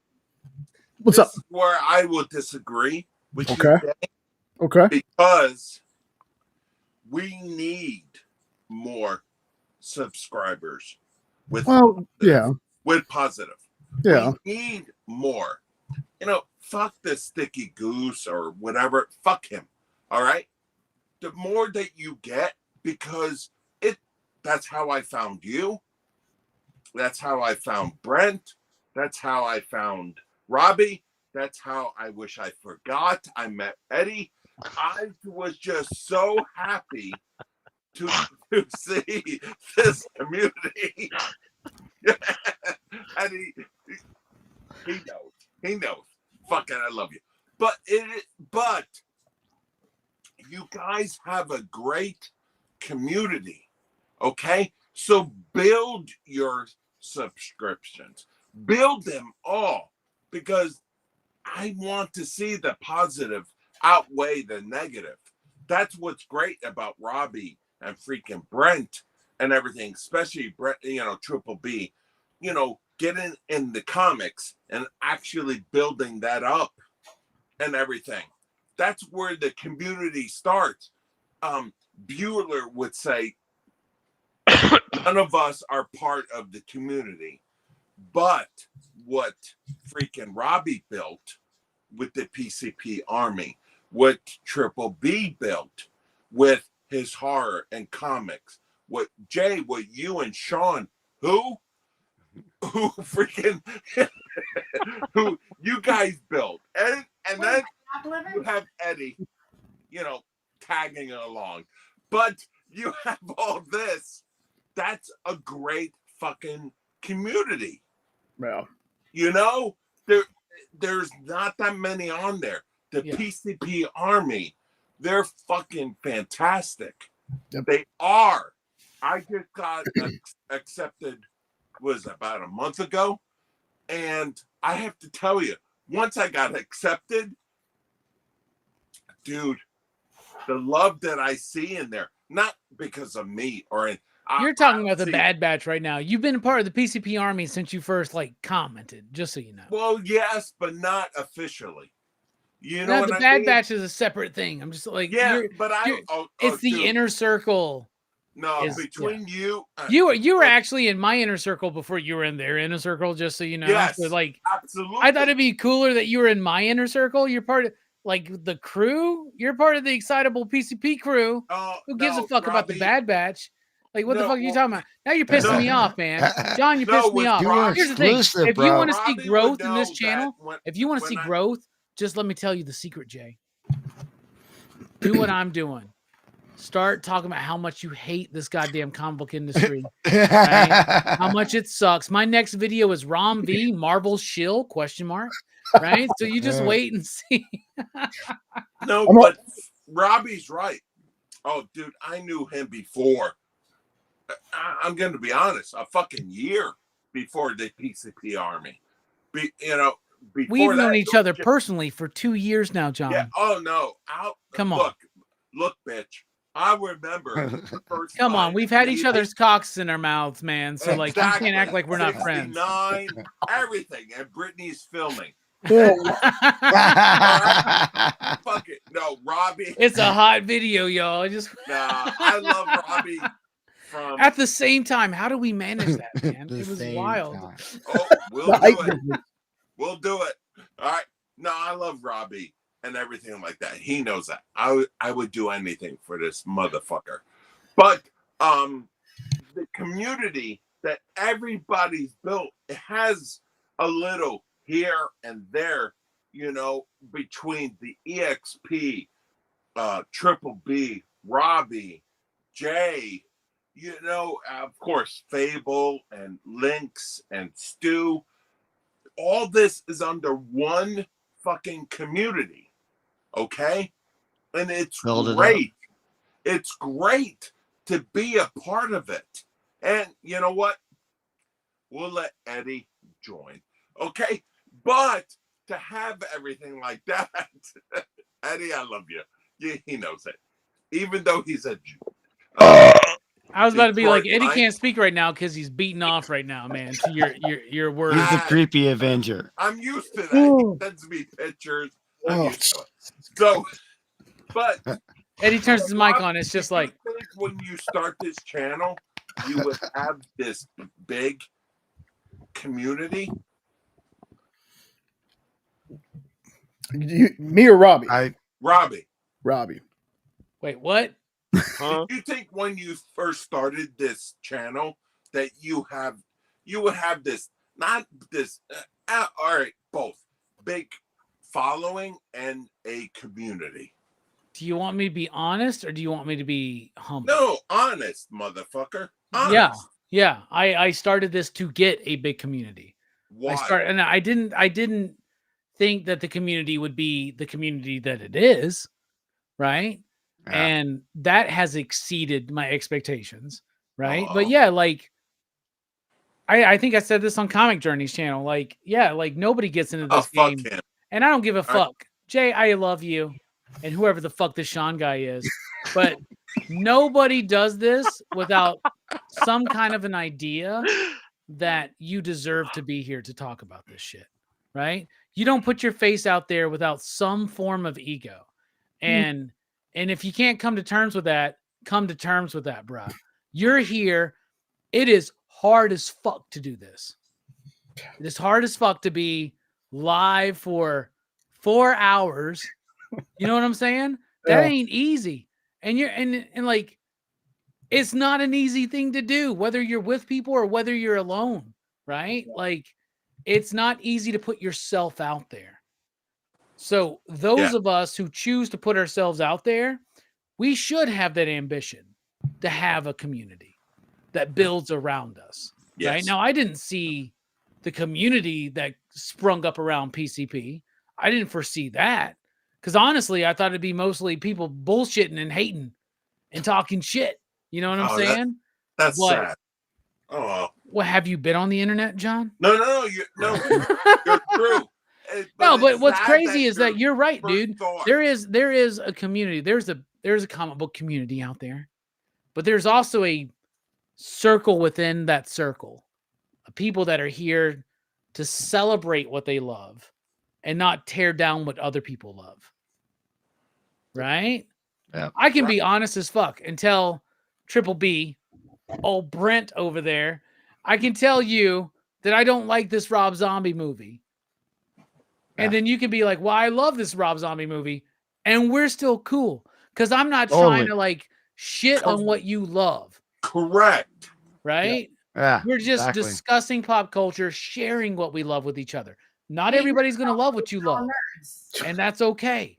Right? Yes. Exactly. But we are all sharing what we love.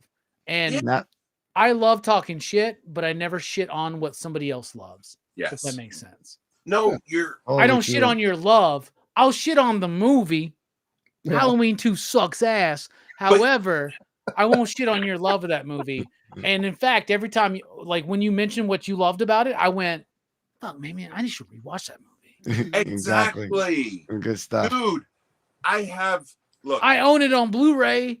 I don't hate it that much, I guess. Exactly. You got it. This is what I love about this community. I don't want to get political. Not doing that. All right. Let's get political. Fuck all of them. Dude, Fuck all of them. How about that? That's the answer. Fuck them all. I thought E.T. taught us not to trust the government. And nobody learned that fucking lesson from E.T. Fuck real world. I want to tell you guys from a guy that's been in a war and seen people fucking die in front of him. And I don't say this much, so Jay, feel special. But if I am in 1991, I am sitting behind a building that somebody's shooting at me, and I have a guy next to me or two guys next to me. Do you think I'm asking them, are they fucking Republican or Democrat? Or what they think about Rob Zombie? No. Well, exactly. In 1991, they'd be like, who the fuck is Rob Zombie? Yeah. White Zombie, you mean? That's right. White Zombie. White Zombie wasn't even around in 91. Do I care what they are? Red, blue? We're doing something. Triple B's looking it up right now. I love it. White Zombie was around. I'm pretty sure they were around the early 90s. I think they got big though in the mid 90s, like 94 or so. Sorry, John. Keep going on your story. It was white, But you're the one that brought up war. Yeah. What is it good for? Absolutely nothing. Say it again. Like, with freaking Triple B. What did you just find out, Triple B? No, I will look it up. I mean, no, Eddie confirmed my I got their my CDs, look. man. They've been around for a while. The 80s, though? Come on, man. Early 90s? Early What was... 90s. And then But he I went don't know solo in where like it mid-late 90s. started. He to went say solo that- in like 99, 98, something like that. But Their Robbie, their first big album must have been like 93 or 94. Right? What? Astro was it Man, or what the fuck is the name of the album? The one with more human Astro than Pit human. Man, what the fuck is Sexy that? slow. 92, 1985 was when Rob Zombie first started. yeah, and then 85. But let me Yeah, but ask when you did guys- when did we know him? When did he It like, was that. It was the White the Zombie. Lost. he was more human than Sex human, right? Risto Yes. music, the Devil Music Volume 1, 1992, Okay. and Astro Creep in 2000. Astro Creep. That's what Astro Creep was. Oh, before Jesus. 2000. But it said Yeah. 1995. Oh, Astro Creep established. 2095. Okay. Yeah. That was when I first came to know who Rob Zombie was. Because that's where you got the Thunder Kiss, 1965. So nobody in the Gulf War was talking about Rob Zombie, is what we can all agree on, right? Oh, All right, come on I just now. wasted fucking 2 minutes of my life. And we've all But I'm seen not gonna- Jarhead, John. Don't make it like what it wasn't, man. Come on. We've all seen Jarhead. You guys were all just fucking jerking off and eating fucking cupcakes the whole goddamn Not when people were shooting at us. Not at that time. Okay. Maybe before. They had to do something in the foxhole to Hey, keep Jay, here's the next entertained. video. Rob Zombies against American soldiers. How the hell do you think Castle got those Demonetized. forearms? Oh, gee. Exactly, man. Exactly. No, It dude, went off the rails fast. Rockin' Robbie says all soldiers just Yes, eat cupcakes but- and beat off. ask you guys, when did it start? Really? When did it start? Like to say Robbie didn't like fucking Challengers #1, and Jay didn't like it, and they were both say, "Well, fuck you." You know, when did it start that when you say, "Okay, why didn't you like it? Tell me, because I liked it."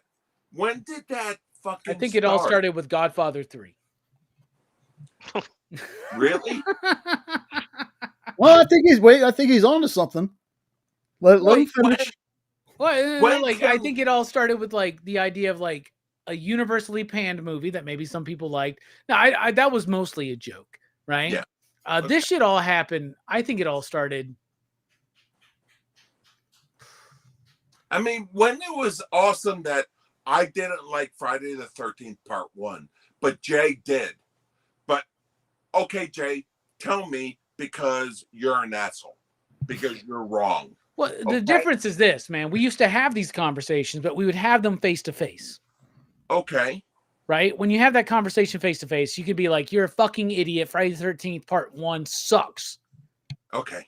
And then you take a then hit your and homie pass could it be like, on. "You're fucking wrong. It's great." And Part 3 fucking sucks. Your favorite, right? And you can have that conversation. I've had that conversation.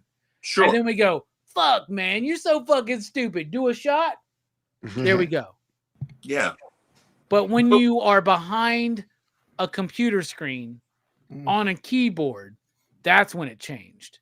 That's a When shame. dipshits that I don't know, I can talk shit to y'all because I know y'all. I feel like I know y'all because of I know you, John, and Right. I know you, Jay, but even Triple B That- and Ed, I like do. I feel like I know y'all because of the EXP and we've interacted, right? Yes. I've Yeah. seen your videos, Triple B.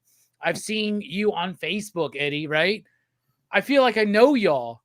I'm here in person, face to face, to talk to you, right? I feel like I can talk shit and y'all aren't going to hold it against me because I already know the vibe of our show that we do on Yeah. Monday nights, right? Like we all fuck around with each other. That's what we do, right? That's why I love doing that show. Is I can talk shit to Rex and I can talk shit to John. I don't talk so much shit to John. I usually try to like ask him about like recipes. Have you ever noticed that I'll do that? I'll be like, "Hey, John, Give me I'm something thinking good about to eat doing a tonight. meatloaf. What should I Yeah. do?" Exactly. Right? And like I'm getting free information, right? But no, like when people are hiding behind keyboards, behind computer screens, that's when it changed. Because now everybody's being a shit. There's no nuance there. One of my favorite words, right? Yeah. Like When I'm talking shit about Rob Zombie movies, I think Triple B understands that I'm talking shit. Right? It's different than like being like, you fucking suck. You're a piece of shit because you voted for this guy or you like this movie. But it goes all the way to that, man. Dude, when did it start for me? When I got my fucking, somebody threatened to beat my ass because I picked orange Jello instead of red Jello on the Auburn, Alabama game. You know what I'm saying? Like sports is the same thing. Sports, politics, movie, opinions. It's all the fucking same thing. Are we going to be adults? Right? Are we going to be adults and be able to talk shit and understand that we're still like people? Or are we going to get our feelings hurt because somebody's talking shit? Or is somebody not going to try to talk shit in a humorous way? Is it humorous? Is it in fun? Is it with respect? Or is it without respect? And when people started being able to type on their fucking keyboards and tweet at each other and Facebook comment, I still know people that like spend all day arguing on social media. You're out of your fucking mind. I know comic book creators who spend all day and then they're like, oh, I can't make this deadline. I'm like, I wonder why. Why. Maybe because you spent all day arguing about Donald Trump or Joe Biden or whatever the fuck it was when they're all fucking us. All we have is each other and the shit we love. Exactly. You know, I don't understand where the word hate came into play. I mean, Cain and Abel. You want to go back that far? Cain and Abel. That's you know what? So Abel presented an offering to the Lord that was worthy, fruits and vegetables and everything. And Cain just gave him some bullshit, and God didn't accept Cain's offering. Cain got jealous. It's all jealousy. But that's the point. That's what the point. I said the Cain and Abel thing to be funny, but it actually led me to a point. It's jealousy. It's people are jealous of people that are able to have differing opinions. People are jealous of the fact that me and Triple B can have a different opinion about a Rob Zombie film, but still be cool. Right. People are jealous of that because they feel like they're not loved. Exactly. I feel like it's a lack of love in this world that has led us to where we fucking are. More than hate. Because I would, you know, Jay, example, okay? I can say, I hate Jay. I fucking hate Jay. I would never say that. I have no argument. I can say, you know what? I don't like Jay because he's a shill for Superman or something like that. And that's a great conversation. And, you know, but people they throw the hate word almost fucking every time. And don't say hate. You know, I would never hate a comic that will come out. I will tell you, I don't like it. People say worse than hate though nowadays, right? They're like, this guy made this fucking comic that I fucking don't like, so I think this person needs to be ostracized from the industry and the community and blah blah blah blah blah blah blah. That's but terrible. Here's the thing, it goes beyond just even comics now, man. But it's prevalent in pop culture. All right, it's prevalent in pop culture, politics, sports, all this kind of shit, right? Like, correct. Do you remember being able to talk shit with people that were like were fans of your rival sports team? You could talk shit about them, but then it got to a point where you couldn't, right? Correct. Where people like literally get violent over that shit. Like, I live in Alabama. Not a year goes by. There's not a story of somebody who fucking beat or killed their fucking wife or family after a fucking Alabama game or some shit like that. You know what I'm saying? Like, that's ridiculous, man, that we carry it that much. But it's because to some people, that's all we got. Here's the thing. We all have a love of pop culture. That's why we're all here, right? But our love of our connection supersedes that. So we can talk, like, Triple B could look at me right now and be like, Dario Argento is the worst filmmaker ever. Italian movies fucking suck, and The Goonies is the worst movie of all time. Okay. And I'd be like, you're totally fucking wrong. Let me tell you why, you piece of shit. Blah, blah, blah, blah, blah.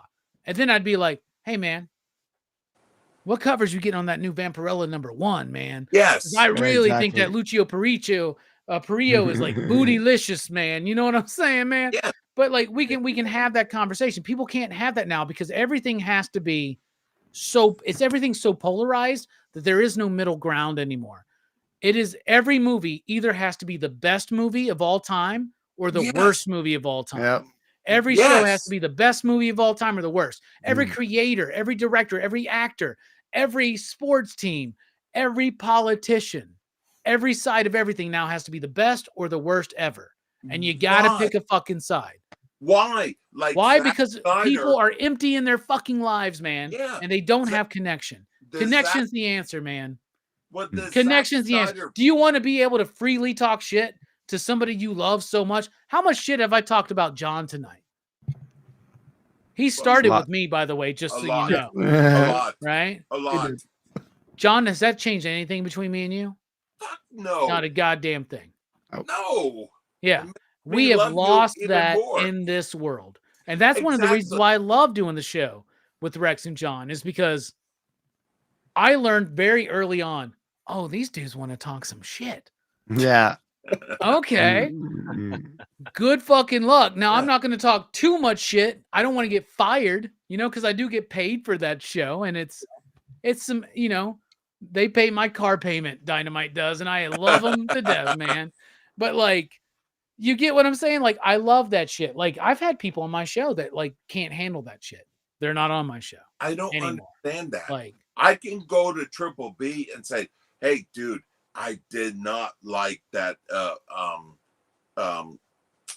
What's her name? I'm drawing a blank. Mother, you never remember the names of the women. Sweetie. By the way, you never remember the names of the women, John. That's what's that say?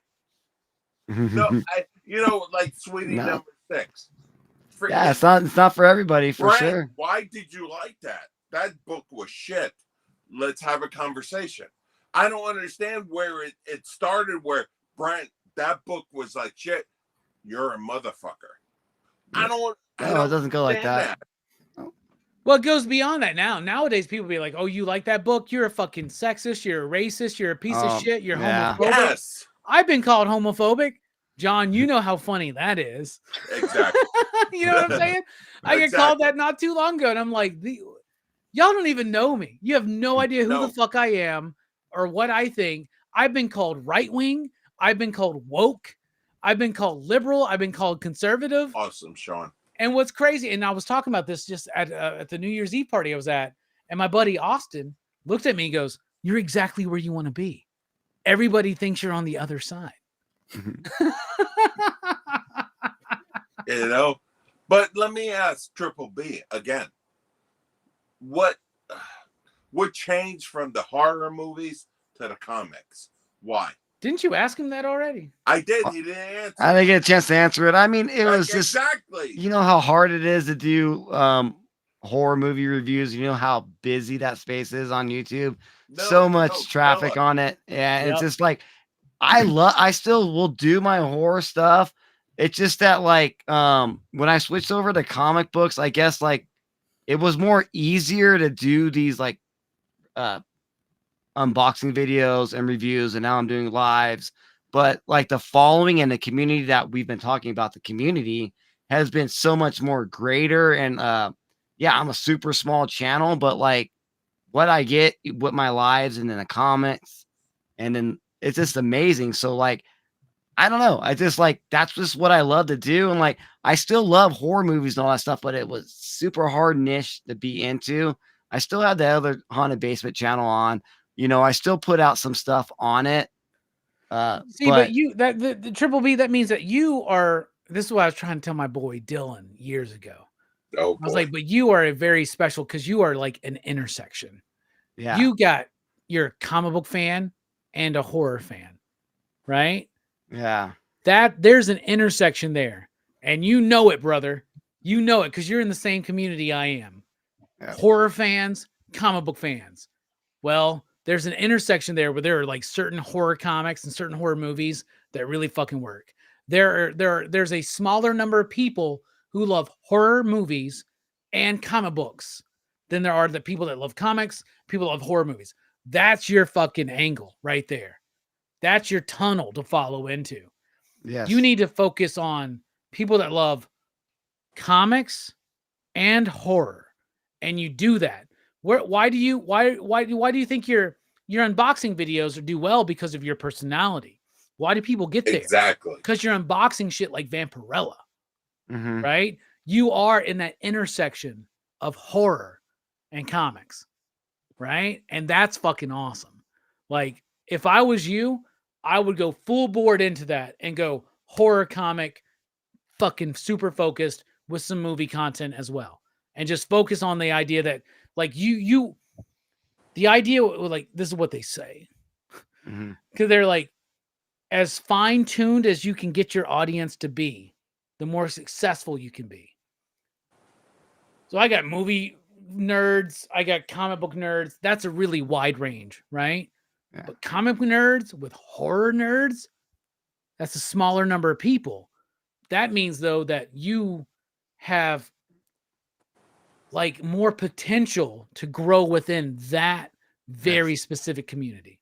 You know what I'm saying? I Like, know as what you're soon as saying. you see the lane, fucking follow it. As soon as that tunnel opens up, follow it. That's one of the first things I learned on YouTube. Whatever you want to do it. But when you do something that works, follow that. When I did the weekly comic book review and the comic book shit started working, I jumped into that. But I kept on to my other passion, right? And for the longest time, Spilly will probably remember some of these conversations. Yeah, I only do PCP movie night because I enjoy doing that. That's me hanging out with my homies. It's not a successful video series. Over a space of time, that changed, right? And it changed almost overnight. Like, all of a sudden, everybody gave a shit about Van Damme's Cyborg for some fucking reason, and I can't understand why, right? Stop or My Awesome. Mom Will Shoot is a great fucking video. Like, it's ridiculous, man. It's ridiculous. And you can't just make that success. Like, I really thought, okay, I get it now. People like Cyborg, Stop or My Mom Will Shoot, Cobra. I get it. I'm about to have the biggest video ever. We're going to review Surf Ninjas. Nobody gave a shit about Surf Ninjas, which blew my fucking mind for some reason. Cobra was awesome, dude.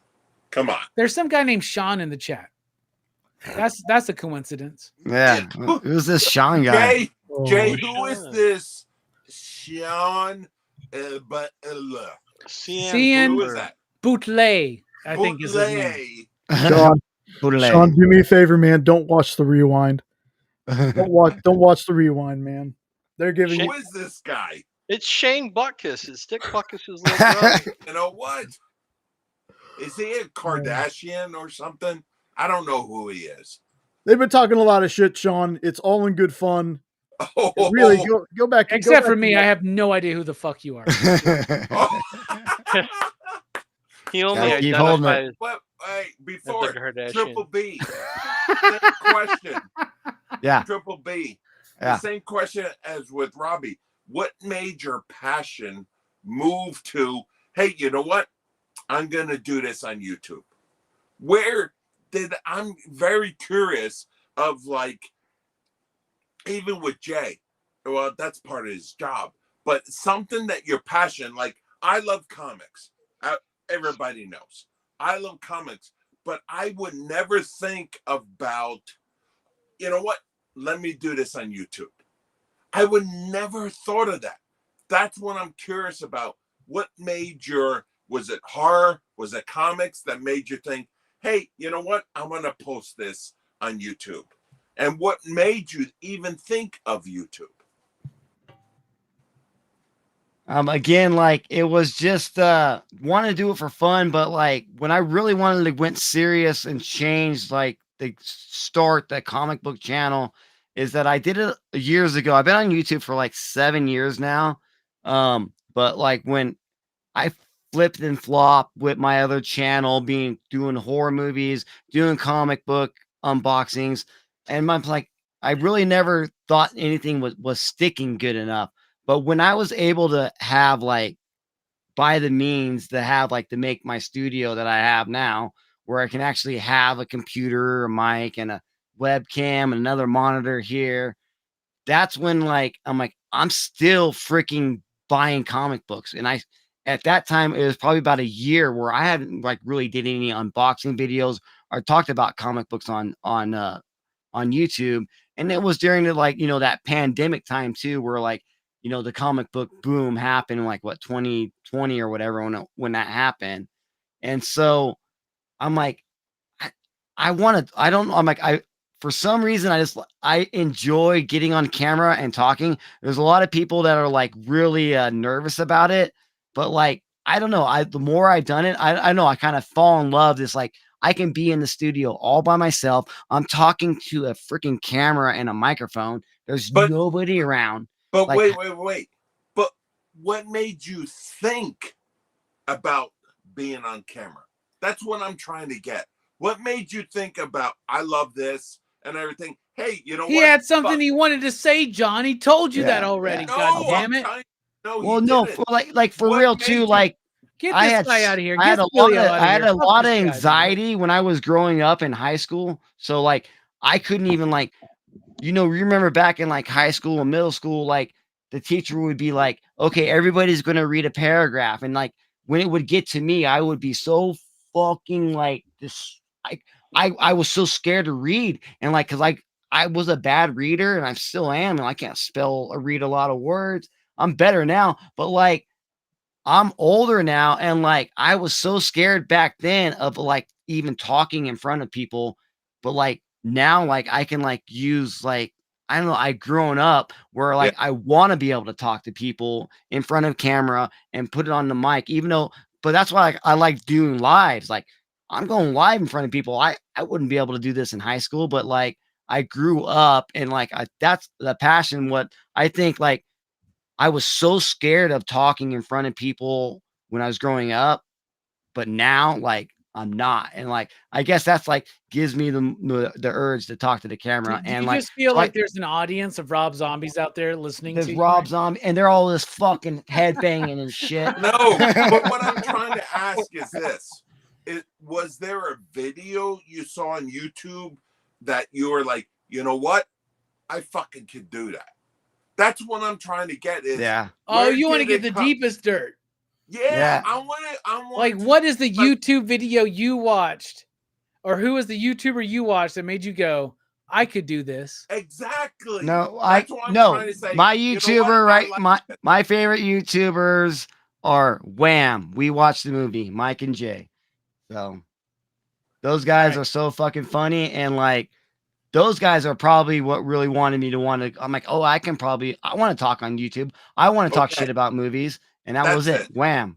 All right. You want to hear something then? For me, it was live sex chats. That's what I want to hear. It's like, here's something very embarrassing then that I don't think I've really mentioned except for maybe a handful of times. Do y'all know who Ty Lopez is? Ty Lopez is this like fucking bullshit guy on YouTube. Wears glasses. He used like nowadays he's all about like how to like start a marketing business and all this kind of shit, right? But at a certain point in my life, I started watching YouTube and I was led to his channel because in the early days of his channel, he was all about, look at all these books I just bought from Barnes and Noble. This book is about how to like, you know, advance your life in this way. This book is about self-improvement books, self-help books, shit like that, right? I read a lot of that shit, right? I don't talk about it a lot, but I read a shit ton of self-improvement books, right? It's a passion of mine, is how to be better every fucking day, right? Like, can I be better today than I was yesterday? How do I improve my life? How can I set goals and attain them and all that kind of shit, right? So Ty Lopez used to be one of those dudes who like shared these videos and he was talking about, like, when I saw him and I was like, this dude's just holding a goddamn phone in front of him. And just like talking about, like, I can do that about movies. Ty Lopez was one of my biggest inspirations, man. That's awesome. What about piece of shit, by the way? We all found out, but you know, whatever. Triple B, what about you? What made you like? He literally just answered that. No, he didn't. He did. He told you it was the fucking Groundhog Day. What the hell is happening exactly, here? But what made you think that, like, I'm going to buy a microphone. I'm going to buy a phone. I'm going to put this on. Like I said, John, it just was seriously like 5 years of doing the horror channel and like flipping and flopping around and like this, like doing it really just as for fun. When I decided, I'm like, you know what? I have a room downstairs in the basement, right? Exactly. And like, and so I find, and then I used a tax return, bought me a nice freaking computer. Next thing I know, my brother gives me this webcam. Then I had another mic, but the mic kind of sucked. But then like, and I was able to get the Yeti here, and I then learning though. But like the problem is like you got to learn how to do all this. I mean, editing, I was able to learn how to pick up, but like when going into like OBS Studio and like doing live streams with a different studio, and like you can just download all sorts of shit. So when you're on live, you can just bring up videos, pictures, or whatnot. Like it took a lot of work. Like I'm still learning how to like do it all, but I feel that like, I don't know. So like when I decided that I wanted to go ahead and like really try to do this, like really make a studio, I needed to learn how to do all the editing tricks or learn how to do live streams. And I'm still learning how to do it, but it's so much fun. And like, I don't know, maybe that it comes out in my videos because I am having fun. Every video I do, I'm having a fucking blast doing it.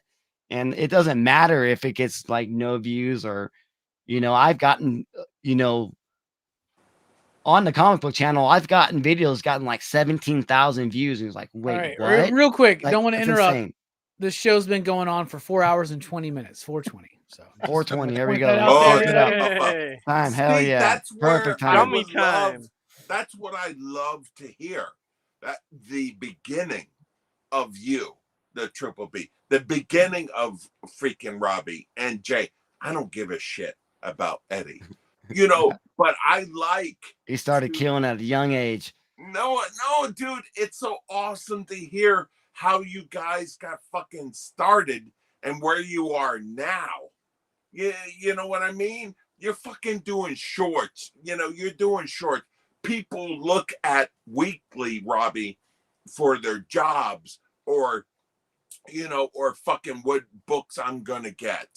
That's or for the movie of the week, right? And No, Sean, that's very right. very fucking awesome, Sean. Thank you so much. I love you. Whoever the All fuck right, you Sean, go fuck Yeah. yourself. Fuck All right, Sean. you know what? You know, but that's what I'm saying. are. Are you a That's what I Cowboys fan, love- Sean, by any chance? That's what I love to hear. Like the Yankees? Where you became. Oh, where that's what it you- was. It was the fucking Yankees. Because Sean's a goddamn Astros fan. Is that what it is? That's what started all that shit. All right, Fuck you, motherfucker, Sean. I was talking. Fuck you, by the I was way. I don't give a talking. shit, Spillio. You know what? Do you know who Talk I am? Over me. How many subs you know- got? How many subs you got, Sean? I don't have any. I got don't wanna be 302. there. No, I love it. No, but that's what gets me I excited. got like 5,000 on my other You guys- channel though. But Let me tell you they never something, come back. brother. All these Hulkamaniacs out there are Yeah. bullshit. No, it's awesome. I'm the third guy. you know, I'm the because third guy. You thought I- Comic Tom and Jim Mint were the problem? No, it was me the Fuck whole those guys. time. Fuck I'm those sorry. guys. I'm sorry. Fuck Yep. those guys. Those But are my when I'm- friends. Fuck you. No, I don't like them. They're fuck offs. Tom But, and you Steven know- are my friends. Fuck you, man. I love All those right, dude. guys. Oh, I you love sing a different tune. We're at MegaCon. Fucking like nuzzled up next to him, man. Not with Comic Tom and Jim. Man, they can. Oh, I'm get the fuck telling you out of right here. Those now. are two of my homies, man. Those are two of my like first Yeah, like but them and Bueller are like my first homies in this industry, man. no, I I'm don't- number one. I don't know too much about Comic Tom, but I have watched Jim Mint a lot. Him and Omar. No, I've watched them. I'm I've joking. I'm friends with those guys. No, Don't I'm joking. fuck I you, love them. Spillio. No, man. Fuck you, man. No blowjobs this fucking MegaCon, man. Why am I going? No What? double blowjobs at the same time. DP. Hey, I know hey, you've been Triple practicing B. all year. I have. Hey, Triple B, what turned you from horror comics to wanting to be on YouTube? Yeah, that's That's what I'm fucking But I don't know. You know, Yo, there's a time fuck you, Eddie. 7 years You ago. know. no, but what I really want to know is I- how did what made everybody want to get on You YouTube? come in. Well, why you Fuck too? yourself. I don't understand that. Comics and YouTube. What? While you're at it, could you explain why you went from comics to making videos on YouTube?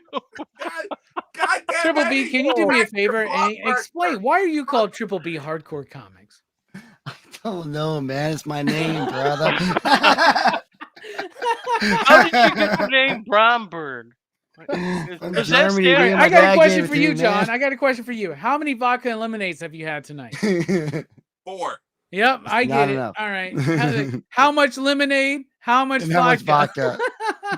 And you know what, motherfucker? Oh, I'm gonna get another. Get a blanket too, old man. Dude, it's gonna be like 60 degrees there next week, man. How are you I'm gonna so handle that? glad he wears pants because he loves shutting his crotch. He just- oh, he's I know, pissing man. right He's gonna. now. Uh-oh. He's just Careful. pissing. Inchworm. He couldn't figure out how to get it out of the room. Of course, Ed is watching. All right. I gotta get another fucking my vodka God, dude. lemonade. I'll be right back. I'll tell you what, though, man, Triple B, I completely get having the social anxiety because I still struggle with that. I am it might not show on screen, but I am a severely anxiety person. And there's something about comics, though, that kind of soothes that. You Mhm. know, it's to the point where I don't leave my house a whole lot. I don't, I'm fine just staying at home. And, my wife being the extrovert. You tell your wife if she wants to be on the show, be on the fucking show. Can't hear her halfway across the room. Yeah. And I can hear her halfway across the country. But so the first time before we even put anything on Instagram, before we did any videos for YouTube, I did a lot of practice vids. Like I had to do a lot of practice vids. Vids that'll never see the light of day, but I still have them. And I noticed that the more that I talked about comics, the less of that anxiety that I felt. Mm-hmm. There are times on Comic Collectibles when Rex will ask me something and you'll hear me just stutter over my words. And it's because I get nervous. I get nervous talking on, because then, I say stupid shit like, hey, Andy Serkis is the best director ever, but I can't tell you what he directed. Like I did earlier. Because I'm there and I'm going to be like, oh, Like, yeah? uh-oh. What the fuck did he do?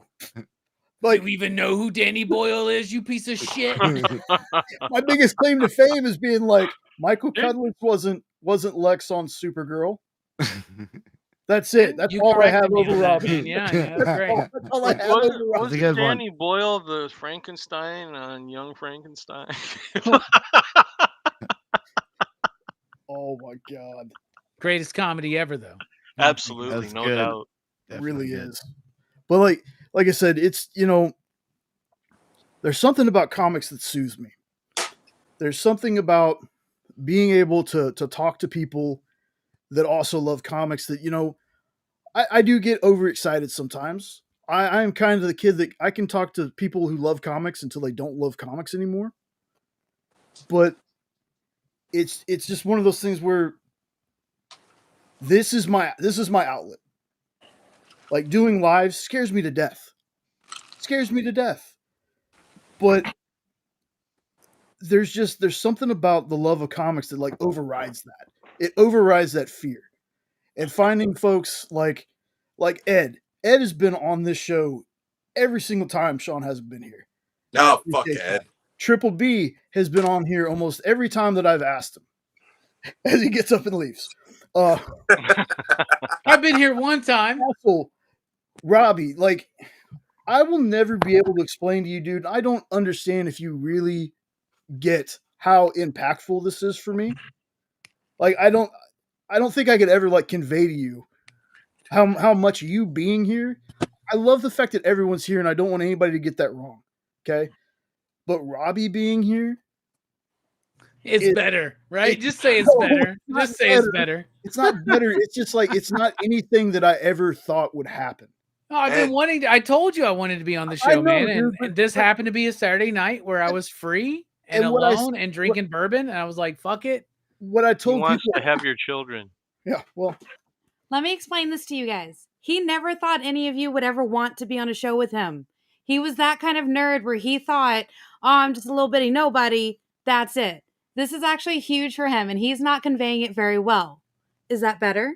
Yes. Okay. Yes, because what I wonder where he gets that from when his wife covers his mouth and talks for him on television. Well, Well, I was saying beforehand, I was like, I know Robbie said that he'd want to come on, but here's the thing, and I don't mean this in a self-deprecating way, but it's like Robbie coming on to my show means a lot.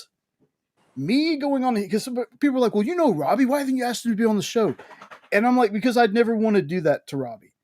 There's nothing that I can add to Robbie's show, right?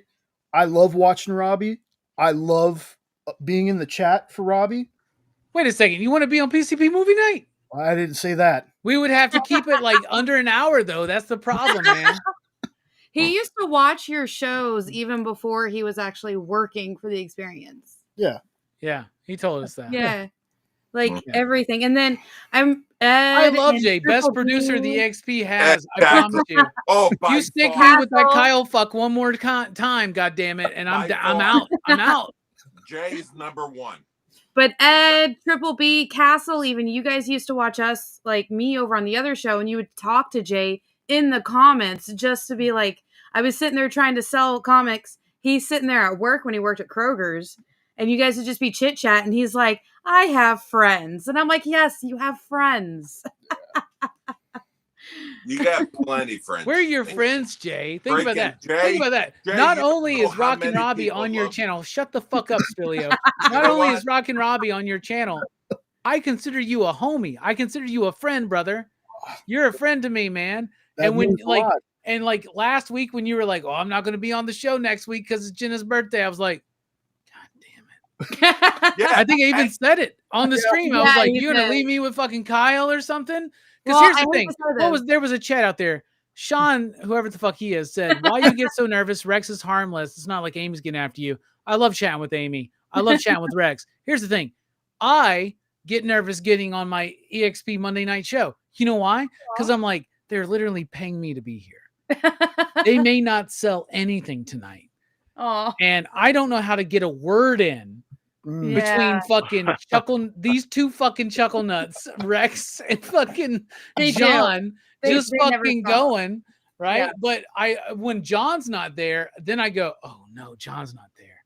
It's gonna be me and Rex. He's going to talk about football for 15 minutes. I haven't watched football since like week 2. I don't give a shit. And he'll go, Robbie, I'm sorry. I feel really bad about the Cowboys. And I'm like, I'm not watching it, man. You should really say something along the lines of, hey, I heard it's Astros playing Cowboys. Go Sports. Astros. Fuck the Astros so goddamn much. I heard you guys from the other room. I had to bring it up. Cheating ass motherfuckers should have their World fucking Series title taken away. Get the fuck out of here. They banned members of the Black Sox in 1918. But the 2017 Astros get away scot fucking free? Fuck you, MLB. Get the fuck out of here. But yeah, that's what you should say sometimes. Like, go sports ball. Because that's what Jay says. Because he doesn't watch any sports. Yeah, but I do watch sports, so I can't do that. I just Go Bucks. Go Bucks. I do want to remind everybody, the 25th, there will be no show. What's happening on the 25th? It's our anniversary, stupid. I know. What year? I know. I'm messing with you. I know. What year? It'll be 4. Yeah. We've been together since 2011. Well, maybe Sean will have a show without you. Yeah. Sean who? Yeah, who's Sean? I don't know. Hold on. I don't mean to call him out, but Robbie, you okay? Yeah, dude, my chair just like flipped back all of a sudden, man. That was super fun. Do you notice that? Fuck, I was like, nobody noticed it. Nobody noticed it. Like, we're good. This is everything. Yeah, but the 25th will be our anniversary. I'll ask Sean. I've told Sean, is like, man, whenever you want to go live, you don't have to go with me. Who? Ask the unsung hero of this channel. The silent partner. I thought the unsung hero of this channel was me. I thought that's why I was here tonight. Well, thank you. Once I put Robbie in the thumbnail, so we can get does Robbie hate the comic community? Robbie hates John. That's your next video. All right, Triple B. We're fucking out of here. All right, let's go. Fuck this. Fuck this. Well, but You guys are amazing, and I don't think you realize how amazing you are. I keep trying to tell them. The reason I went live for my birthday, every year my birthday's forgotten, so I will get 1 to 2 happy birthdays, and that's it. Mm-hmm. And so I got to come on here, and this was not trying to get emotional. Mm-hmm. This was the most that anybody's ever said. Oh, you know why? You know why? Because I have friends. Nope. Did you sing to me? Exactly. Well, here's the question I got to ask Spilio. What made you decide to sing on YouTube instead of real life? Because or write songs in comic books.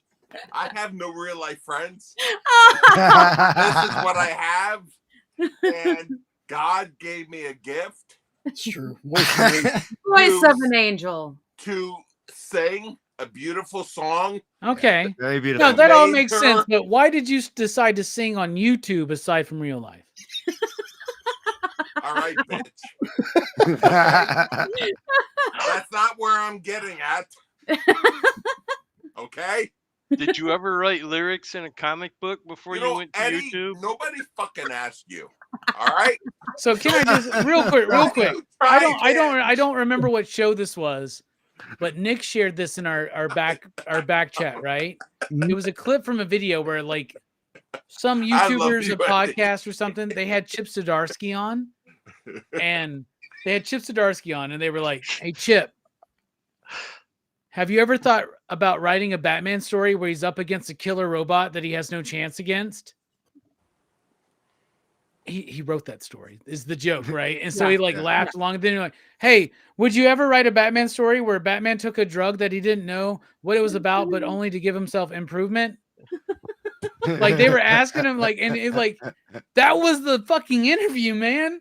And I was just like, these people brought Chip Zdarsky onto their channel to troll him in a fucking interview, and he went right along with it. It was hilarious. It was hilarious. John was doing a damn fine Chris Farley impression from Saturday Night Live, where he remember that time when you. that was awesome. Oh my god, that's like my first interview with Rom V. That's like the most nervous I've ever been on my channel. I'd be like, "Hey Rom, we're just really big fans of you. Do you remember when you wrote that scene in These Savage Shores and you did like the vampires, but like you compared it to like the British invasion of India?" And he's like, "Yeah." I was like, "That was awesome. Can you just talk about that?" I'll say this: Rom V is such a cool person. No, and now he's like he's been on this channel like 4 or 5 times, right, on my channel, right? So like, Robbie, how hard was the latest interview with him? Because it was a rough one because his video was out. Yeah, because his video was out. You guys talk a lot before. Yeah, we did. We tried to get that shit going, man. It just wasn't working. But he stuck it through. He was like, "You know what? This is all fucked up. I can't get it to work. But can we just do it this way?" And I was like, "Yeah, we'll do it this way." Yeah. And it was fine. Brian was out of practice, right? And it's hard to have a conversation with someone when you can't see their face. Right. Because you don't see how they're responding. Exactly. And I went into that whole territory about Eddie. I went into that whole thing about face, Eddie. I went into the same about you, Castle. Oh my god, that got loud fast. I went into that whole thing about his thoughts about nostalgia and the detriment nostalgia has to creators and to people who are reading comics. And oh yeah, Sean's birthday. I didn't who's Sean? In 2 days. Sean wait, when? Sean who? What? My girlfriend's birthday is in 10 days. So everybody. When's Sean's birthday? Is your girlfriend named Sean? Yeah. No. Sean's birthday is today. Yeah, it's the 5th. Happy birthday, Sean. Wait, today's your birthday? Really? Oh, it's the 5th now. Oh, yeah. All right, here we go. I'm ready. Hit the mute button. Hit the mute button. Go. Oh. Happy birthday to you. Happy birthday to you. That's supposed to be cleavage when you do that, John. Happy birthday, dear. Who the fuck fucking Fuck Sean. you are. Happy birthday to fucking you. Oh, Bravo. Bravo. Bravo. happy birthday to my big little brother. Happy birthday, Sean. Oh, Sean, Sean's your you owe me brother. 20 No. fucking bucks. That's another mother, yes. Yeah, we've been friends since he was 17 and I was 18. We're in our What, For like from 40s what, now. like school? 3 years? A whole, what, Yeah. 3 years? Yeah. No, from Can't school, help it. Jay? From No, school? we actually didn't go to school together. We met through a mutual friend. They started fucking when they were 18. Is that called Yeah. Grindr? Sure, had to be legal. So Jay, when you guys were 17 and 18, wait, what made you decide to wait. be friends? Was that Jay, were you friends first What on made you YouTube decide or to go in from being person? friends to YouTube friends? I know. Yeah. Wait, did Grindr come in, you and Sean on No, Grindr? Grindr wasn't around back then. How'd you know? Because it wasn't, John. Don't act like not. Don't act like Ashley we're not on Madison, Grindr. wasn't it? Oh my God, I forgot about it. Jesus Christ. I got to set up my Orlando Grinder soon. It's already done. I remember when it was just phone number scrawled in a bathroom stall. Yeah. I remember when it was looking up people's fucking numbers in the phone book. And you just call them out of the blue and they'd be like, who is this? I'd be like, this is Robbie. You know me from like homeroom? Oh, yeah. Oh my God. What's up? And you just chat like on the fucking cord. Yeah. I can't leave this 4-foot radius right now. Nowadays, they get you canceled and thrown in jail. That's stalking. All right, Triple B. How'd you met Mrs. Triple B? And what made you decide to jump onto YouTube? Yes. And you know what? And when did you advance from No, dating? she saw one of my videos and she became, a stalker. And then that's where, I'm like, hey, well, let's meet up if you want to meet up with me so bad. So no, I met her at work we used to work at about 11 years ago. Okay. Yeah, it was the OnlyFans warehouse.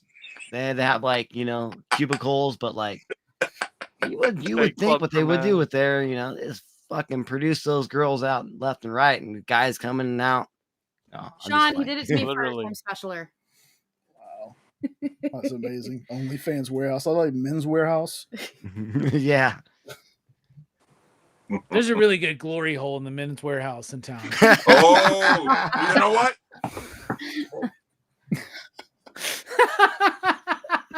Oh God! I met her at a glory hole. You remember the last time, Triple B, when you told your wife not to watch the video? You might want to tell her not to watch the end of this video either. We'll get the timestamp for you. No, why? No. Yeah. No, she can't. No. She's not allowed to watch. She won't watch me no more after what happened. No, yeah, I'm still in the doghouse after that. Wait. What happened? Oh, by the way, I got a copy of that picture. And how long have you been married? Do you open up a new Rachel Holland cosplay? Is that what you did? No, exactly. No, that's exactly what happened, dude. Rachel Holland got me freaking in the doghouse forever. Ed, you go ahead and forward that to me, Ed. Forward that to me. Okay, will do. No, we've had some good nights though after that, but she's still not right about it. Yeah. And you're like, damn, I just ordered 10 more of those motherfuckers, man. No, it was like I got a what is it, like Comet Elite. I pre-ordered for this Rachel Holland sign one because I wanted to get a Faces by Rachie sign book, right? I had never gotten one. I never had a signature from her. So like they had this cosplay cover of her and then like a drawing same cover of her, like a same homage cover. So it was like, a set.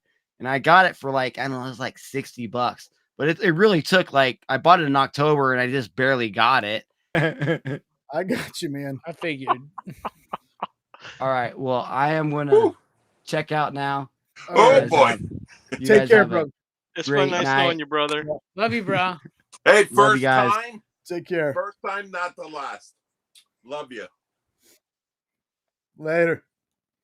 Damn it! I wanted to ask him how he got from comics to YouTube. And forgot. You know what? Fuck Oh you, man, I Eddie. feel so bad getting Fuck that shit started, man. you, Who started Eddie. that shit? That was you, John. That's your fault.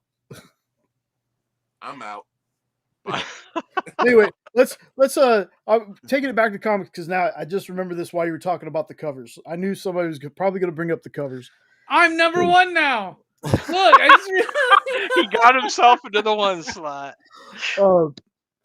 Immortex, man, that's the comic that you've been working on. Is any progress? Anything you could tell us about that? You put me on the spot. That book looks like shit. You don't have dude. If you don't have anything to talk about, man, don't worry about it. No, here it is. So the ash can is completely done. It's a 12-page ash can that will be printed in the first quarter of 2025. So very soon, within the next 3 months, we're printing that. We're hoping to get some funding together.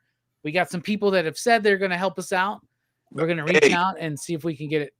I'm serious. Call me. Okay. I got you. I got you.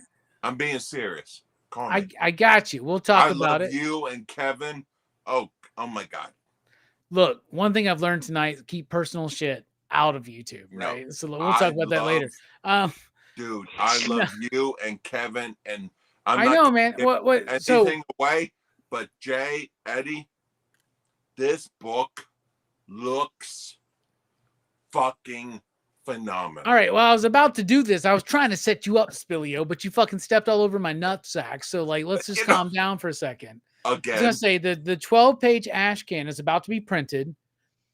Spillio has seen it. What do you think about the 12-page ash can? I'm too drunk to realize what freaking happened. No, I'm kidding. No. Seriously. I saw it when he sent it to me. I thought with the dialogue, by the way. No, dude, I didn't think it was real. I'm telling you, this book looks phenomenal. Not just the artwork and the writing. I love you, Robbie. You know, but it is so good that you guys are going to be, how do I say this? Fucking amazed what this book looks like. I'm serious. It looks great. Yeah. It reads great. It reads like Masters of the Universe. Let's be honest, right? It's just basically me writing Masters of the Universe. But no, I love what you're saying. It looks great because this is Kevin's thing. Kevin is phenomenal. Yeah. Look, Kevin's artwork is amazing. Have you not seen it, Jay? Mm-mm. Oh, bro, I'm gonna have to send you some stuff. Wait. Here. I'm gonna ruin my wall. Look, the artist that freaking Robbie's got is right here. Oh wow. That's Kevin. That's who the artist he's got on the book. Wow. I'm telling you, not only is Kevin a great artist, he's a great fucking dude. He's like one of us. He has work. Robbie will tell you. He's worked for DC, Image, Dynamite. Yeah. This guy is awesome.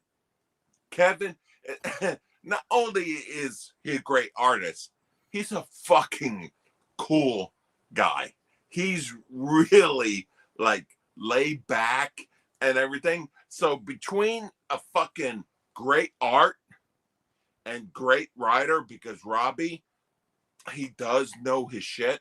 Well, Kevin's writing it with me, right? Oh, I didn't know that. Oh yeah, Kevin's writing it with me, man. Okay. So the way it works is that Kevin got tired of work for hire, basically. He got tired of being hired on these gigs that were low pay or had decent pay but never blossomed into anything, right? So I was like, hey man, we should do a book together. And initially we thought we would do a book about like aliens and conspiracy theories and all this kind of shit because we're into that, right? We're part of the what is it? What was it? The triangle. What the fuck was it, Jay? The Triangle of Truth. The triangle of truth. We thought we were part of the triangle of truth. But when we got down together and like actually we were at a con, I think it may have been I think it started at a Heroes Con and got further developed in a Memphis Con later that year. But we're sitting in a hotel room together. And I'm like, what would you want to do?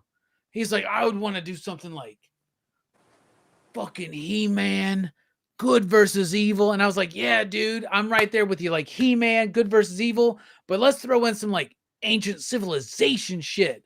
And he's like, fuck yeah, man. I was like, let's like good versus evil. What are we talking about? He's like, how like there's an evil force in the world that's trying. I was like, yeah, dude, this is about like overcoming darkness and blah. And we developed this whole story, right? Just from hanging out at his studio, at my apartment, or at cons. And we developed this whole story in a very much Kirby Lee style, where there is no plot. There is no script written for this book. Me and him talk about it. He thumbnails it out and he goes, this to this to this to this. How's that look? And I'm like, looks great. Or I go, and then we work it out. But like for the most part, he goes, this is how I broke down the story visually. And I'm like, that looks fucking great. Let's go. He tightens it all up. Then we go in. I lay in my dialogue. He gives his suggestions to the dialogue. We compromise on that. That's how the book is created. And it is very, it's everything we wanted to do. This is Masters of the Universe / Thundercats meets like, I don't know, everything I'm into, like everything we are into, ancient civilization. John, we haven't even gotten to that shit. You're going to see in book 2, if we get book 1 done and crowdfunded, book 2 sees the destruction of Atlantis, right?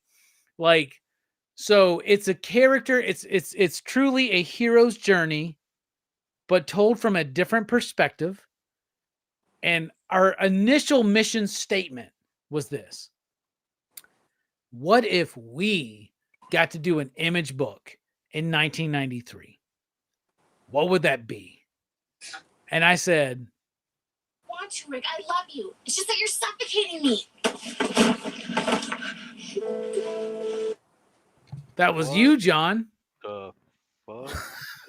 So our idea was this: let's do Jack Kirby meets Rob Liefeld. Exactly. Let's make something that looks like an early 90s image book or a New Gods book from Jack Kirby. And so like, we're like, let's make it look like what Youngblood or like what Rob Liefeld in the what early 90s comics look like. Big action. The whole first issue, which is going to be like almost 40 pages, is just one big action scene, right? And so we have taken those 12 pages that we have completely done, and we're making an ash can to release this year. But it's what if we had the energy of Liefeld and Kirby, but the depth of mythology that Kirby was giving us in things like the Eternals and the New Gods, right?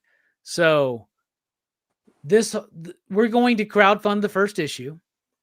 It's going to be 3 issues, 3 books, basically. They're all going to be about like 40 to 50 pages long.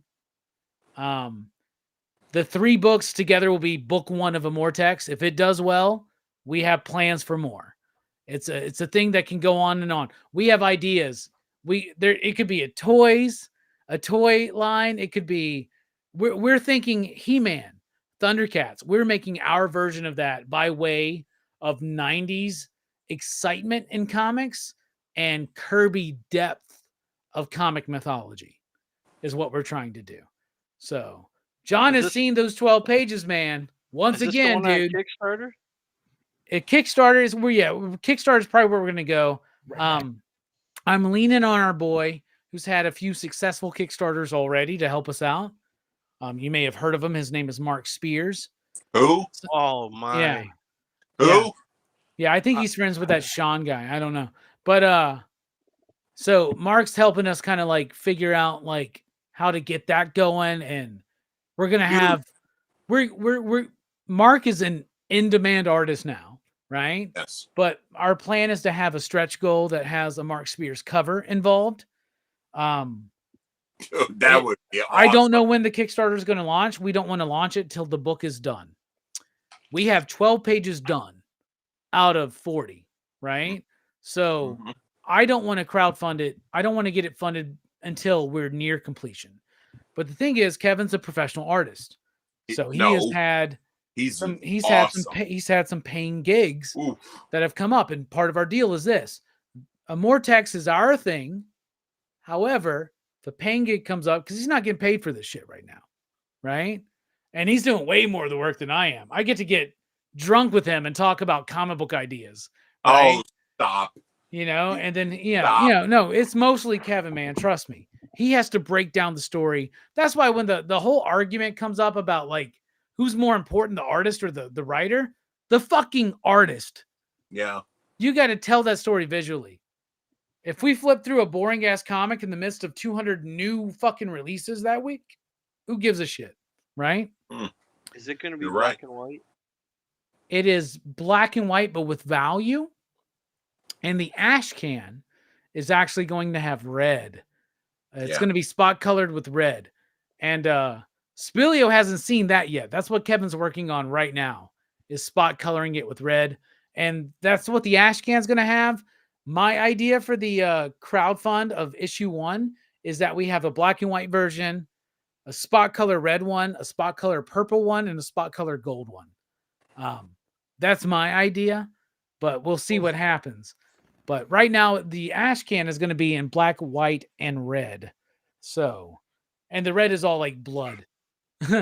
It's pretty gnarly. I mean, Spilio's seen it, man. You want to elaborate a little bit more outside of the fucking art? You get what I'm saying, though? Like Masters of the Universe, Kirby, Liefeld. Like, yes, you get that kind of vibe from it, man?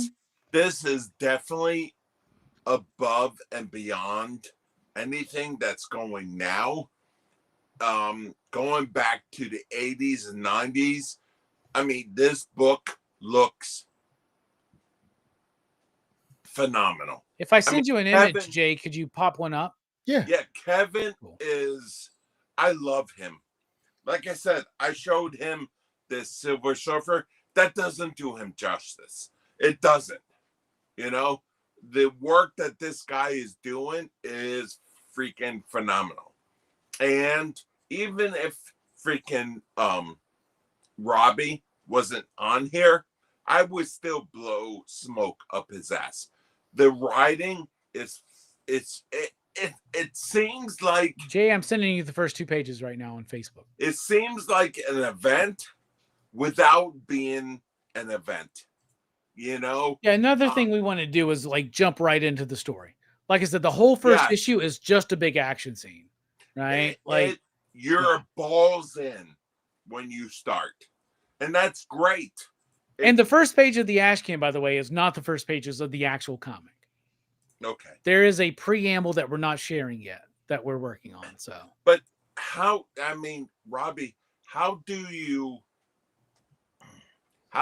push freaking Kevin's artwork who doesn't know his artwork? There's page 1 in the ash can outside of the and some of the lettering is going to be changed because I had some notes, but some of the dialogue, whatever. But yeah, without the red, that's it. That's page 1 of the ash can.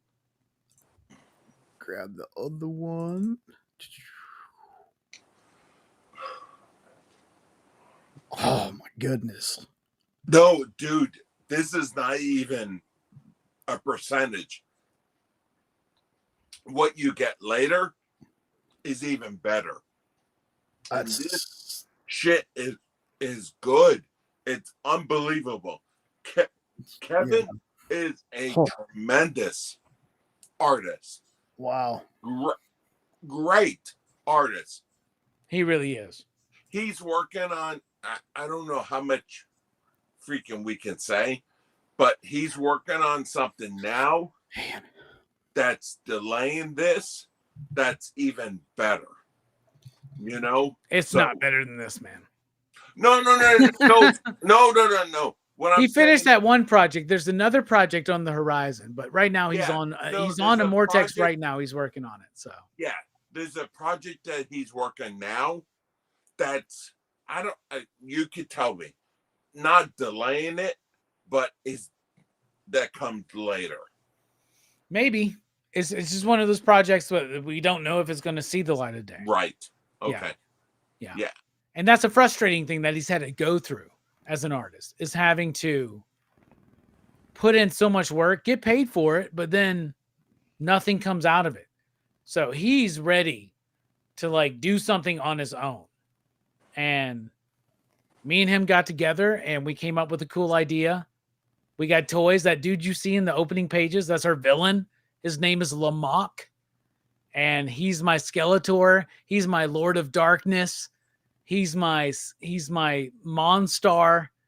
He's like, when I write his dialogue, I literally am like channeling that character in my apartment, and I'm like, I am the Lord of Darkness. Sunshine is my destroyer. That was from Legend. But you know, like I decided I did my own. Fill me with your tenebrous strength. Like I like acted out like I'm playing with fucking toys. That's what me and Kevin are doing, man. It's so much fun. Can you show him again? Can you show him again, Jay? Yeah. One more again. Can you do that? Is that possible on Restream? That was on the first page, right? Yeah, that was page 1 and 2 of the Ash Can. It's actually page 4 or 5 of the comic. Yeah, look at that. Lamok, the Annihilator. But look at the gray value there. Like Kevin went so far and above and beyond just regular black and white with the value that when we did our when we asked about printing, we have to print this as color because the gray value is so different. It can't just be printed as black and white. That's why we're doing the red. Because we're like, well, we're doing color anyway. We might as well attempt it. Right. Right. But his art is amazing. Yeah, His art is amazing. And this is Kevin doing the lettering. And we actually plan on getting a professional letterer to letter this for the final release of the actual book. But even for Kevin, who was not a letterer, I think it's pretty decent. So yeah, dude, this looks so good. He uses white so well, dude. Right? Like the white shines, doesn't it? It's like blinding. Yeah. Whether it's in the lightning at the top or the flame, and you see the sacrifices behind them. God damn it! I'm gonna send you the next page now. I'm gonna send you the next page. Okay. That's. And you can share it. You can share it. Well, I'll get because the next page is the eye gouge. So I told Kevin, hey man, I'm throwing in a lot of references to Italian giallo cinema. Like I'm putting in a lot of like Italian horror movie references. So we need an eye gouge. So we wrote it and he goes, okay, can this be the furthest we go? And I was like, okay, but like I'm gonna keep pushing it. But there we go. Look at that. Damn. A great eye gouge. The guy turning into a demon, a blind demon of our. And if you look at the villain, the whole idea, I'll give you this one little tidbit. Our villain, Lamok, is the leader of a cult that has existed for millennia that despises light to bring about the goddess of darkness to the earth, to reign over the universe. And they hate the darkness so much that everybody who's a follower of this cult has to gouge their eyes out before they can ascend to their next level. And if you look at the other pages, you'll notice that even at the bottom there, Lamok has like a steel helmet, like bit over his eyes because he's gouged his eyes out. And all of the villains have their eyes gouged out. It's like a big thing that was very important to me, right? That light is so defiling to them, that is so disgusting to them that they gouge their eyes out so they don't have to see the light. It's so brilliant to me. I love it. Yeah, dude, that is, dude. I don't just say this as a mark for you, Robbie. That looks like it's going to be fucking amazing, dude. I can't believe he showed as much as he did. That's the first time that any lettered pages have been shown publicly. Yeah. Yeah. Oh, You got an exclusive, Jay. How's that feel? dude? It sounds dope as hell. Well, thank you, Eddie. I appreciate that. Oh, I hope y'all crowdfund it when it comes out. Do you mind if Jay sends me a page so I can colorize it and see the art? No, that'd be totally cool. Please do that when you get time. You don't have to right now, Jay, but when you have time. Sean, that is Robbie's book in Mortex. Yes. And when that thing gets put on Kickstarter, send me the link. I'm telling you, I'll back it. I'm calling in all my favors when this shit goes live, bro. Yeah. You just wait and see. You don't think I'm gonna like call up Rom V and be like, "Hey, man, I need you to like give me a really nice pull quote, the nicest pull quote you can get over this." You know what I'm saying? Yeah. Like, no lie, man. I'm calling in all favors, man. We got to get this crowdfunded because we want to do all 3, like 40 to 60 page issues to give one solid story, beginning, middle, and end, and it can keep going. We have a plan to keep going. So wait. It all depends. So, and John has also had he's been the beneficiary, one could say, of hearing me and Kevin talk about it in person, right? And that's a whole other thing, to hear me and Kevin talk about this book in person. You should hear the passion between both of them at the last 2. It's got to be the 2 megacons. It's been awesome. And to see it going forward and forward and forward, it's a dream. It is. Because it looks so good. Yeah. It reads so good that I cannot wait for it to fucking come out. Oh, yeah. You know? So I can't wait because it is. It is so good. He did, Kevin did what? A couple issues of Dynamite books. Which ones? I can't remember. He did a Pathfinder book. Yes, Pathfinder Goblins. And dude, he did they some look covers so as well. good. Yeah. They look so good. He did the Frank Frazetta homage cover, right? For Pathfinder Goblins, which was really good. I don't know why this guy doesn't get more work. He's freaking phenomenal. But he's a guy that Robbie knows that I wish he knew how good he was, because Kevin doesn't.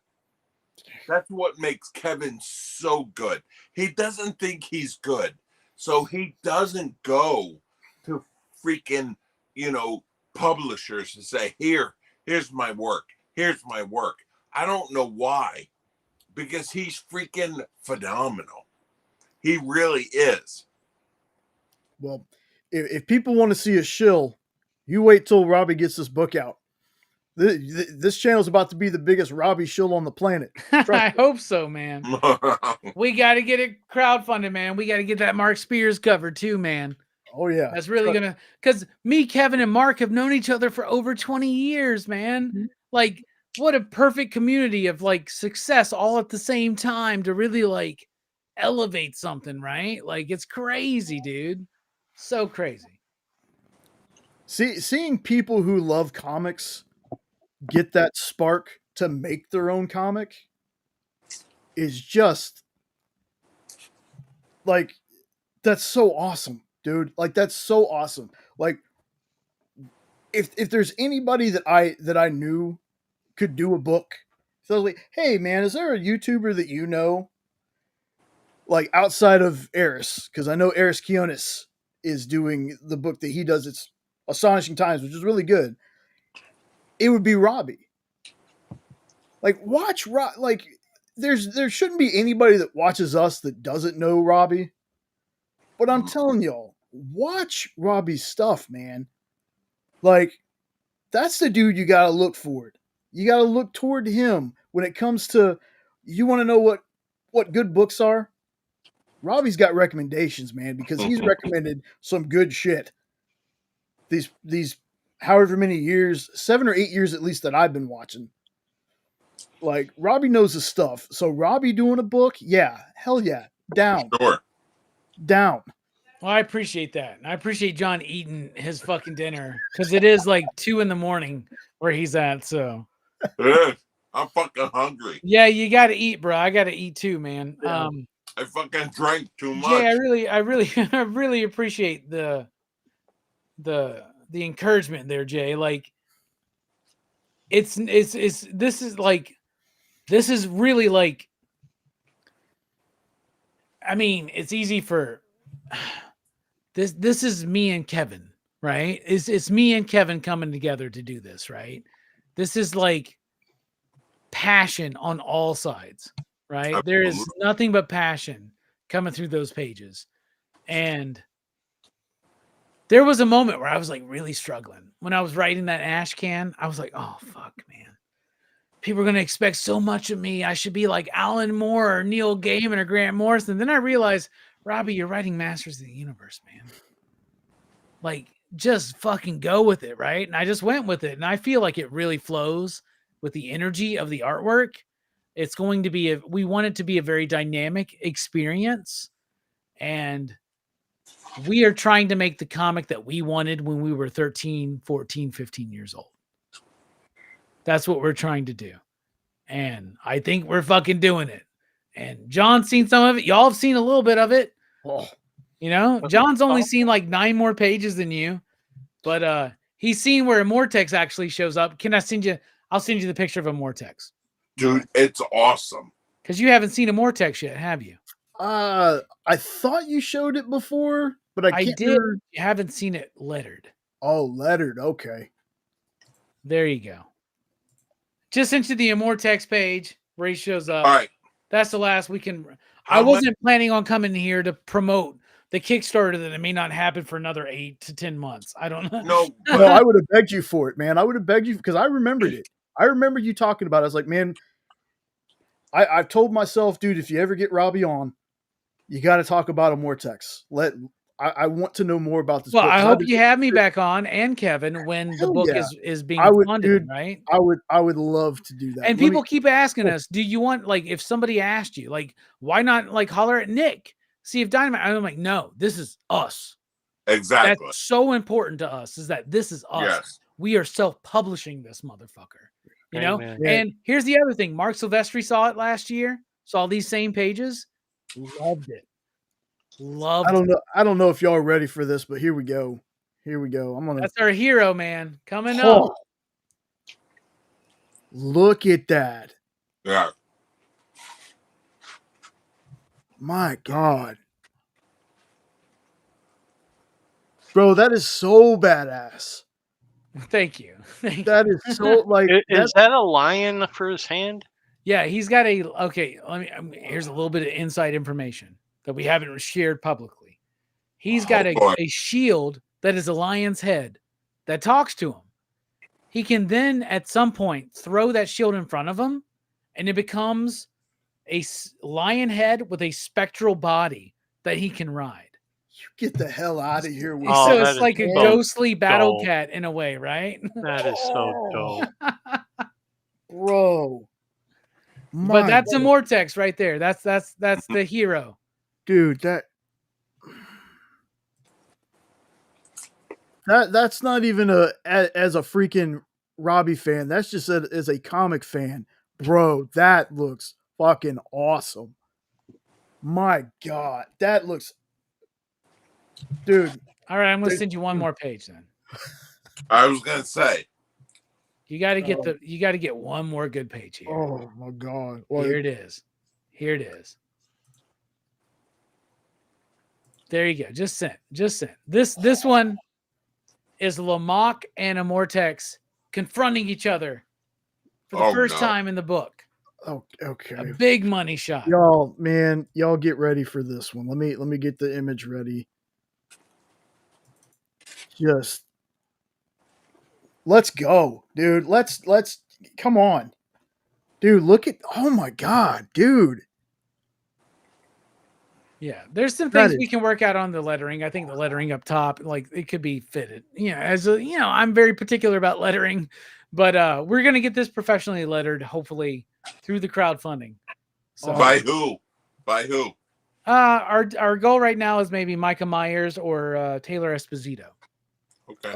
I would love to get Hassan Osman El How or Aditya Bidikar, but I don't know if we can afford them. So Hey Robbie, could you just real quick tell me what's happening so I can try to visualize it?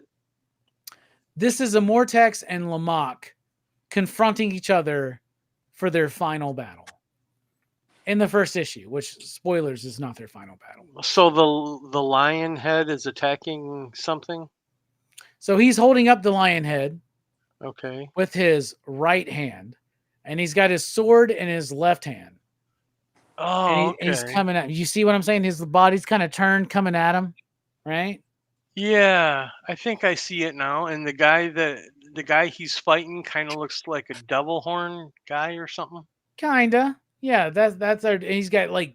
I'm not making fun of your book. I can't see black and white. I'm just trying to visualize. Oh yeah, what I'm that's looking right. at. You fucking can't. You know, that's what's going on. Amortex is like charging in at our villain, who's got goat feet and like horns on his helmet, his eyes gouged out, and Amortex says, "Let's end this," and Lamont says, "Yes, Amortex, a battle for the end of ages." It's meant to be 13-year-old. If you're 13 in 1992, this book is for you. It sounds dope as hell, man. Yeah, I was not mocking you at all. I was just trying to visualize what I was looking at. Yeah, I'm gonna send you and see if you can color them in, Ed, because that's amazing. And I'll color you them. said Kevin. What was the what was the artist name again, Robbie? I'm sorry, Sean was asking. Kevin Stokes. Kevin Stokes. Okay. Yep. Stoked Art, I believe, on Instagram and Facebook. Maybe he's very rarely on there. One of his problems. I've been talking to him about that shit. So. Yeah, I'm sold. I'm already sold just seeing the pages, man. Like that's not a Robbie Shill remark. That's a comic fan remark. That thing looks dope. Yeah, it does, doesn't it, man? Yeah, that's some good shit, man. Yeah, it is. And you know what? You know what? Hey, what's going on there, Synthetic Panels? Oh, you know what? The next time anybody makes fun of the CCA covers, I'm gonna say y'all should see what Robbie's working on. Y'all should see what Robbie's working on. That'll make you forget all about those I do CCA. need to send those, man. I just get so nervous, man. I don't like, what do I draw? They sent me a Princess Leia cover, bro. What am I supposed to draw on Princess Leia, man? I don't want to draw anybody from Star Wars. Just draw a big set of jugs with I golden can't draw brawn. women. I can't draw women. How about that? I can't draw women. It's just like a W. Well, here's the thing.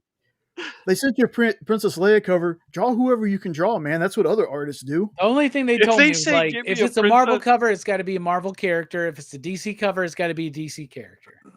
That's what they told me. If they say send me a Princess Leia cover, get a stencils and write. But then Rex told me to draw. Rex told me to draw whatever, because all I want to do is draw Spawn.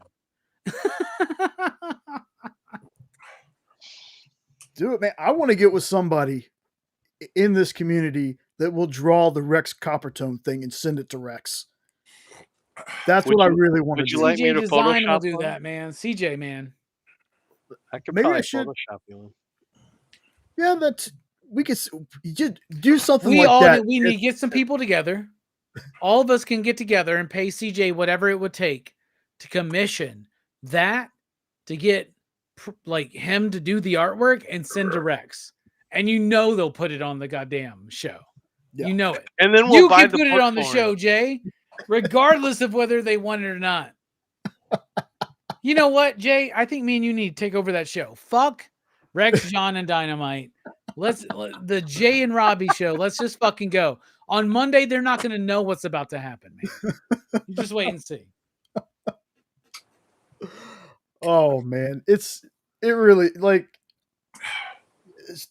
If I gotta say one thing, I do kind of simp for my job, man. I love my job so much. I love all the people that work there. There's not anybody there that I'm like, I don't like working with this person. Well, that Kyle guy. I love Kyle to death, man. You have to say that, man. I get to say I fuck that dude, guy. Dude, I don't have to say anything. Same thing I tell Jenna. Like Jenna will tell you, I'm just joking. I love everybody there too, except for Kyle. Kyle, you know what I have to say? Kyle locked him up. Look at that. Wait, you know what I have to say? Hold on. I'm coming back. Am I coming back? Am I back? Look, I feel like I'm on Monday already. You've been here the whole time, man. You got Comcasted. Okay. Yeah. That's the first time it's ever happened. John was about to ask you what made you feel like going onto YouTube. What you know what I'm going to say, Robbie? Castle, I would honestly give you an honest answer. Okay, I wouldn't screw with you. I wouldn't screw with you. Okay. Well, John, the one thing I want to say to you right now is Robbie's doing the bit. Robbie's doing the bit, and he's doing it great. He is. And you know what? I am doing the bit. Hang on.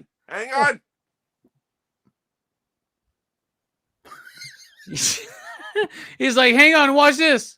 You're like wobbling, dude. you're like a drunken frozen Comcast. Yes. Fuck you, Eddie. God, I love Castle so much, man. I love having you on. Who doesn't love Castle? He's awesome. I love you, Eddie. You know I love you. You know I love you too, you big piece of something. I'm a big piece of shit. Okay, that's okay. All right. You know what? It's okay. Speaking of shit, I think Robbie's trying to pass a kidney stone right now. You know it, man. I'm like Swearingen in Deadwood season 2. Oh, Robbie's got that down to a freaking science, man. Dude, no, I don't. I want all of you guys to be at the Cannibal Run at the end of the bloopers. I want all of you guys there. I want freaking Jay to be Dom DeLuise. I want Robbie to be Dean Martin. Oh yeah, that's all I wanted to be in my life was Dean Martin. I want Eddie to be oh fuck me to tears. I am not gonna fuck you anywhere. No, that's okay. With money, that's okay. No, fuck with Dean Martin and Jerry Lewis. No, what's the black guy? Oh shit, Sammy Davis. Yes, that's freaking Eddie. I'm just glad I didn't get Dom DeLuise. So Dom DeLuise is the best part. I get it, but I never in my life want to be Dom DeLuise. Okay. Slap him. I'm just glad that I'm on a show with people who know who Dom DeLuise is. By the way, goddamn, fucking Jay, I'm sorry. This is my heel turn this year, right? I got to go ahead and say something on you, man. Okay. Go for it. First of all, you don't have to cup your hat that fucking hard, man. Yes, you know what I'm saying? You know what? Fucking Brittany, I'm being God's honest the truth. God's honest. Brittany comes to me and said, how does fucking Jay get his hat like that? Swear to God. He puts it over a Coke bottle, I guarantee you, man. And he just fucking rubber bands that shit. I don't know. You don't have to cup it that hard. Anyway, I don't give a shit. That's fine. Your chair outline makes it look like you're wearing a pharaoh fucking goddamn headdress. Y'all see that? Y'all see that? Doesn't he look like he's like Ramses the fucking second or some shit? Kang. No, I will not let your people go, Moses. Yes. I love it. 100%. Like I think Ed was watching which I need to remind everybody that tomorrow at 6 Eastern. Wait, fuck Ed. All right, ask about your hat. Yeah, how did you get on YouTube, man? What made you decide? What made your hat curl up from a comic book into a YouTube video? You know what? You can. Oh, I get it. Yourself. You're referencing All what right? comic books in the mail used to look like back in the 90s. That's how you when they would like roll them up and shove them in your mailbox. Yep. Just something that stuck with me since forever. I've always worn a hat, so for some reason I do this, and if I'm not wearing it, I would stick it in my back pocket. So it just always stays like that. So that's just how I kept it. Yeah, that hat is cupped to shit, man. No, it used to be worse. I used to have it where it would go like that and go straight down instead of being cupped. It would be flat across like this and just straight down. What and then the I just fuck? dude? Are you Minecraft? What the fuck is that? Your eyes? All right, Jay, if you come meet us in person, like I flip it backwards or something. I don't fucking know, man. Like you can't come at us with that hard of a cup. Yeah, like, I know, Jay. Looks like his hat's on Viagra.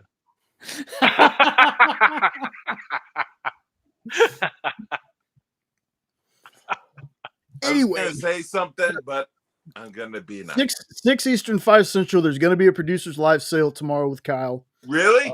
Yep.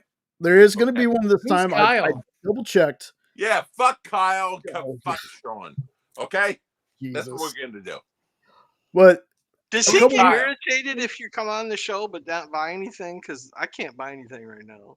No, dude, like that's something I keep trying to tell everybody. Yeah, of course we want you all to buy stuff, because that's how they make their money. But if you can't, we just want you to be there. I'm still on unemployment until classes start again, so I can't buy shit. Ed, nobody gives a shit. Yes, we Nobody do. cares. Yeah, I love you too. So I love stop you too, throwing buddy. that out. Yeah. I don't want a pity party. Whatever. A quarter at the corner. I don't give a shit. All right.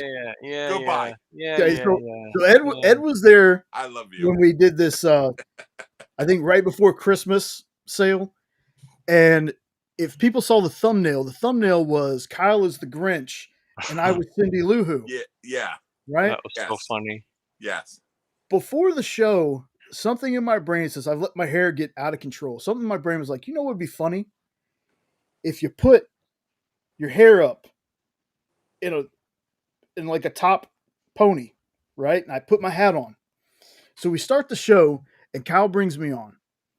And I said, I don't know if people saw that thumbnail. And then I took my hat off. That's the hardest I've ever seen Kyle laugh in my entire life. So there's a short on the experience that's probably close. I think it's close to one of the other Castle's corners where when you watch it, it's just Kyle breaking because I have like my hair. Oh yeah, he broke Kyle for sure. Is like up like this in a little ponytail, and I had it hidden under my hat. So him and the guest, when I popped my hat off, they both lost it. But I've never seen Kyle break that hard in my life. Fuck yeah! And I've met Kyle. I've met Kyle in person. We went last year to help him with PoFest. He flew us out there. Kyle's a big dude too. He's like 6'3". Really? He's 6'3". Dan's 6'6". I met freaking Robbie 2 years ago. I was so nervous as fuck. Mm-hmm. We were texting each other. Hey, I'm walking down this aisle and all shit like that, and we missed each other. And then we came back, dude. I was sweating fucking bullets before meeting this guy. I was so fucking nervous. And then when I saw him, he saw me. He was like, "This little bitch." Jesus. No, dude. I saw him and I fell in love with the guy. I love the guy. You can see our first picture together. I don't know if you still have it. We were like this back to back, and it is the perfect picture. I love this. Oh, the better pictures are when we're like drunk as shit at like 3 in the morning outside of the bar. Just like I'm like hanging on you and shit. Wait. The best picture is freaking Robbie's in the middle. I'm on the right hand side. Brittany, my wife, is on the left hand side, and we're both kissing him on the cheeks. Aw. That is the best picture. That is a good picture. Now, and then there's another one that I love and I have in my favorites. It's the one where me and John have each other's dicks in our own mouths. No, that's so a weird. 69, motherfucker. That's between us on OnlyFans. No, it's the one between me, Robbie, and Bueller. Yeah. That were the three of us. Last night of MegaCon. Oh, our it's last the best embrace, picture man. Ever. Dude, Good to hear, Triple B. Oh, goddamn, Triple B. I was about to be like, can we bring it back to that? Because I feel really bad for Triple B, man. Like, oh, I love I'm so Triple sorry, B. man. But I'm still alive. Jay, you got to get Bueller on one of these shows. If you send him, he will definitely come on. Maybe not. Bueller's in the middle of the 7 desert right hours. now doing nothing. Yeah, maybe not 7 hours, but he will definitely come on. Here's what I'll say You know, about everybody says they won't do 6 and 7 hours, but I've never seen anybody leave early. That's true. I did a 6-hour stream. I don't know Bueller as well as y'all do. Like, Bueller's content was never something that I really watched a whole lot of. Really? The reason that I know of Bueller is because of Robbie, and a while back, I don't know if y'all know who Ant and Laura are from Bird City Comics. They used to have a show called Comic Book Food Chain with Frank Gogol. Ooh. And Bueller was on with them. And he was kind of a consultant for the experience for a little while. So I don't really know. I don't really know Bueller as well as other people do. Like, don't get me wrong, I know his impact on comic book YouTube. Yes. Like, I get that. He's a big part of it. Yeah. But for me, it would feel insincere not really knowing Bueller to try to bring him onto my show. Oh, me and Spilia will get him here. Don't worry. Right, John? Absolutely. Like, I wouldn't mind talking to him 100%. I will tell you this. I do not know Robbie if it wasn't for Bueller. Right. You know? So he opened up that avenue, and I knew Robbie from what did they have, Robbie? That they had to pick your pick of the week. Yeah, pick Robbie's pick. Pick the pick. Yes, right? Yeah. exactly. And that's how I found Robbie. I was like, oh, who's this douche nozzle? Let me go see. And I fucking loved him. I loved what he was doing. Oh. You know, no, I'm being serious. Robbie knows. I love him. He's everything to me. You know what I mean? I love this guy. He is like a brother, a soulmate. How many lemonades and vodkas have you had, John? Fucking 5, motherfucker. All right, it's But almost you're time for still- bed, man. It's 2:30. But you're still a brother. No, and we talked many times. Well, why haven't I gotten a dick pic from you in like 6 months, man? I sent you one. He lost his zoom lens, brother. Eddie? Sniped. Eddie? Shut the fuck up. Here's what's funny to me is Eddie's voice is not near what I thought it would be. For some reason, I thought Eddie's voice would be, goddamn fucking kids today don't know a horror movie to fucking shove it out their ass. Well, how freaking old do you think I am, Robbie? I didn't Come on now. fucking know. I feel like most people that watch the experience are like in their fucking 60s. Well, you're fucking wrong. You know, I turned it down a little. Maybe Everybody in the tells me 50s. I'm the kid of the show, and I'm Let like, me I'm tell 40 you this, fucking Robbie. 3. How old are I these? am not the oldest one on You this don't stream sound right old. now. You sound like Am you're in I your Castle? fucking 40s, man. Am I Castle? I am 44. You are full of shit. How old are you, Eddie, if you don't mind sharing? I am older than 50, but younger than Castle. So you're like 52. You. Okay? I'm 51. Fuck you with 51. There you go. baby oil and fuck it. No, I'm 54. Oh, you're going to use baby oil this time? Thanks. Maybe I can walk next week. Yeah, that's true. That's what Brittany said. No, wait. I'm 54. Yeah, thanks. Ain't nobody here man. old. We just all feel really bad for Triple B right now. Yeah. Yeah. I've seen that look before. Yeah. That was Triple B, we love you. Okay. Yep.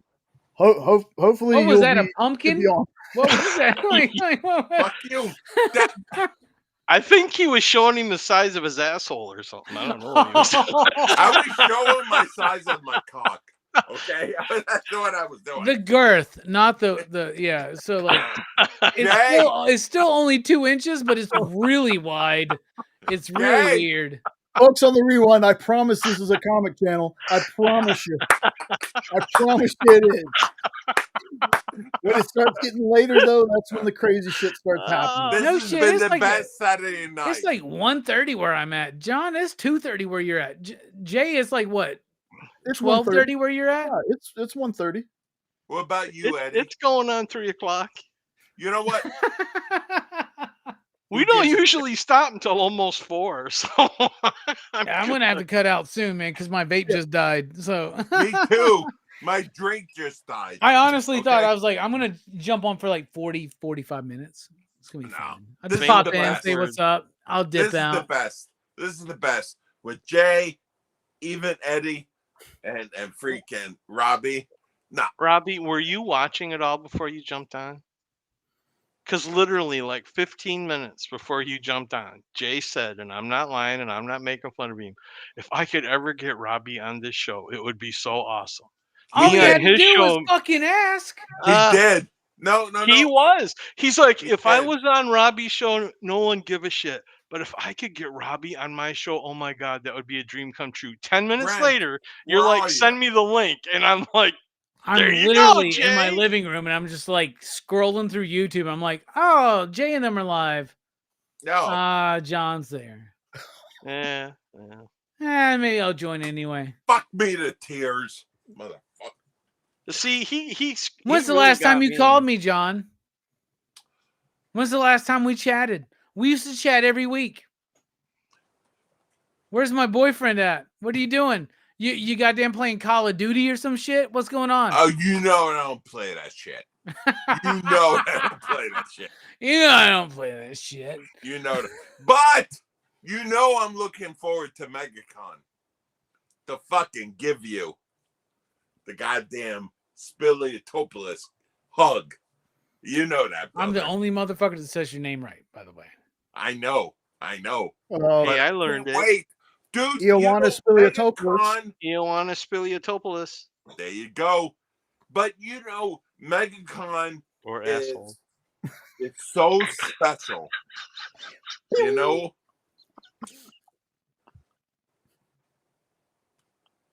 I'm out. Yeah, I think I'm right there with you. No. The last thing to Robbie say lost signal. the last thing to say is that MegaCon, best time of the fucking year. It is for real, man. It doesn't matter of the Where's con. it at? Orlando. Orlando. And it's because of freaking Robbie, Bueller. I don't know if Damien is coming. I don't think he is. Oh, But Damien better be there. No, he's got. We'll talk later. But it's my wife. But we got freaking. I'm at the Rosen, by the way. I know, with Nestor. Yep. Nestor You know? called me and I was like, perfect, dude. Dude, MegaCon is so much The gods fun. have determined it. Yes, it's so much fun. And it has, and Robbie was saying, it has fucking zero to deal with the freaking con. Well, I did meet Frank Miller there, and that was super cool. That's but like, last year. yeah, but outside of that, like, I don't give a shit. But what about this year? This year, I just want to hang out with you and Brittany. Exactly. Yeah. You know what he just said? He wants to have a three-way. It's okay. I will let him have There ain't it. nothing wrong with that, man. No. Let's fucking go, man. But you know, to be honest, I want to see. I'll be the finger cuffs. I don't give a shit, dude. Whatever it takes, man. Let's make it happen. There's no cuffs. Robbie. That's why, at first, I was like, I don't know if we have a hotel room, John. Can we stay with you? He wouldn't say shit because he knew Kevin was going to be there with me, dude. right? No, but if Kevin wasn't there, I bet he would have been like, "Oh yeah, you can stay with us." No, dude. No, I'm okay. Shit. I have to be serious. I have to be fucking serious. I asked Brittany. I did. Oh, and Lord. I asked her if you and Kevin can sleep with us. And she said yes, but you fucking text us that Nestor has an Airbnb with you guys. So I ruined the foursome. We don't want Kevin there anyway. He'd be so awkward. He'd keep his hat on the entire time. No! He'd be fucking oddly Kevin sweaty. can fucking film it. Oh, you're right. Yes. Fuck. We ruined that. Well, don't worry. I can easily look at Kevin and Nestor and be like, I got a place to stay tonight. You know, exactly. You know why? He just wants to be with Brittany. Fuck you. I was going to ask you guys to do a quick live stream while you were down there, but never mind. No, we'll do it. Hey, no. John's wife is so hot. I would guess Brittany is. I make a joke about it. Is like, how do you keep Brittany? And I was like, I keep her constantly drunk.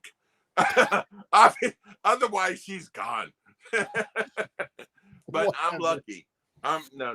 Yeah, when everybody meets John, they go, man, you're really cool. When we meet Brittany, we go, John, she's still out of your league, man. Like, what the fuck, dude? I know. No, John is tall, wide, in all the right places, and just fucking beautiful. You are both beautiful, man. You and Brittany are beautiful, and I love you so much. You're beautiful people. You know, we love. I've been with Brittany, my wife, for 25 years, and you know, and it's been the best 25 years of our lives. You know, because not only she's not a comic book person, but she has become a comic book person because of me, because of Robbie, because of Bueller. And I'm telling you, all right, Jay, Eddie, let me just ask you this. 2 years ago, I'm with Robbie. We're with a bunch of people with Brittany, and they all said, hey, we're all going to a strip club. My wife would be like, I thought we weren't supposed to talk about that. I didn't name the name. Don't try to make Triple B feel bad right now, man. But Brittany, my wife, is the only female there. You know what she said? Let's go. That's the wife. She said, let's fucking go. We had so much fucking fun. Yeah, we did. Her, Kevin, the artist that the freaking Robbie's using. Of a Mortex. Kevin from California. Phase one. Phase one. Right? Phase one. And Robbie. And there was a bunch of Nestor and my Siobhan wife was there. It was super fun. My wife is the only female there. Yep. And she is like, let's have fun. If I asked my wife that, I would be in the emergency room with Triple B right now. Really? Yeah. Triple B, be in Orlando. Yes. Second weekend of February.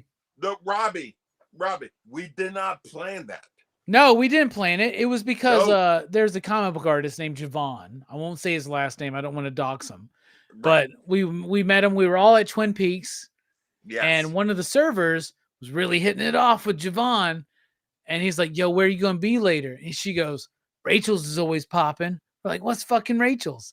Well, it's like a really high-class strip club, right? And major shouts out to our boy Nestor, who got stuck with a $1,600 bill that night. Exactly. With the $200 freaking vodka. It all started because he looked back at me. He goes, you want to do table service, man?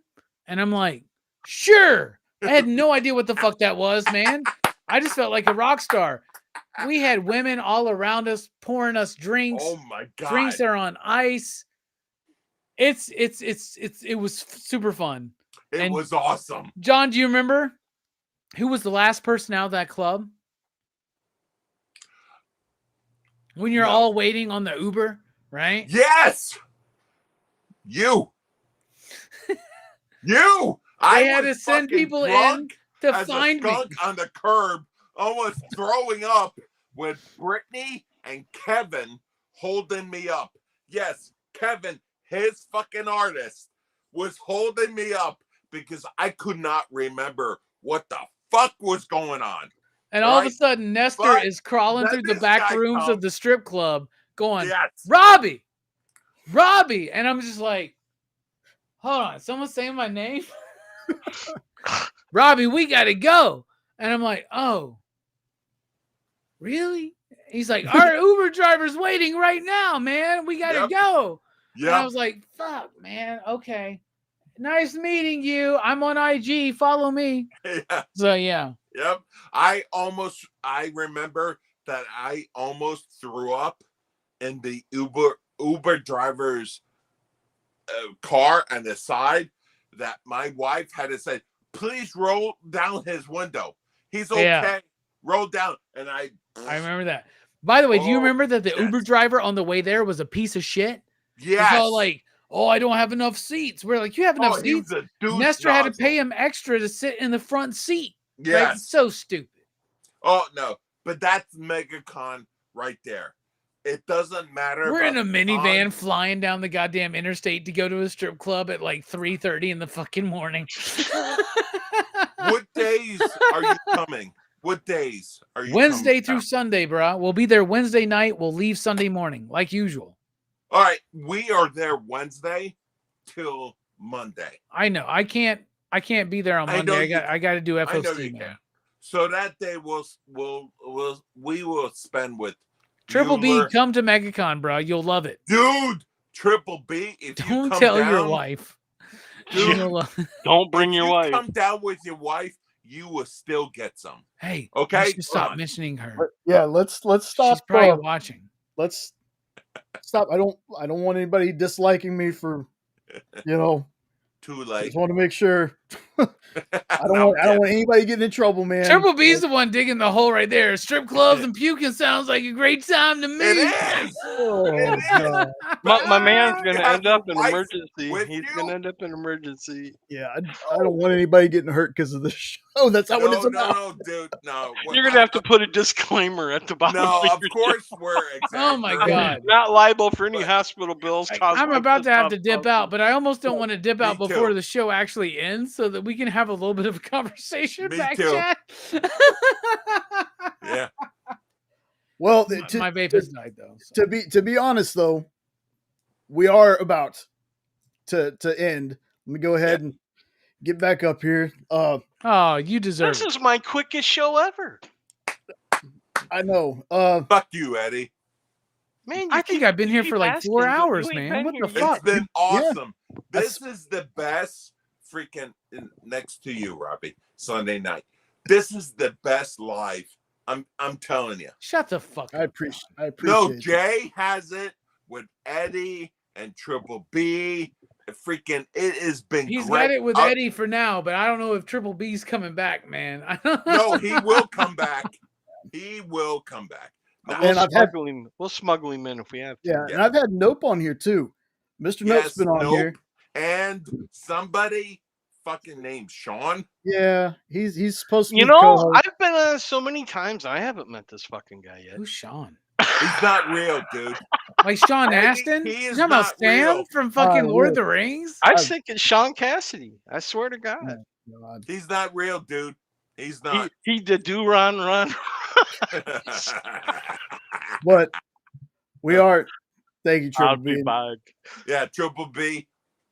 We love you, dude. Right now, he's saying, I'll be back. But a little while ago, his wife was saying, come with me if you want to live. But you know what's bad? That's a great fucking 1-2 punch on the references, man. That's really good. God damn. Bada boom, bada bing. Bada bing. All right, Jay. Okay. Send this out. Yeah, I hate to end it. Trust me, I do. But I do have some work to do experience wise as well, and I want to make sure that I have your short done so I can send it to you. Okay, brother. Man, bro, we know you just put that through an AI program. We know, man. It is. You know, that's what I do. Yeah. We love you, brother. But we do. I love all y'all, and I hope This you is know awesome. how much I appreciate this. I really do. Like no bullshit or anything. Nope. I really do appreciate y'all being here. Especially Robbie, with everything you do, man. The fact that you were here this long is Bro, amazing. I wouldn't be here if I didn't love you, man. That's awesome. I know I that. already love you. Like, I you're know. already Love you, good. You're Jay. already golden, man. You're part I of the know. crew, man. You're all good. I know. Jay, Come you join are us the for a click. movie night, man. Let Kyle handle fucking Best Coast Comics or wherever the fuck it is, man. Like, come on, man. I love those Yeah, guys. yeah. Well, we'll see. Because I would love to meet Jelani and Brooks in person. Jelani and Brooks Oh both, my they God. crack me the hell up, dude. I love the two of them. Jelani has the best quotes, dude. Jelani's the best. I love that God, guy. he's so fucking funny. I'm glad y'all love Jelani so much. Wait till y'all meet him in person. You're gonna be like, I this can't guy is wait. a fucking When is it? insufferable asshole. No, when is it? In April? It's usually like the weekend of 420. I don't fucking know, man. No, Huntsville, The right? Huntsville, yeah. Are you coming this year? Yes. You're not lying like you were last year? No. I already got it. I told you. It's only me, not Brittany. But oh, really? All right, you can just stay with me, John. You don't even have to get a hotel. I think he'd rather that's what you. I thought. It's think at he'd rather you stay home and send Brittany. April 25th through the 27th. Yeah, no, I'm there, dude. I'm there to meet you, Jelani and Brooks, yeah. Elena, Jamie, everybody. That's the reason I'm going. I can give a shit who's going to be at the cons. I don't care. That's okay. Nope. Next time we'll have you on. But again, seriously, thank you all for being here. I really so many people in the appreciate it. doghouse tonight. Yeah. I'm sorry, y'all. Yeah. One piece of advice I give to y'all is just be true to yourself. Okay, Keanu Reeves. Yeah. Okay. Yeah, we'll read that at your obituaries. John God knows my damn it. life. I can be myself in my life. So, All right, Jay, come on, man. I gotta pee. Okay. I gotta do this a little bit differently since I got a new way to end it. So I'm gonna drop everybody out first. Okay. So doom. All right, everybody. Thank you so much for being here. Again, show doesn't happen without you. Appreciate y'all. Love y'all. See you next time.